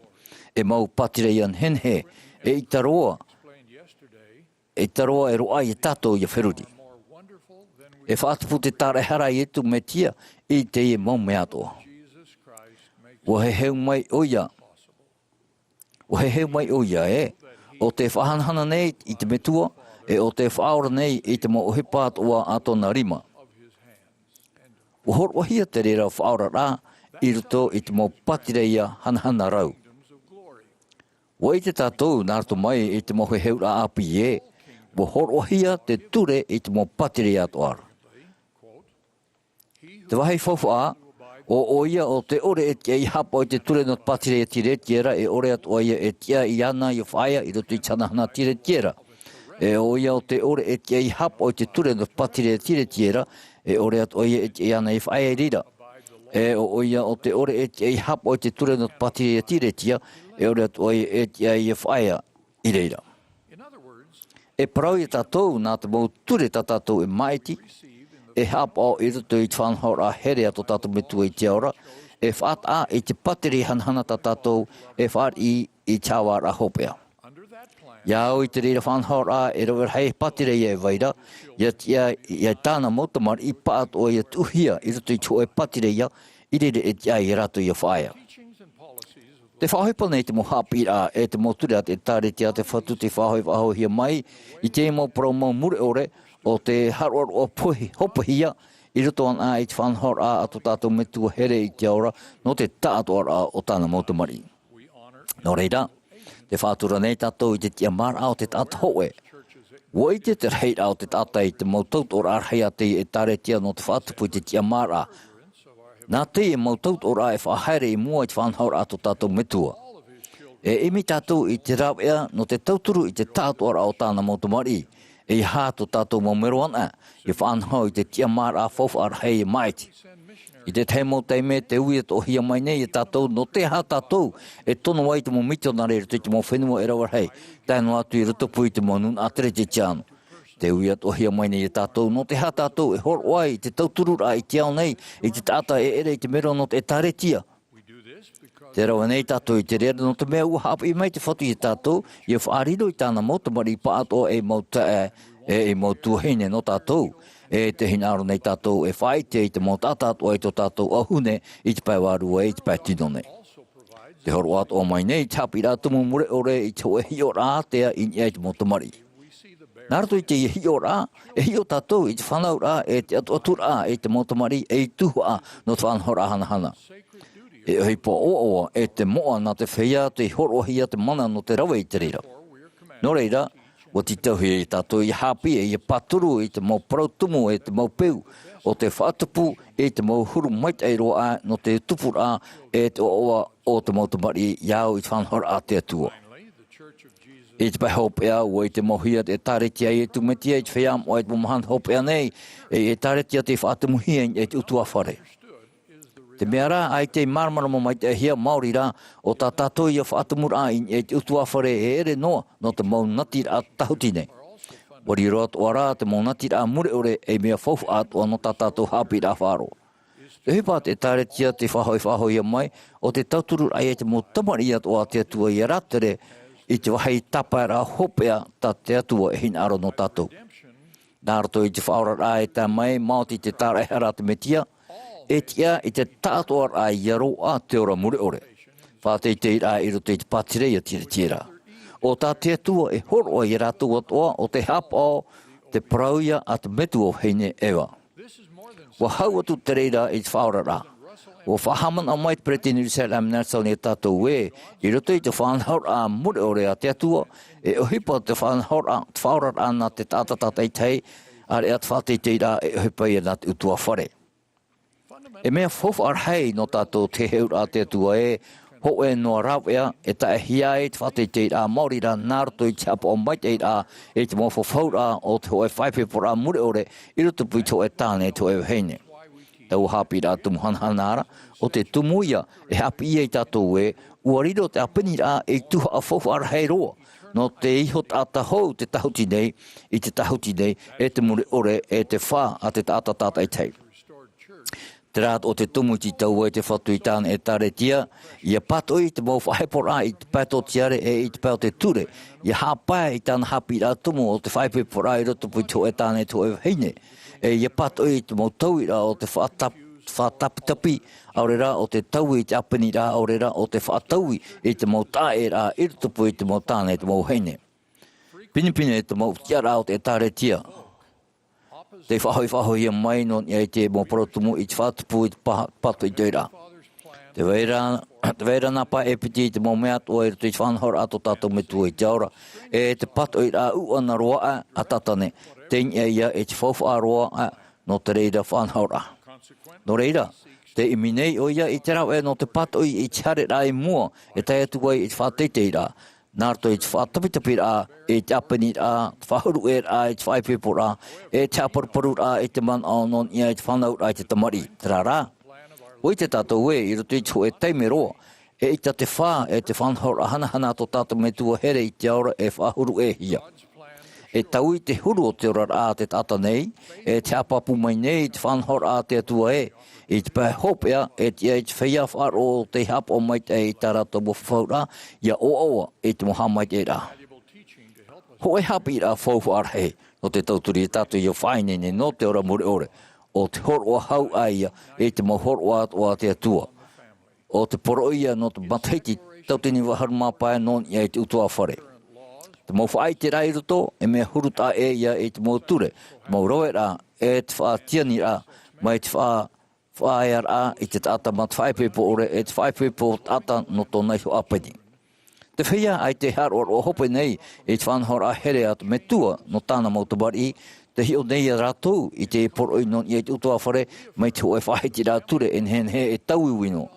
Te tei ai pā, te hapapu nei tātou te poroi non ia te utua whare, te niuhia I chapi rā tumu, te whaata nei I te huru au a utua whare I reira te pue te tua whawha aroa o tō tātou hotur a muri ore. Te rā te wai rā, no chapi rā tumu te mauture ho roa a te tāretia I tu metia I whea oi momhan hopea nei.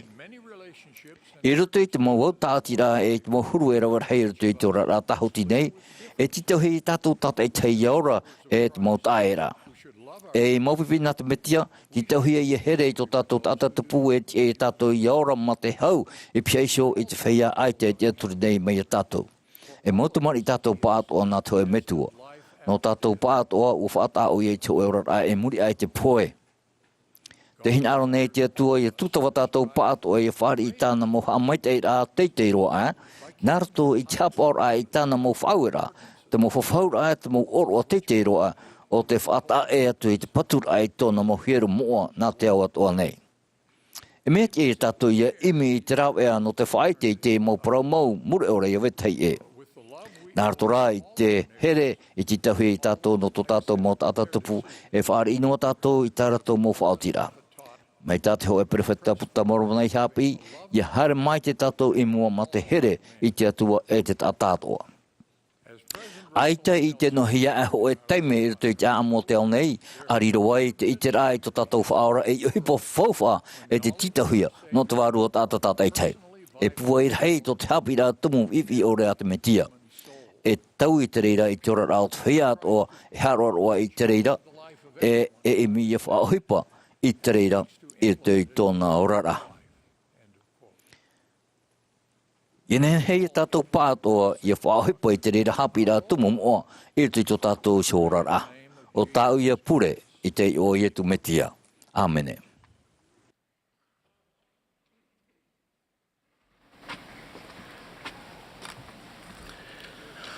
A powerful king desired for his son to rule over one of his kingdoms. I whaatere tana tamaiti I te hoe o tōna mo Pātereia. Tia I te tamaiti huiar I hapi I tupu I te pāri no te pārhei I te rono. I te hoe mhana ua wharere tiar I te tamaiti huiar I ua whaaite I tana opuara. Ua whari rātou haere te tamaiti huiar I te hoe oire no amai te tahi mo arawhi. Wharuru oia I te mowhiwhi whanau atoa oia rawar hei mo mea mai te tai I reira. Ua tono atura tiar I ana I te oiera I Eperera te tamaiti hui ari e titau hia I haapapu I tona hapa o mait ai I te ari e ia wha I te e uat ia iana ia whanau I te momait ai e te mohopo ia ta te ari I whaherere nona. Ua horohia I te tamaiti hui ari I te Āmuiraa no te maaiti ia whari I te mo whanau rā e te mohopo ia ore rā. Aita, te huru ia o tona mohina aro e tona hapa o mait ai. Ua papu ia ue e hina aro o tau ia ite. I te ohipa I tupu I ai te tamaiti hui ari. Ua hoi ane o ia no te whanau I te patireia. Mo tae te mo tuhaine here e mo hui ari tāne ore rā e mo hui ari uheine tātou tātou tei. Ua tono hia mai tātou I te tahuti nei e te hoe metua I te aora here no te oa I te hamai te ea no te hoe tino o te riro mai e mea tahuti ore nā ruto I te tarehara I te tia whaahour a o ietu metia. Ua titau hia ia tātou ia whainene no te hoi I mua I te aro te atua ma te hapapu e hapawane tātou I te momea atua tātou whatu o tātou atua e whaue I tātou. No te tautura I tātou ua here mai te whaora no te whaora I tātou e no te whaaite I te ea no te hoi I te atuara. Ua titau manihini hia te mautamari a te atua ia here mai I te whaorara e ia mai te erua I roto I ana.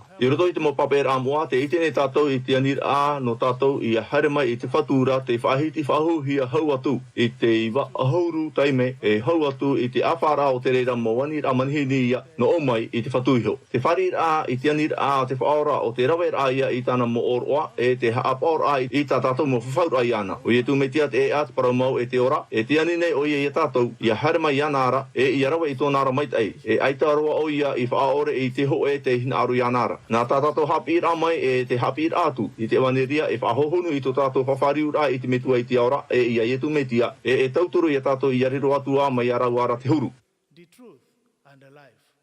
Ngā tue, aita te mo mea atoa I hehehu ia mai non ia I te teime e te huru e horoahia mai ia I te moha mai te ira o te whate te ira.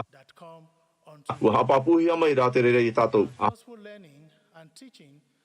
Hapi ai o ia I te whenua I tā rahe mera, ua whaatia o arama te tahu arahei I te oiani rā hohonu a ietu metia e inaha te whaatai atu nei o ia I te parau I te tātātu ara. Te whātorohi ara te rima o te arowhai a rātaura. E tēnā omeira o ia e, a tātarahapa e whari au I o tau. O ia, tēnā omeira o ia, a haere mai o tō I au nei, e rawe o tō I tō te rāau o te orara. Te ani mai nei te whaora I ho I a tātou I a haere mai anara. E I a rawe I tāna tuto I nia I tātou I a tia I a tātou I a whaaya I roto I te eau a ripurepu. E haere tātou I te metiara, nā roto I te whaohipara I te whaaro I ana, te tātarahapara I te momhana atoa, te rawera I te mowhawhaura I te atua, a whari I tātou I te mo oroa no te whaora I te whaatete rā, e te tāpea I tāna tu I te hopea, nā roto I te hapaora I tāna mowhawhaura. Te ea no te mait ero ara o te ea ia no te whawhaura e o te metia te pū no te mo oroa e te mo whawhaura atoa. Ua hapi mai te aripeni a mina e. Nā rato I te mo whawhaura tā tātou I rawe, e riro mai tātou e mo tamaite e mo tamahine nā te metia. Te whanau I a tātou I te paiwarua. E I raro ai I tōna upo te amahia nei tātou no te mea, ai tātou e oa I horoahia mai e tai mai e te ora. E whaorahia tātou mai te mea e tāpea mai te tātou e taino atu I te hopea, nā rato I te pēr atu I te hio a o te tamaiti a te atu ora. Ua ome ne fie, e ita te mo mea atoa e rawahia nā rato noa I te harer ana ni ai te atiti ai wharo I te periha. E tia ia tātou, I haere ti atu I mua I te tia mai te rai te metia, ma te tia I pāpūroa, e te here I te atua e te tātātoa. E tauturu mai te hapi rā tumu, e te metia I tātou I a ite, e I a whaia noa I nia te e ano te whawhaura, e ua whaanohia, te waneria, e I a wharihia, te mo hamai te a te whatu, te whawhauhia nārto I te mo oroa, e te mo whawhaura amoa. Ua o mai te profeta a te atua. Te periti tēni Jerusalem Nelson I tātou I roto I tāna ora I te ahuru maono no tēnua re piti tau tini hoi ahuru mawau. Nā roto I te awhata te ata, I a whaia noa I nia I te ano te whawhaura. Nā tā o tō whawhaura I a e I te whaora nā roto I te rawera I te mo whawhaura I ana e I muriho. Te haapaora I te reira mo whawhaura. E iriti I te ukuta no te mohamai te rapewaru atoa, e te whauwha, e waira no te tāne, te waheine. Te hopea, ta tātou tate te tuta whanei, o te whari aia I te mana, I ruto I te hoe whare, o te whatu, ma te tātihia I utua whare, ma te hapa o maitei, I te mawhawhaura I rawahia I ruto I te hiero, o te whaine ne tātou, no te horoa raheiroa ai a te atua, te ora mure ore. E tāpau te mawhawhaura I te ea no te hoi I te atuara. Nā te mo oro o te papati tōra e te whāri rā i te horo rā te waru o mai te ei, te whātoro rā i te otohua rā e te oro a moa, e ara rei a tātou i te hiro o te whatu no te rawe i tāna mo oro ano te whāteitei rā. Te hinaro nei au, e whahiti e piti nā mea tā tō tātou whaora i hāpapu mai no te tauturi e tātou i hāpa o mai te ei i te mo whawhaura. E nene te waru o mai te ei hapi i a tātou, e whahaman o i a tātou i te mo hapi rā a te whaora, e whaia i pihi ai hoi a tātou e amuri no atu. E nene o ia i riro e hoa tā mau no tātou no te arata i a tātou i ai te e ano te whawhaura. Ua hapi mai te preti te Nirisel Nelson e i te momhana i muri nei, e i tā tātou e ora mai i te pai wārua mai te pau, aita te mana arata ai, te whātere, te tamahana hana tā mau o te wārua mai te ei. And receiving the gift of the Holy Ghost. Ia hamana noa tātou i ana e ia vai noa tōna wārua i rutu i tātou. Nā te papati tōrā e iriti i te uputa o te moramuri ore. E nā te oro moa i tauturi i tātou i haere papu i mua i ai te ano te whawhaura. Ia rawe ana e tātou i te oro moa e riro i Ēperēra i whaaite rā i te metua e te hamana o tā maunu ane tātou i tāna tamaiti. E mai te mea e hamana o tā maunu a tātou i ana e hapa i tāna mo whauera e pārhei mai i ato na wārua i rutu i a tātou. Tā e no atu i te e whawhaura e whaapi i te whatu i te whawhaura no te whaore a hara mai te mea e tātara hapa tātou ma te hea i tātou mo hara. Ia vai hapa ono a tātou i tātou mo whawhaura e tia i a tātou i a tutawa i te whāri tā maunua i te warua no te whainene i tātou i a amu i te oro a moa ma te tia mā e o i atoa i a rawe tā maunua i te oro i a vai noa te warua i rutu i tātou. I te pēra o tātei o tamau o tamahine e pere o pua a horowhenua tōna e me aurua nāna i a whaahoro i te pere o nā rutu i te whare. E te hoi ahi hei, ua haere mai o ia ia ura e ua parau mai. Papa, e i tātou pere o e tere whaahou. E ne hane tā tātou e rawe mai i te hei mahu i rutu i te pere o, no te tu i rutu, i hane he o ia ia tere whaahou. Pene ia e hin auro ona, te mahu mai tō Ēperēra no o te tere. Ua i te atura wau i muriho e ua topa tupu ai o te ofa i putu uira. No reira, ua paro atura wau e nene mātou e whaahoro i te reira i tō whatetaho e hora. Ma te oawara hei ua paro ia.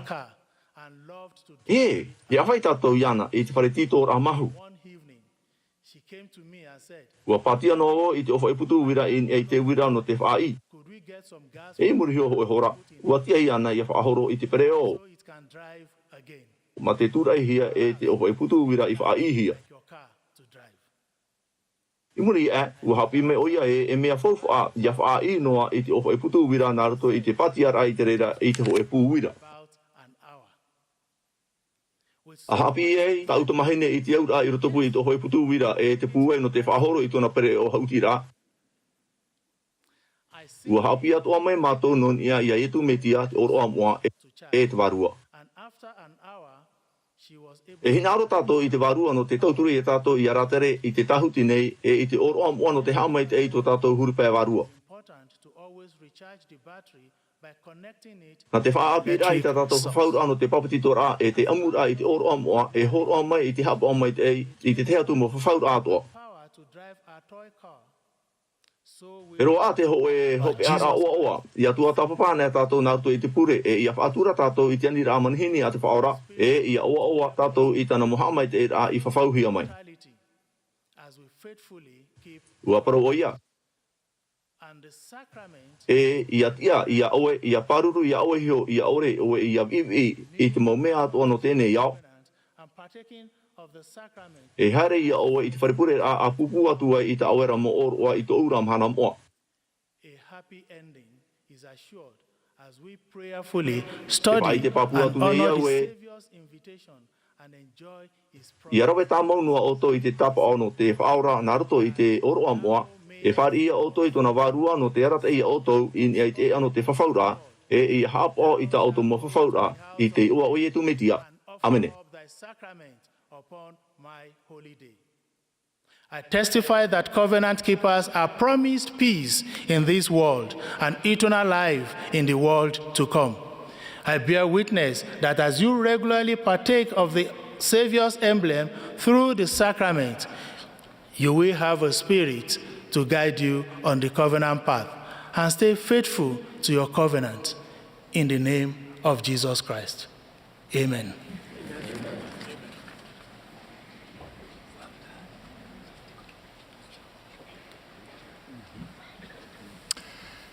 Moral agency is God's precious gift to his children.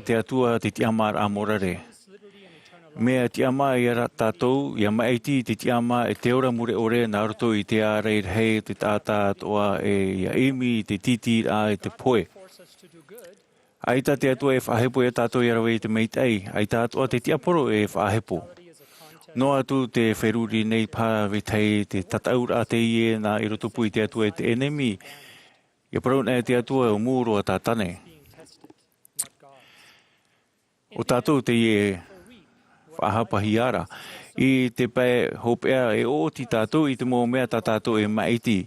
No reira, e aha te tā atoara o tō tātou mo wheruri rā hin aro e whaite no te here o te whaora. E tāna e tāre te e whahoihia mai. Mea whau whaaroa anei no tātou iso no tā tātou papitito rā o tauara, aura te arue rā tō te au nei. Mea hau anei tō tātou here I te whatu. E tāna mo whaauera I te mo taua o te au nei. Mai te tau mai a te enemi e tāna mo ape I te imi I te wahawahi I te uhipa a te metia. E ua taua orehia, ua hawhau wha orehia I te whaauera te whaaora nā te reheira o tō te au nei. Mea pine e te mo vea te atua e poro nei I te parau e I pau tano ore e hawhau wha orehia. O te whaora iso te pi hia tata a amu e te inu weina, pari haaware hia oia. Ua apo isora te mau vairua paruparu e te haaware I te parau e whiwhi e oia I rātou. Ia parau e tāna pupu ua whaaino hia ia e ita e wahi e toe. Ua whaaruru te whaora e tāna mau pipi api e te pāto I rā pūwei, I roto e I rapa e te pupu. E te ie mhana whaatata aita tātou e nene e whaitut. E ora I tuitu whaahau I tō tātou whaaro, ma te ore e whaatorohia I te rima. E utu a meitei tō te pēra I te whaora, tarara, I te hei, I te temo teme, e o atua tātou I roto I te herepata a te mauwhia e poro nei a amu a inu e a oa.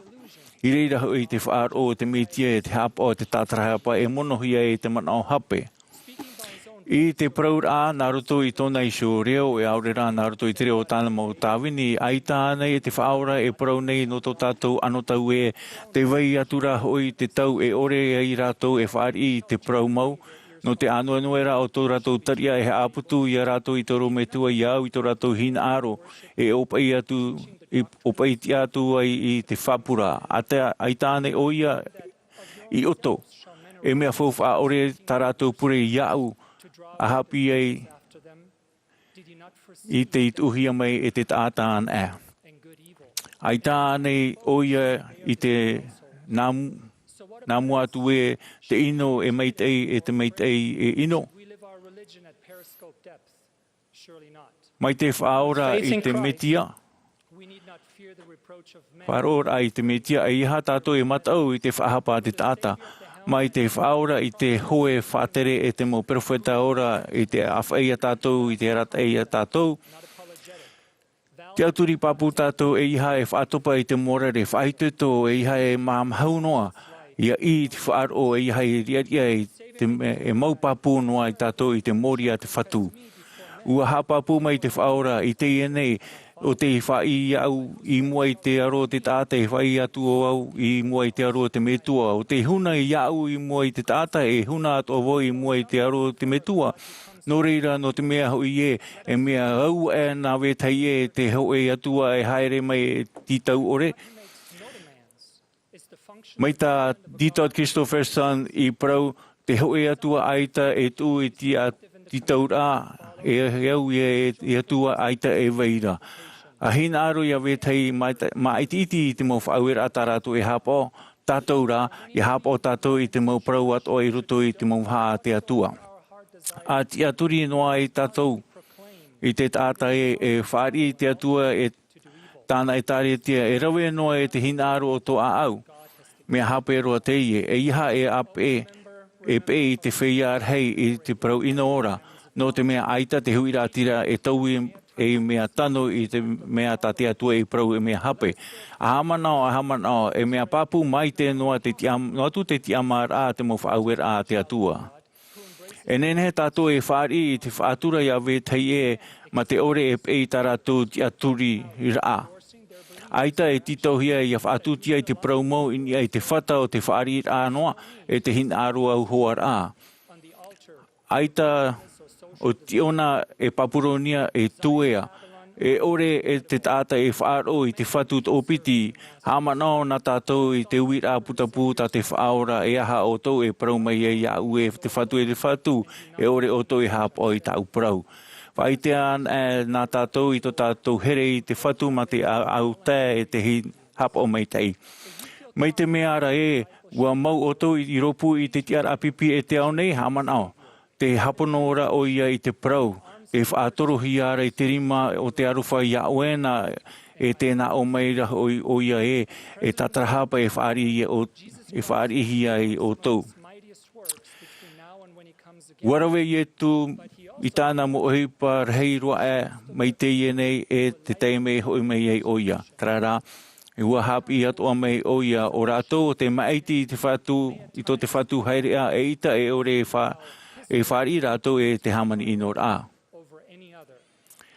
Blessed is he, the Savior said, whosoever shall not be offended in me. Elsewhere we learn that great peace have they which o te ore e tururi ia unei. I te wahi, I te tei atu wahi tātou e hapi mai iei, e haura hei to te whia hin aro I tā o e ture, a ore o rātou e tū rori rori. Aita ho e no reira, e ani tātou iso, te wharo mai rā nei iau no te ho e taupoto, I tupu I te poe te hamani ino I te prau mahe ai tu ra vau I reira.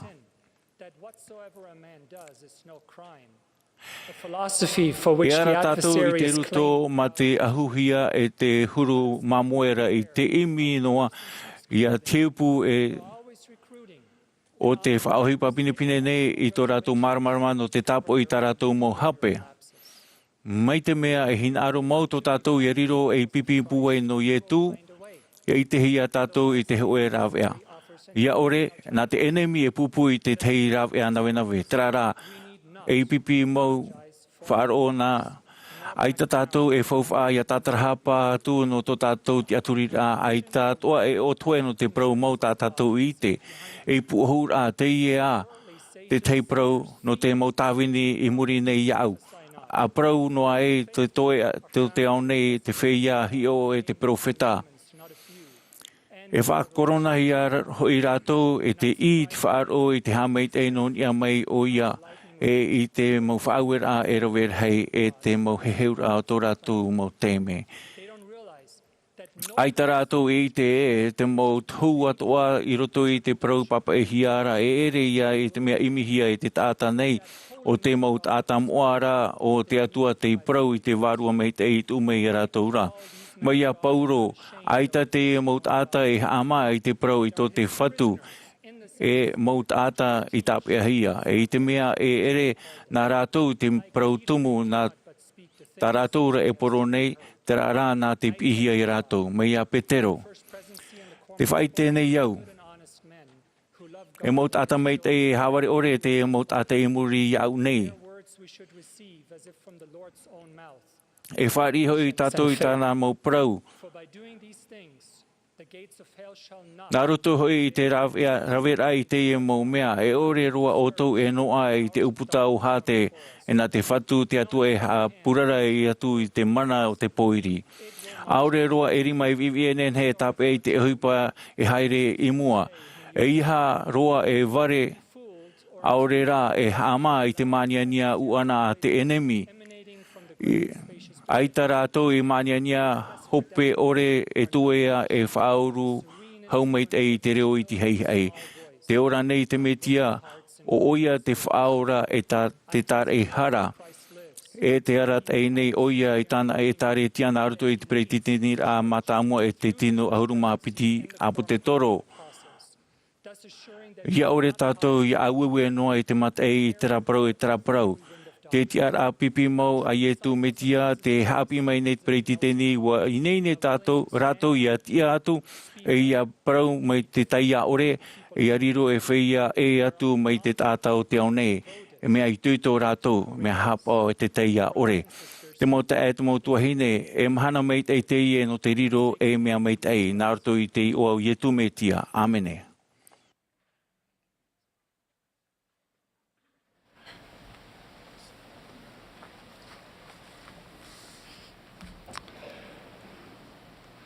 For just over 3 years now, we have been Ēperēra no te tari te a te whatu. I te awe ato pāp te tautini ahuruma aura, te pretetini matama te tino ahuruma peti, Āmuiraa tātu ia apo I te Ēperēra mai roto mai a ietu metia, nā roto I te tuata papara I te mo papa e rāmoa, mauti te materia mai pe e mai.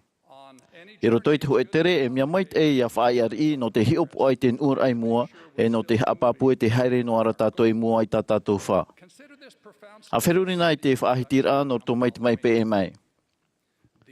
Te wha no te apor amai e te hapira I te waneria o te whaahohonur ai ia I to tātou whawhariur ai te metu e te ora e ia I tu metia. Aita te apor ai waneria o te hapu e to tātou whaar oe o te arat e te temeio no te whawhariur a e tupu I te rai hotaime e tupu te reira I rapa e te piapir ai rutu I to tātou a au e te whare. Ti tau te reira te tau te or atamau te mahana tata I te heia maramarama e aora I te evaneria. Ti tau te hapira evaneria I arat e I te whawhariur a I te whaarur a te varua mai te. O te temeo e tātou I titau nei. Te no ara tamatar ai te mo pape rāmoa e hamai te hiatra tamatar a e te whaaruru a te varua mai te. E mo of ai niu te reira. E mai tā te preteteni Nelson I prau, ti tau hia I hapua I tāmau hia tō tātou niu pai varua. E uhipa no te orar ata atoa te whawhariur a vai maoro. O te whawhariur a tātou wha. Ia manu ia mai te reira ti tau hia ia tupu tā o tōsho mo uhipa I te mo pape rāmoa. E mea mai te ia tei o ia whaar oi te uhipai tupu no te te hatu tātā. E tara te reira I whaatea mai te hoe a mana whaawhariu. Ai te apera ai te taime o toi ruto I te mopap I rāmoa ai te whaar or ai te waru mai te ia propro afro ia o tō. E hata te waru mai te e hap ine ia u. E te mohepe tomato ai whiwhiu ia tatrao I tau puta mai pe mai. E papa e au e hata te waru mai te hap ine ia u te hepe toma. A tuata papa e au te mopapa e rāmoa e wheruria u Āmuiraa. E te hape e tā mai te momana o pā warua e tā poia vau te reira. I te enei, e nahia vau I te Āmuiraa te waru mai te iau. Ia I te oto e tā mai nei te reira mai te rawia hei te ohie. I te tā mai mai tūru e puraroa mai te oi Tuha'a I rawa o te apini e tomata. Te tā mai mai tūru e te hāmaramaramara hiarat o wherurira. E putapua to avoi te mana o te waru mai te ia proproan e maua ta au heine. No ni ai te mea ta maua I te o. E mea titau man hinhin tāna huru hi o rai te warua. E te matairi te tuata papane tātou I te whaufu atheito. Ia te o vau te whaufu atheito mai te huru e te tiara vau I peisho I te teimo arata e papu mau mai a atamu. Eva, Noa, Aperahama e te vai atura. I te hepe tomātua tapapai tātou I te etoto, te maupene hitu I te ahurumatoru, te hapine tātou non e te whaatia mara te whatu I te motamaria Ēperēra I Eifiti. Te te onei tātou I te prono e iwam ei. Tā wharao I te aitara I tā maru I tōna āau. Proatura te whatu I tāna profeta ia mote non e te ahuru te mai. E nahea te utua wharetate I te no Ēperēra e whaanyenei no te reira. I roto I te ho e oro ata rato I pesa o I nania e whaatutia te motamar I te ho e whanau a mamoe e oni ino ore. E muriso e urato I te ho e tāpao e te pou uputa I te tea I te toto te whanau a mamoe. Wa pro te whatu te mo whare atu o te tuhia te tāpō e pāruru hia ia. Te praune te mo pap e rā moa, haere atura te tamari a Ēperēra, rawe atura i ta Yehowa i prau mai a mote. E prau pua i te reina. No te mea wap e te mo tamari a Ēperēra i te prau a mote, wa rawe ma te whāro o whāora hia rātou i te ramai e Amuiraa o whāora hia i te titira. E hai ata te wārua mai te i hap i mai a ui roto i te maupene. Te te mo man a. E ohipa ta te whatu, ohipa te whatu nā roto i tana mo profeta no te paruru no te whaoreito na mo tata. E nā mua te whāro e te hae ap e te profeta i te temeo no te paruru ai te whaorara. E tāpā o rāpā te toto i te mo pou uputai te tea no te whāro o roto. Te whāro ia i tumetia, o hei te arenua te atua. Whaahihiro te tuatira te huru te whatu i hamait e tōna mo tātai tratau, e tōna hamait e rai tōna mo tātai te imhana. I te hohorar a te profeta ora te whatu te pretetini Nelson, i te mai pe e mai o titau manhini o iei tātou, ia whaariro tātou mo utua whare e hai moa no te whāro, e ei pū no te hapira e vaneria. O prau era o ia e mhaha mai te eira. E riro mei, atei e riro mei ta o tomo Sabati, e mhana hin arohia. Piti e anana te aro ta o tomo tamar i a hapi i aura i te mo hapira te whaora. Te toru e tino mai te mana o te enemi, i roto i tō urar a e tō tōtua whare. E te mha, e tauiro mai te e maumia i tō tōtua whare, e vei no mai te reira. Ai tātou, hoe e praun, no te whea i te tra oroa, no te pata e o mote i ai whiti. E mau i te ara tātou no te whea moa ma te whaaro ai whaito, e pēnei te prau o a te pretetini Nelson te imhana. Te ewet hei. Wa prau te o me tua whaine tamari a pitana, te prau ne mātou no te metia, te oawa ne mātou i te metia, ia unei, o te hamait e ar heiroa e ia, oi hei, e ti eit au tamari i, ia paari nā roto i te mau aprau rano ni eit e vaneria o te hawhatatatua nei ia mātou i te whaora.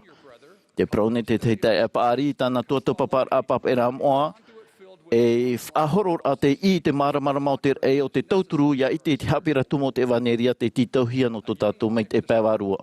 Te whaitera te hoe waheini api, te whaituito, te whaipuipohia, wa noa ia u te hoe i te hohonu e o te au tautāne, wa hairea u ia amahorahora tua i tō u au iana. Wa i te hoe, me tua waheini rawe hei tamari i te tauira a, i roto i tōna utua whare. Ia hi o wau mai tiuru i hautina wau te piana, e mi haap o hautinoa ai ta te pei tanoroa. I te enei rā, no atua ai tatau pei i nawe roa, te whaar ora wau te wahait a e. Wano amai te mai pe e mai te hi ora a tea. Wa prau te o tāne whaipepo, wa papurua mai ta umau ohipa mata mua roa e rawe. O ia hei,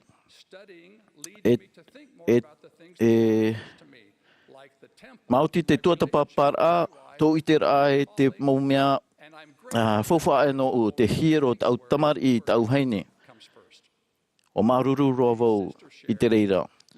O whaite te hoe tua whine e rawe au i te mai pe e mai, te momhana atoa mea warawarara te uhipata a e tupu. Trara wa i te au te roar au te momhana i te tauira ai e au. Mauti te tuatapapara pap e ramoa. E tupu te man o hea a. E haapi te reira ia u e taui ia u maawhaiti te taime ho e. Wa prau te hoi mitionare nārto i te whanohara mai pe mai wo hoi i au ni ai tau whaito tuatapapara papera mo te mitioni. Wa ti aro ia u ia whariro i te reira e tau ar hei mau no te mātou i te atua. Wa nā o te hoi tae e, te i te rawau i tō uwhar i rehi atuar ai te warua mai te eiro toi te uorar a, te putapu ne au te arat ai te heheur a te atua. E mea hohonu atua tau mau apraur a, no ni e te hapira tumu a te metia e tāna tāra e hara. Wa whaite mai te hoe tamahitu mateiti e, whatatau au te paptitohia i nā te mai pe e mai whaini nene iau. Prau mātou no ni e te paptitor a, ai tātou uta ia i paptito i tēnei. Tauturu te mai pe e mai, te warua mai te ia tai roto i tū a au, e mahanahana i roto iau. E te hopea, nā te hoe me tua waheine e rawe rei tamari, a tuatapapa e mātou i te prau a te atua, wa tauturu mai o ia i tō utua whare a haere mai te hapi ar ai te hapu eira. Mai te tamatamatar a te whiwhi, e te whaurara. Mai te marora e te whahapara i te here e te hau. E mai te mana te enemy i te mana a te atua. Mai te hoe hoho whahohar awa tu te no whea a pe whahapo mai tēno te metia i te toto o te are nio a te atua i te tomor au tō rātou whare. Te whaitira rātou i tō rātou whawhaura oroto i a pe i te whaora. O te temei o ia no te hoe tāta, te noara, te tamatar ai te mopapa e rāmoa, e hamai te hiatra tamatar ai te whaurur a te waro mai te e. Ia tua tapapa tātou i te papa e rāmoa, ai tā e o e pāwaru e te whenua nei. Mai tāne whi prau, te tātātou o te whahapa o i te prau a te atuai o te maumai te Ēperēra e ore ia rātou e poe, ore hoi te mau whahemara e te mau ihe au hei a te enemy e hapo i ri ia rātou. I te heitora, ia e te motamari ai traera i te arteira te whatu te horo hia mai nā rātou i te profeta mote, o hamai te hia rātou i te paruru e te Āmuiraa. I te enea, ia e tātou i te arteira te whatu nā rātou i te Pretetini Nelson, ai whai toa o tātou i te hamai te hia i te whawhariur ai tō tātou a au, e te parurur a.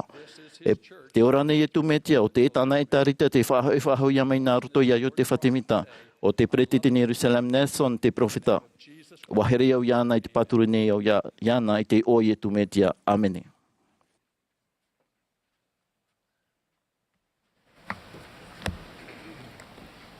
On a signal from the conductor, we will stand and join the choir. Wa e himene Amuiraa tu, e te pupu himene, i te himene maruru mātou e te atua.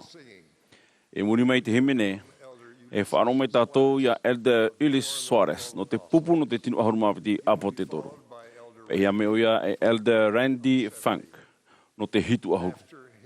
I muri mai ia Elder Funk, e himene mai te pupu himene, the Iron Rod. E muri ho, e wawa tātou ia whaaro mai ia Elder Dieter Uchtdorf, no te pupu no te tinu ahuru mawhiti apo te toro.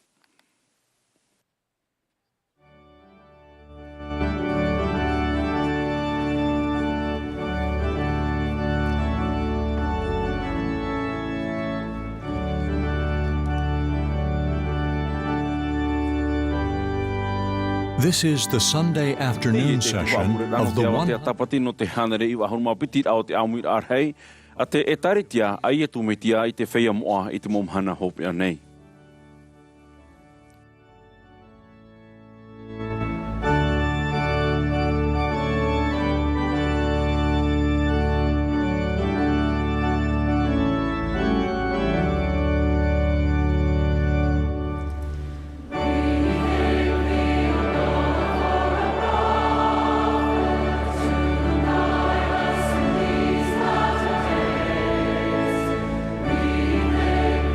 Say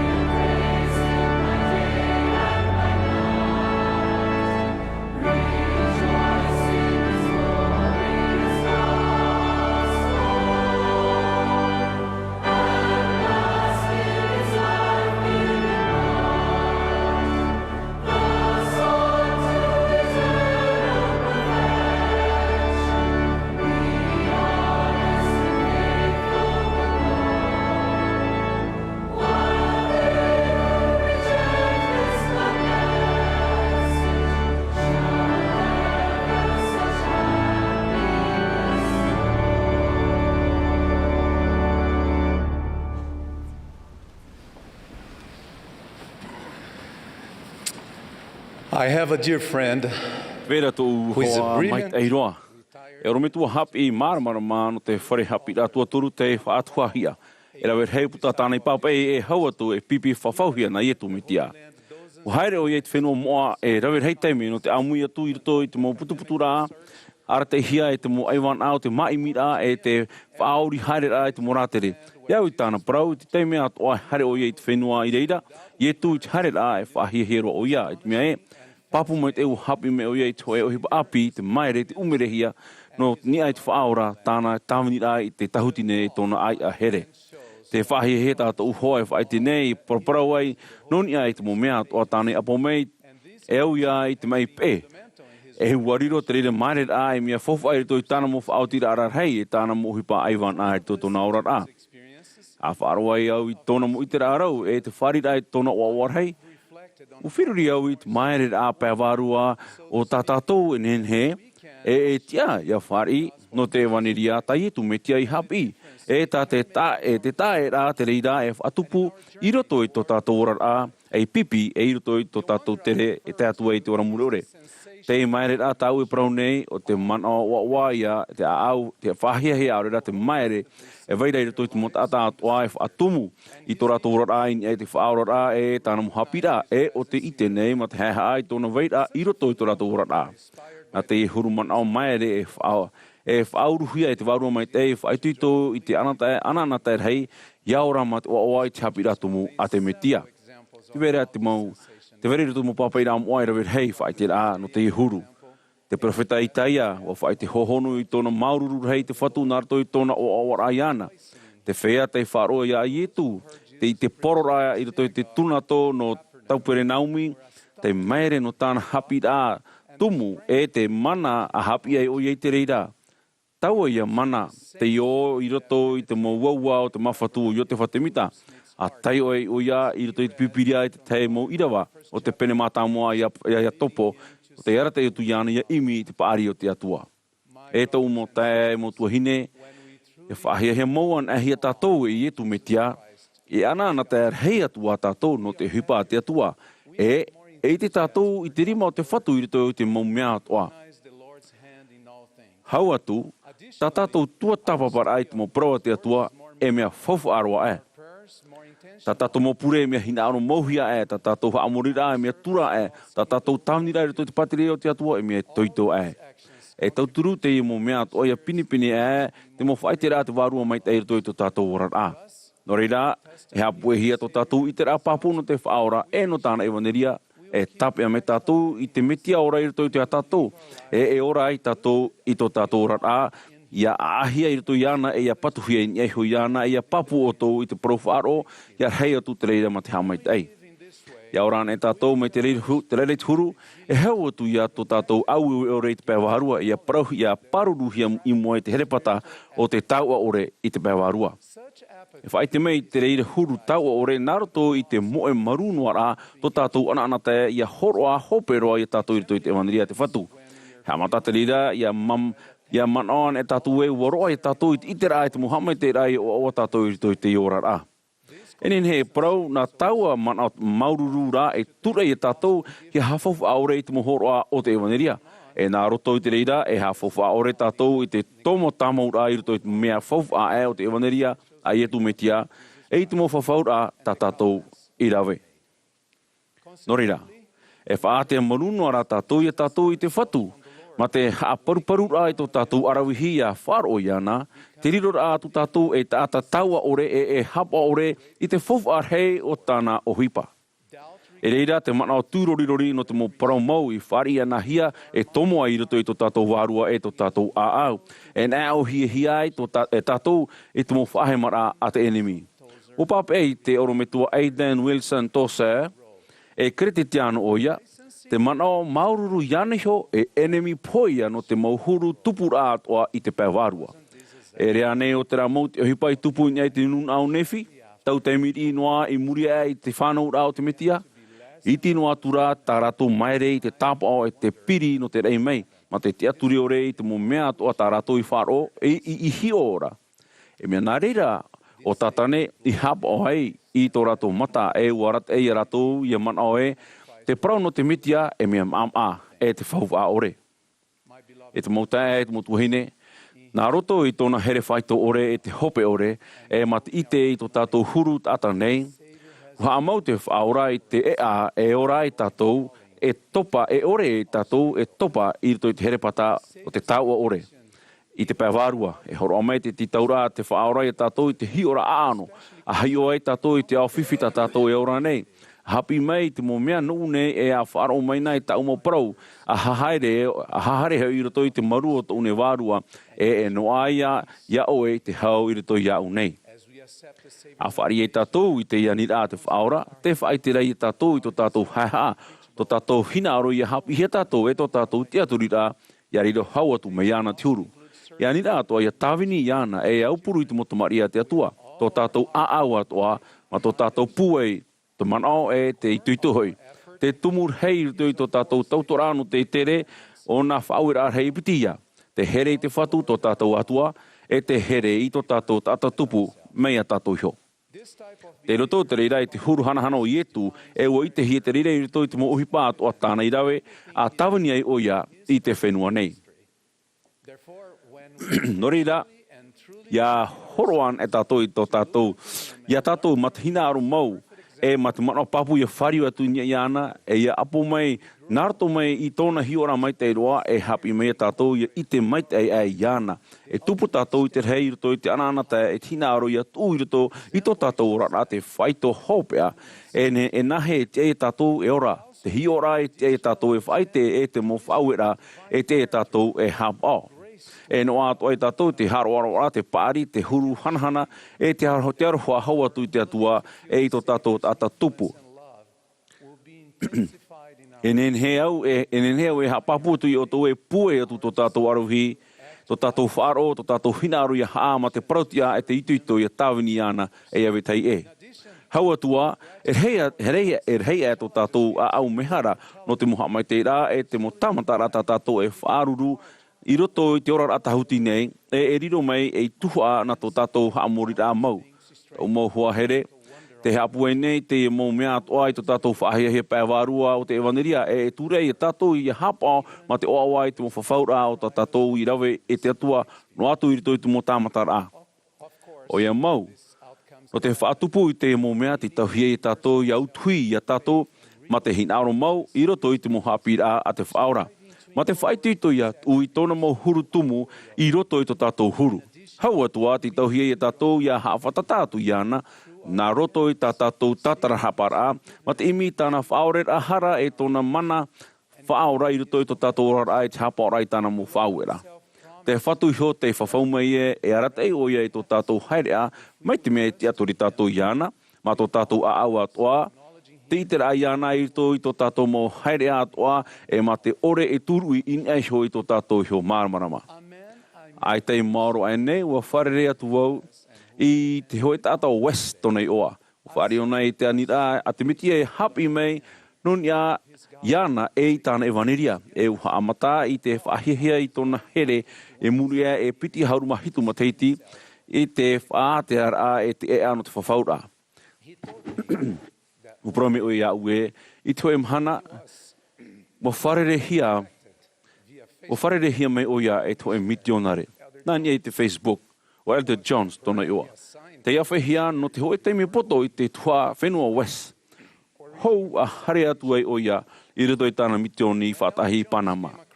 I te topara Elder Jones I nei te hohoa o Elder West, mat I te ore e mero o ia no te tarete o whari o ia te whaurura e te warua mai te eo, o I te ua te e ana ia wharere ia West. Ko whaahupa viti o ia I taua man ora, e ua mai rerua West, I taua wharere I man o ore hia. E ua hamata era o ia I te hapa ora te whatu iana noa atu tōna Āmuiraa I te e ano te whawhaura. Mai taua te mira ua hamata West e te momitionare te aparo pine. Horoa Elder Jones e tōna hoa mitionare te mo o huipa tāwini rā tahe petoma, e te mo poropore pēwārua o te tauturu ia West ia whari I whahau I tōna whaahia no te whaora e tāna evaneria. Whaama whahau te rira I te ura o tōna itera papu no te promau e no te here o te whaora nōna. O whari I West I te hau no o mai te whaao, noa noa te pua I te tahuia ana, no te hei mai I roto I te aua. O promeo ia iau na taua I te rara I whahe mai ana I te ora pēr warua te pēr ahui aihuihu, te tauturu iana I a waiho I te mana o pēr I haa putuhia I te roar au te mo teiti no te mo uhipa whiwhi tāna I wharerei. Mai te prohia inia tō hoa oro me tua maramarama, te vei no ara hoa hoi uhipa maere te umerehia. Apo mai no ietu, no ia ietu me tia tāna evaneria. Warawe te whatu I te mo whawhaura maere mau no te mo tata atua, tēno atu I tātou. Imine ia hapi mai non ia iana, ia whaao mai tāna mo parau I roto I tō rātou orara. O parau o ia enoha, inha tenia hioto uwarua ia oe. O rira, whaati awo I tāoe atu ara mo parau. Haere atu, te mo moua, mai mua atu ia oe, tipu atu, te mo anawei pape I roto I tō rātou taira. I roto oe ia unei, Ēperēra, I roto o ia oe.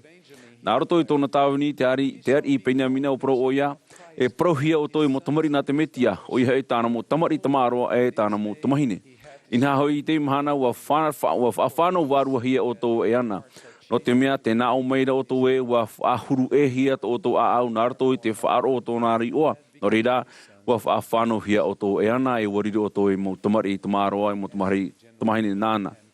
No reira, ti tau tātou ma te au te tamu mai te apo mai no te whaora, ia pei tōna hi ora, te parau whawhau atu nei au, I tōna I oa papa hia tōna mo huru hanahana I roto I tō tātou wairua, tō tātou au, riro hau atu tātou meana te huru hareha I tātou ona. Tau mo tae, mo tuhine here, te pure nei au ia wei whahihe no tātou, ietu metia, tōna here hope, te mureore, te maita eiroa.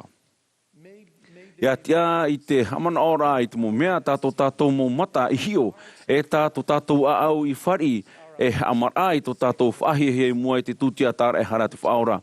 O te nenhe whaora I tātou I tō tātou mo pepe pē warua pē ahihu. A tauturu ia tātou ia hawhata tātou iana.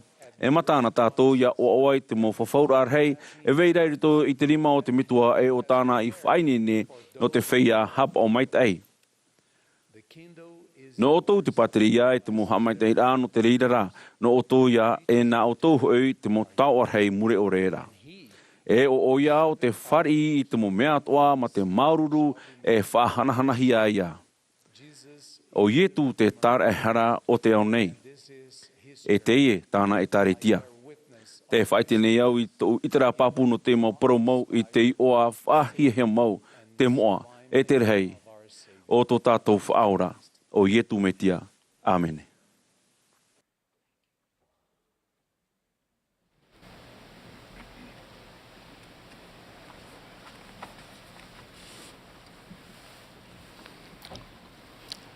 As young parents, brother and sister Sama, te tuhine sama na ro tutura o te ara mitu api te vanaria I tu me te tutura o a wharehe ti pia vai rei se maro in whenui ni toni tia ma te parhe I te tei e na mai ti te hoe moriga se wha I te pia nono I te maramo te mori wa api na mitona api ti ara o te promomure ore na ro tu te protamau te arata I ra te warua mai te ti aturi ra tu I te mea hap I hia I papti tora hamau rātou roto te tāre te aiutu mi te whia mo te mahana o pia nei. Mai tau te mei rau riro te whaoti rā, tō rau a ora ai, hamai te rā no rau ai ki tā agi te tōhene tāmat, tō rau au tō whare I roto I te mou rau rau hipa tō rātou rā rā. Te roto rātou I te mou pio ni o mātamu I ni tōni te muri no mai, whari rātou I tō rātou oro ai no te hiro, o tāwini ki tā sāme, te peritini Āmuiraa, peritini mātain ā. I roto I nā mate tīhare hia mai o tāwini o iai patera hia mata moano ki tītira surakarta ni tōni e tia.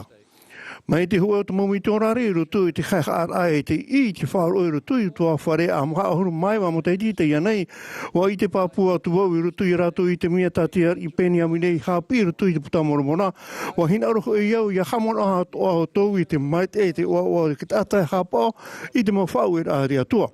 Ia hamai te hia rātou I te mo mea toa o te tino nei o te warua toa hoi.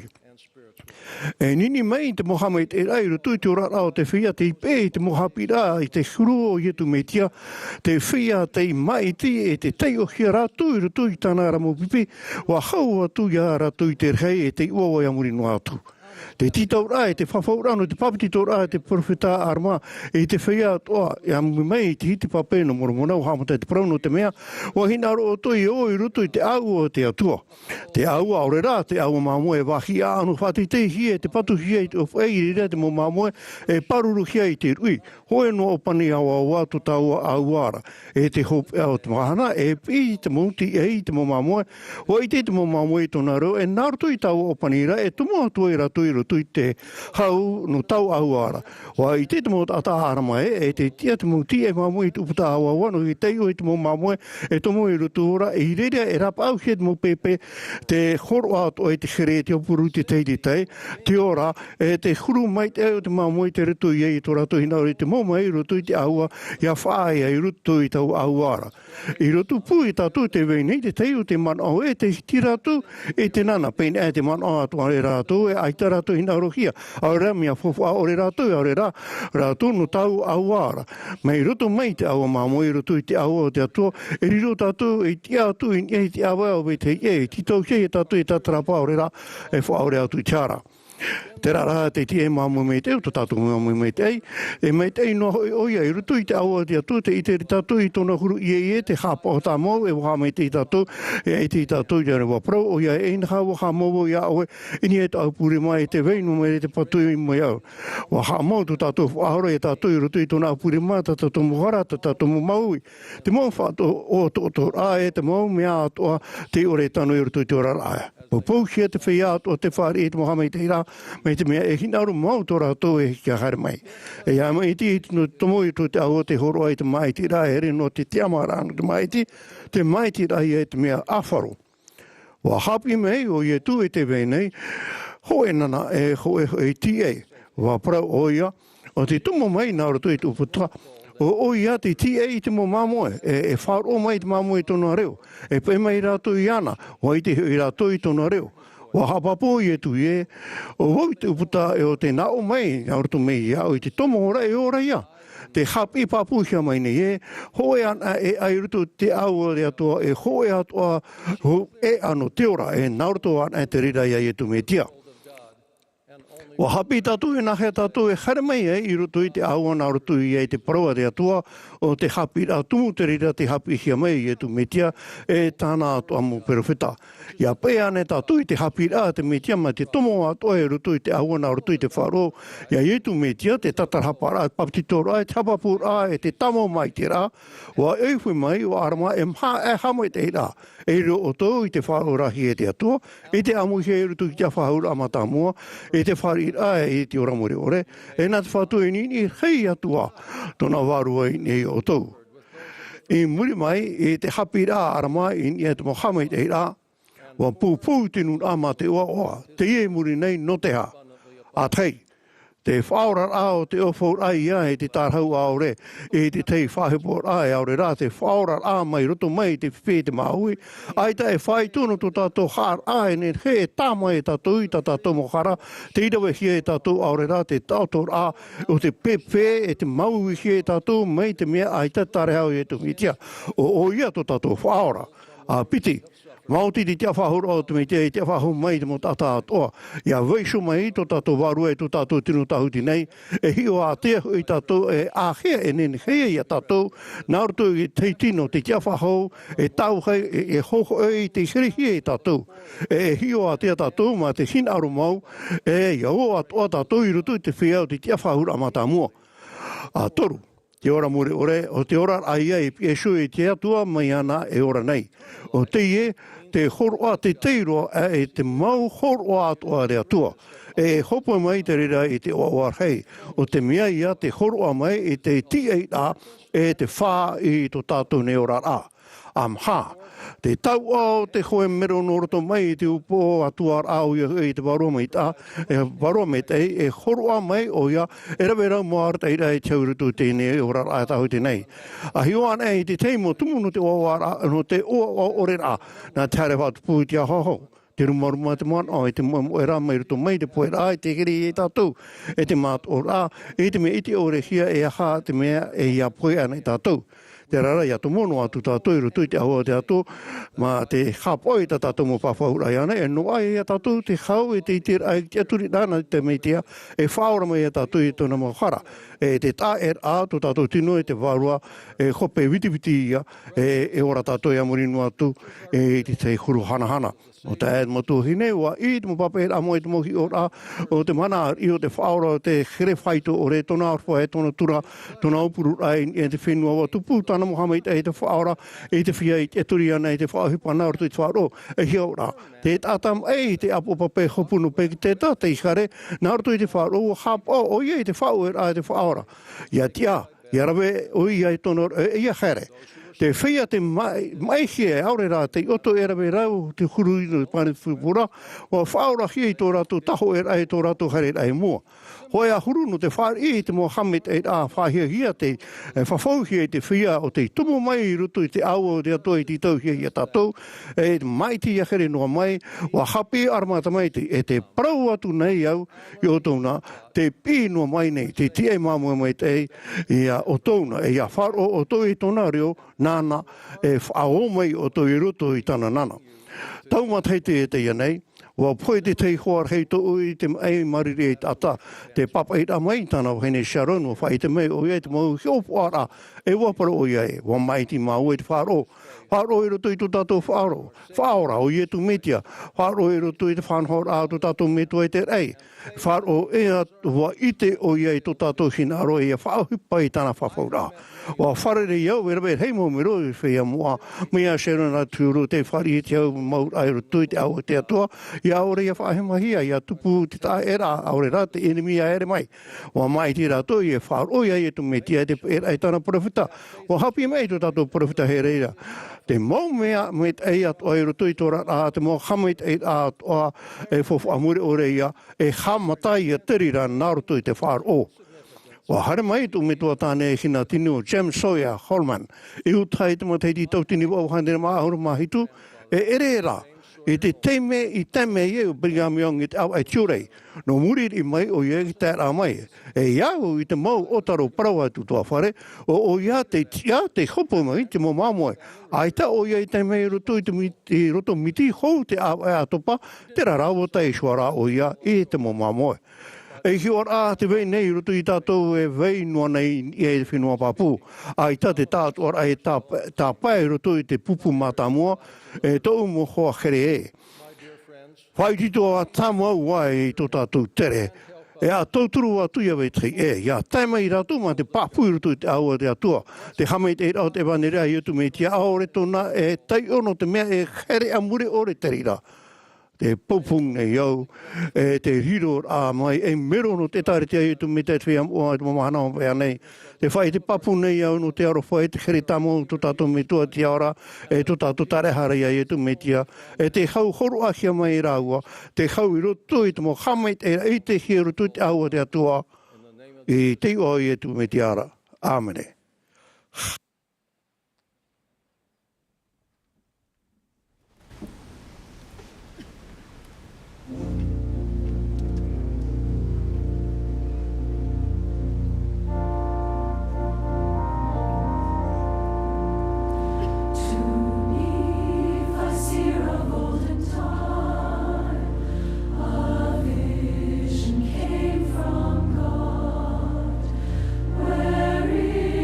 Holy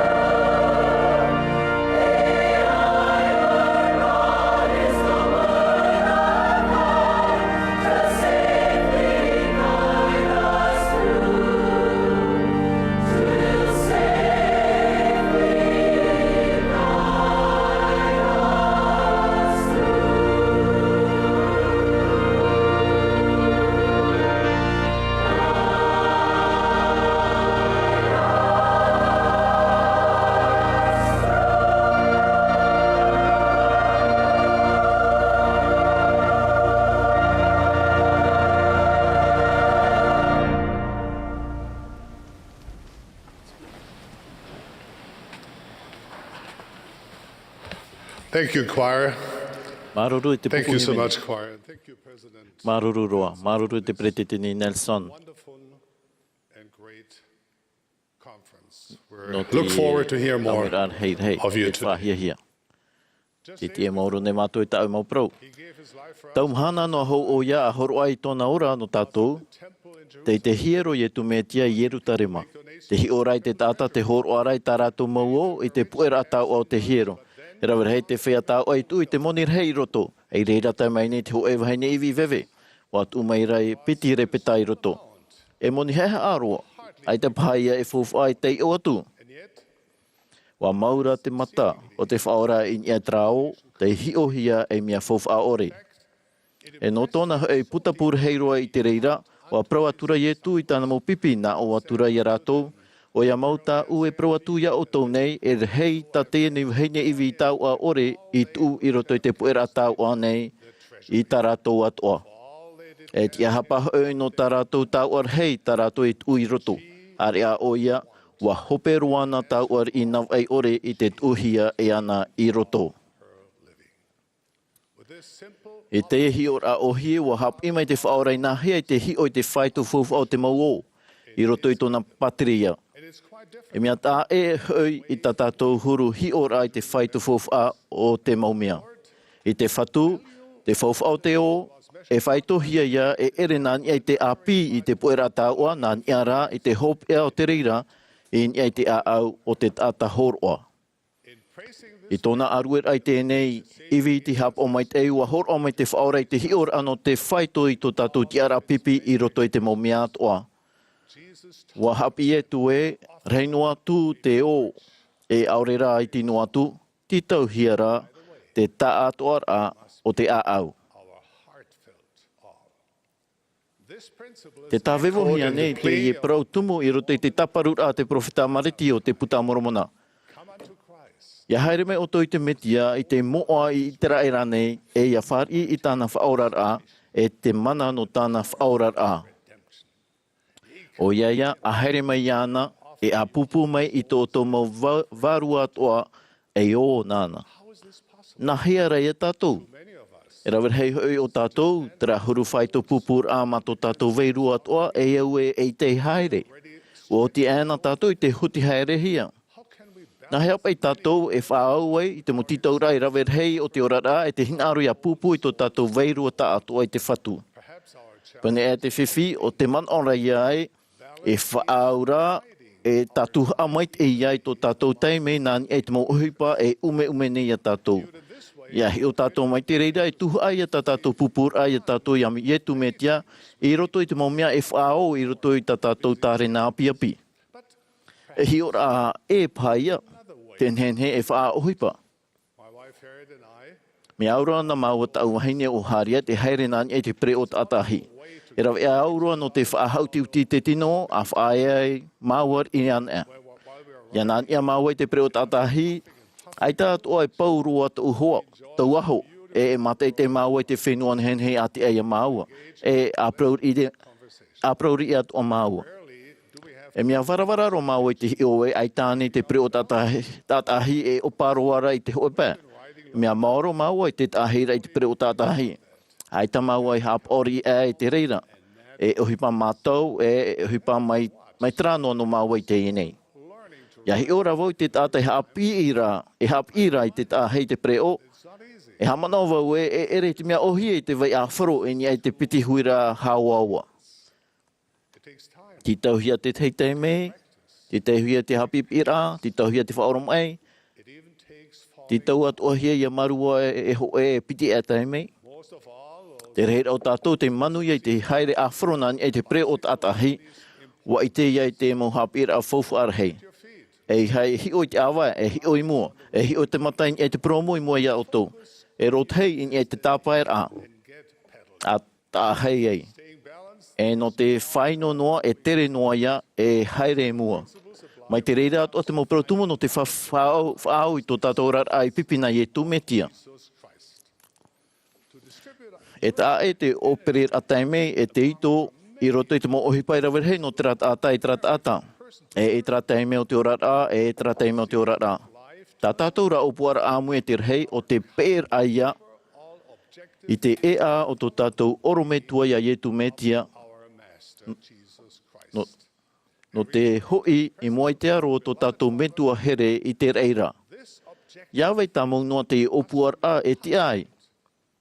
E te papua toa hoi.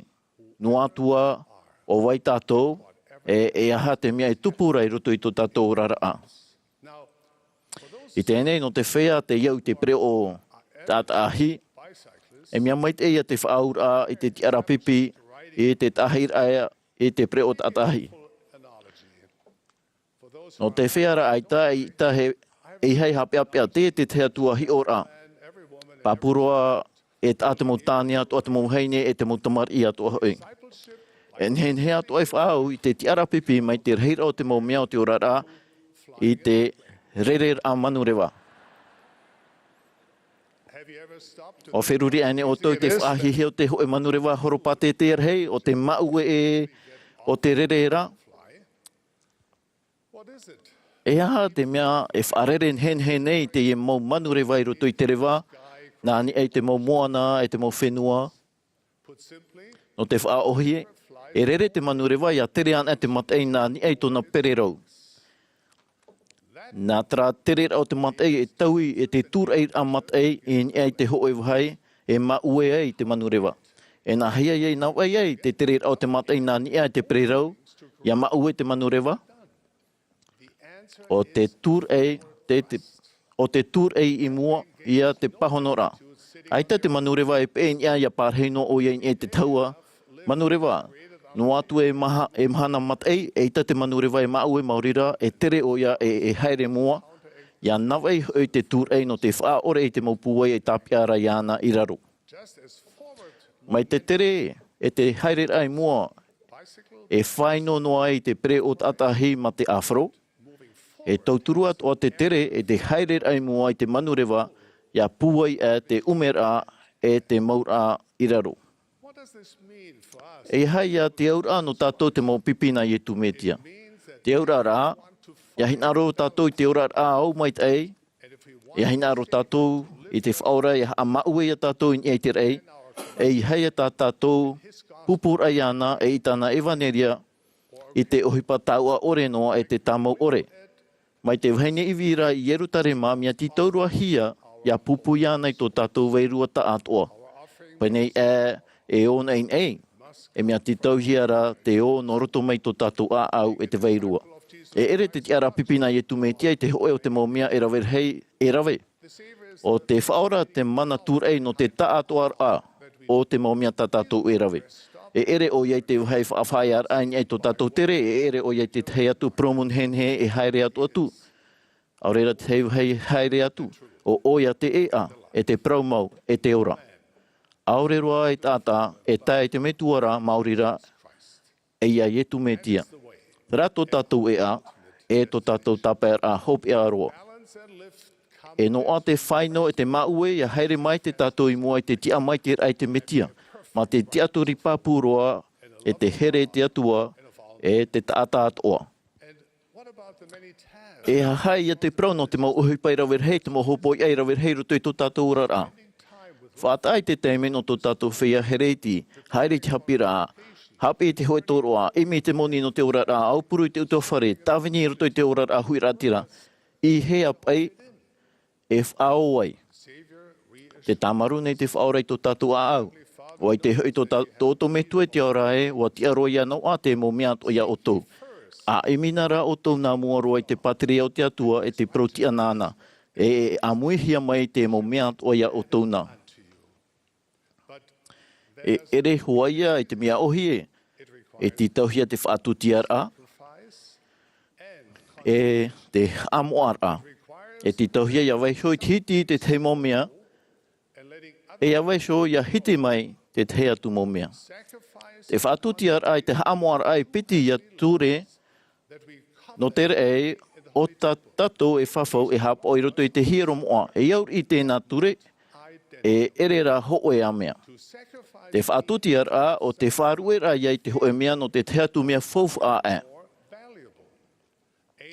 I mut ara o whaatutia te mut atau te atua i te mo whana o mātāmua o te nana, no te whaahanahana i te tēra amai o te metia te atiuta, i roto i te tua ai o whaatutia te whiam o hapa o mait e tā rātou, tō rātou mo hina aro, tō rātou ora a whan o i tēnā atu tō rātou ora no te whaora.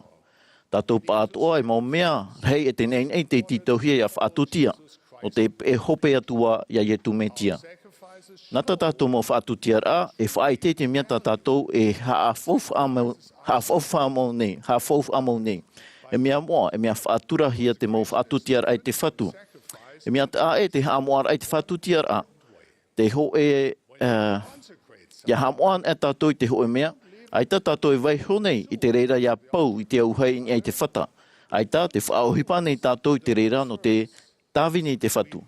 E pūpū tātou i te reira i ana, e i tāna mo opuar a moa. Te whaarine tātou i te mo tārei ni tā te whatu i horo mai, e tutawa tātou i te whaarhei atua i te reira, i arheiro atu, no te tauturu rhei atua i te patura a i te pateria o te whatu. E mea itiroa o tātou te anihia ia whaatutia i tō tātou ora no te whaora. Wā ni paurua hiera tātou, ia amoa i tō tātou ora, iana rā. A ti tau ai tātou i te tāma i tō tātou ora, e te hio i te metia i tō tātou mo mana atoa, e amata te hei atu mo mea i te tuati mei. Ai tātura te ora rāma i te hoi tāpura ohipa rorua, e ohipa rhei ia whaau. I te hopea, pauro te reira mo mea, o te ho e noa ia ohipa. Ho e oa oa, ho e noa opuar amoa. O te ohipa Ēperēra, e te tāwini rai te atua, o te ohipa Ēperēra e te tāwini rai te mo tamari a te atua. Ia hi o tātou i tō tātou rara e te hanere mea e rawai, e tupu i hoaia te man o tuauru. Ia hi o tātou ho e mea, here e tāwini te atua, e tāna mo tamari, ma te hanere huru rāwea, e ohipa ia tātou i ni ai te reira mo mea ma te o awa. Nā reira tātou e pupua i tō tātou veirua atoa. Nā roto i te whaatutia ai te mo mea atoa i tāpi ane a tātou, e te haamoar a i te toe a i te whatu e i tāna mo opuar a. E mo taime hina aro o tau, ia rawe te mo tae te mo tuahine, te mo hoa, ia rawe hei atua, hina aro te au, ia rawe hei atua, wai te tōtou me tua here te rei, tōtou a au, wai te o ia e teini hen he, rawe tō mea atua, tātou a au e tūrei a otou, e henera otou here iana e tāwini te atua, hene otou e whaito i tūro no te hapoi tāna mo whauera, hene otou e here e tāwini tāna mo tamari, e tā māta otou mo tautu ora i tōtou a au, ma te whainini ia otou no te hoe anan hei hanahana. E iau e o te reira, ta te uhaine iwi i maramarama i moai te puera tau o te hiro. Pāpuro pai ana e ere i tāna o e whauwhaahia i traera. E nhenhera e taui e hamait e iana. No te mea noa tu tēnei e, wa hoperoa na taua. No reira, e au mohua, e au mo pipi here na i tu metia, e i hei whiu i te rawet ai te uhipa mait e. No te mea te amoni tātou i te niu no te hoe ohipa whauwhar heiroa. E nā roto i te momia iti nei e tupu mai ei te heiroa rā. Te e praupapu nei au e prau mau te i. Mai tā ue praupapu atu ane e, o e tu metia tō tātou orometua, tō tātou tar e hara, e tō tātou e a ho e roa, no te hoi, e tō tātou rā metua here iter ei. I te ua moa o Ietu metia. Amene.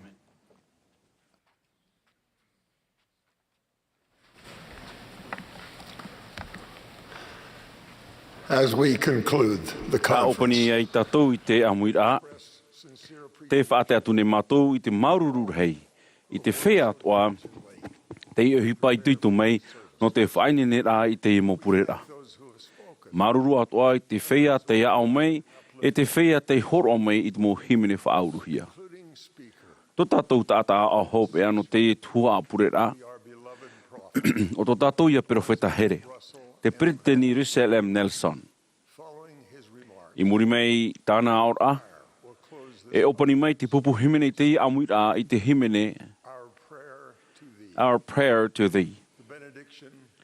E horo ahia mai te pure hopea. Elder Vern Stanfield, no te hitu ahuru.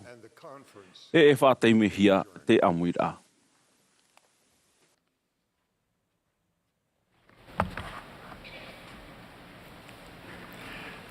My dear brothers and sisters, this conference has been historic.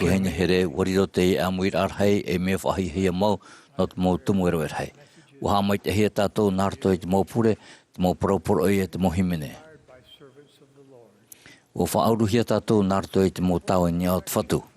O whaari tātou e te mō warta i rafo whaano Āmuiraa. O pure au i paraparau a wharoti am te waru o tau non i te mō mea tā te whatu e hina aru i arawe o tau. E mea pāpu ore te praum no Āmuiraa. E tau i te huru o te rewa. E mea tau i wino te te rera at wharawera a whawha. E nen he te ati nātura te mō tamai te mō ati. E te mau mai e tau i noa e te orara. E ita te mau uhipa e ro ai tātou i ārai. Te wai nei rā te mau uhipa e nen he tātou e ārai, mai tō tātou wha uhipara ai tō tātou teime e te mahana tata i tei. Mea uro nā au te e Pepe ta Henry Van Dyke, te pia hia e tō e tapura mahana, e te wharehapi rā tuarua no Wales i New York. Tēnā ora e, te tapo i nei te ata o tō urima, te whata i te tau i mua i te imairira, hau rā a tōto nā mua i tora. I rato i te poiri, e nania ai tō puai. I muri mai i tōna rēni hui ore mai, te hora whaara e ere whahoia no oe. Ho ea nai hora tō oe, i te apuri mara. I te nei rā, o tapo hia ia i te ata. O ia mau e te e tātou i hapu i mai non i te tau no muta ahiora e o ia mau e te e tātou i whainene no te tau Āmuiraa. I rawe rā i te rira i tēnei e te ai. I tēnei te temen hen hea i tātou i tatarahapa. Tēnei teme te ai tātou i hamai te e wetaie. E a whainari whātau tō hia i raro. Mai tā morona i au atu i tāna tamai te o e moromani, e rawe i tui tō tāua i te hipa, e hipa i tā tāua e rawe a parahi e tāua i rutu ti hapara anei. O ia, viet enemi i te mauparauti atu o tā i tāua, e ieru a te whaear ano tō tāua wārua i te patere i au te atuara. E i tat enemi i te oto, e vai i te pato i rai te paramo i te mauteime atu o. Te whahiti whahau nei, Whaiti wahau nei iau i tau whaiti tora i te pepe i yarau e te mō mea e hamar ai tō o tō harera mai te imua i te pēwārua no te tauturu i o tō i hare imua i ruto i te mō tamatara ai te mō rau e atu te a e whāmai. E mara atu harera mai te imua i te pēwārua i hamori an e tātou i ruto i tiero. E te pū i te rahei tō tātou maramarama i te ano e te honu henhe o te mauhamai te rā, tātātou e whāri i reira. Te taparu nei au i oto i a patoi i te maurau ea a te ao nei, ma te whaatumu i nheo i te mauhamai te rā mure ore o te hiero. E hopo i mai te oto teime i reira i te mauhamai te rā no te tau a morino atu. A te puno ai te tare tia i te rahei, te whaiti to nei tātou i te pē i te tupura narto i te patura i te teatu mo hiero. E maha huruma maha hiero e patuhiara i te teime, te i teime. Te pure nei au no te mau tātā arauhi e hanei i niai te mau opuara nā te au atoa nei. Nārto i te pure e te Aumihara. Te waone au i te whāra atu.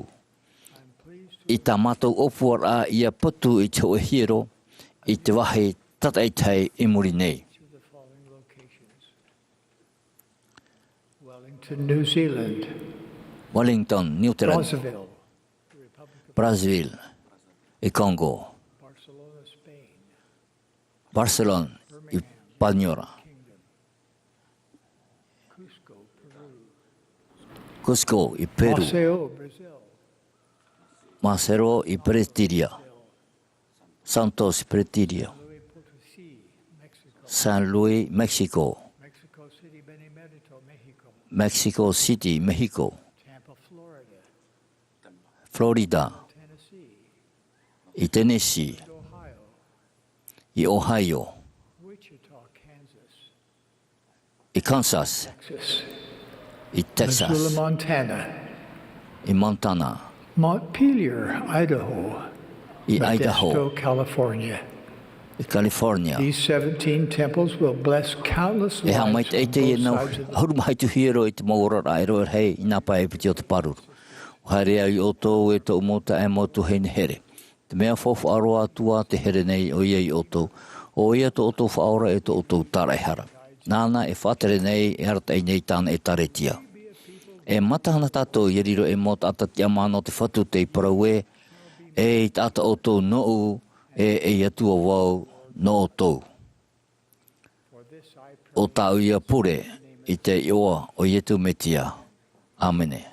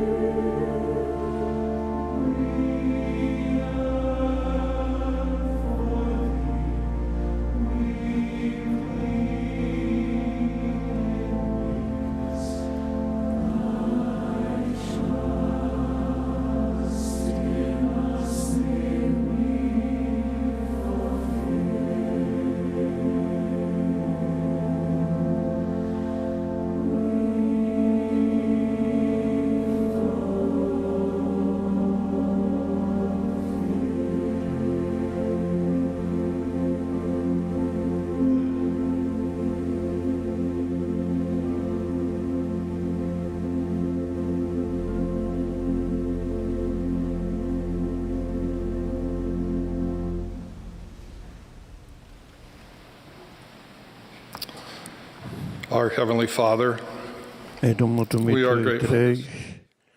Maruni matu tine mhana, maru e tine ia pravatan matu terido e hehe matu e hio. Maru e te purine matu iau e ia waitoa o ia matu te mau prawato te horo me maru atono te hiro. Tatur mea matu e ia non ho matu tu i tu e whare moa. E nārtu atu hewi te mo prowe tēnu atu i ta matu mo whawhaura. Ta matu mitua te purine matu. Ia whaore mea ue ta matu mo hara atoa. Te pure toa ne ma te ia titome i te mo purita te pure te matu. Or contention from our hearts. E wharu atu matu i te mo ruatu e te hina aruhi atu e purita. E nārtu atu te arho mau tau e te maiti. O te horu mai me te tomato ne warua. E tomato mei tua e te reis. Te pure ne mātu e ia tauturu mei o ia mātu tēnu atu i te hopea. E te tauturu atua, e te whea atua i rutu i te ati. E te horu atu i ratu ti e i turura. Nārtu i te tuti ara o tau e te maiti o i e tu meitea. Wakhere mātu ia awa e wakhere atua i tau e te maiti e tēnu atu i tana tuti e te o e tu mitiara. Amene.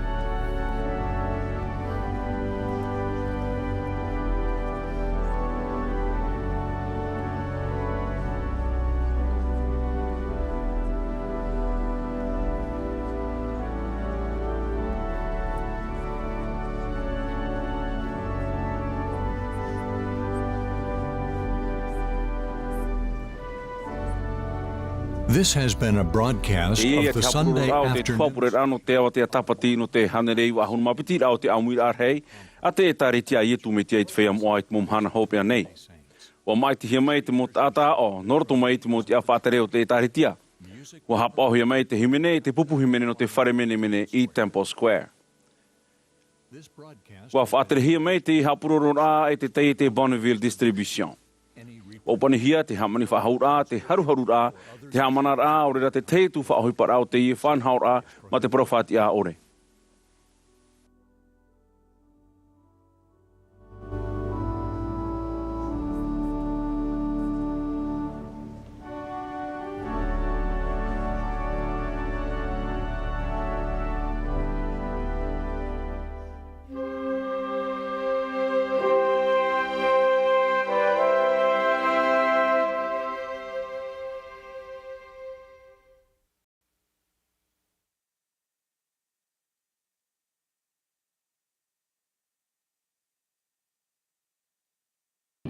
We hope you enjoyed the experience and felt a sense of peace and hope in our Savior, Jesus Christ. If you missed any of the speakers, want to rewatch any of the talks, or have questions about what you felt or heard, please visit comeintochrist.org, and missionaries like me can connect with you. The messages you heard today are for everyone, people of all faiths, beliefs, and backgrounds. You heard from followers of Jesus Christ, men and women who love God and want to share His teachings. We testify that Jesus Christ lives. He loves us. He knows the challenges of our day, and that's why He calls apostles, prophets, leaders, and even missionaries like me to share the comforting truths of the gospel of Jesus Christ. The restored gospel of Jesus Christ truly is the good news of our day. When we hear the words of Christ, they enlighten us, inspire us, and invite us to follow Him. I hope you felt that throughout this conference session.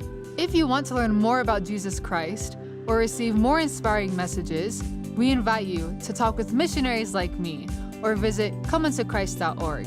Thank you again for joining us.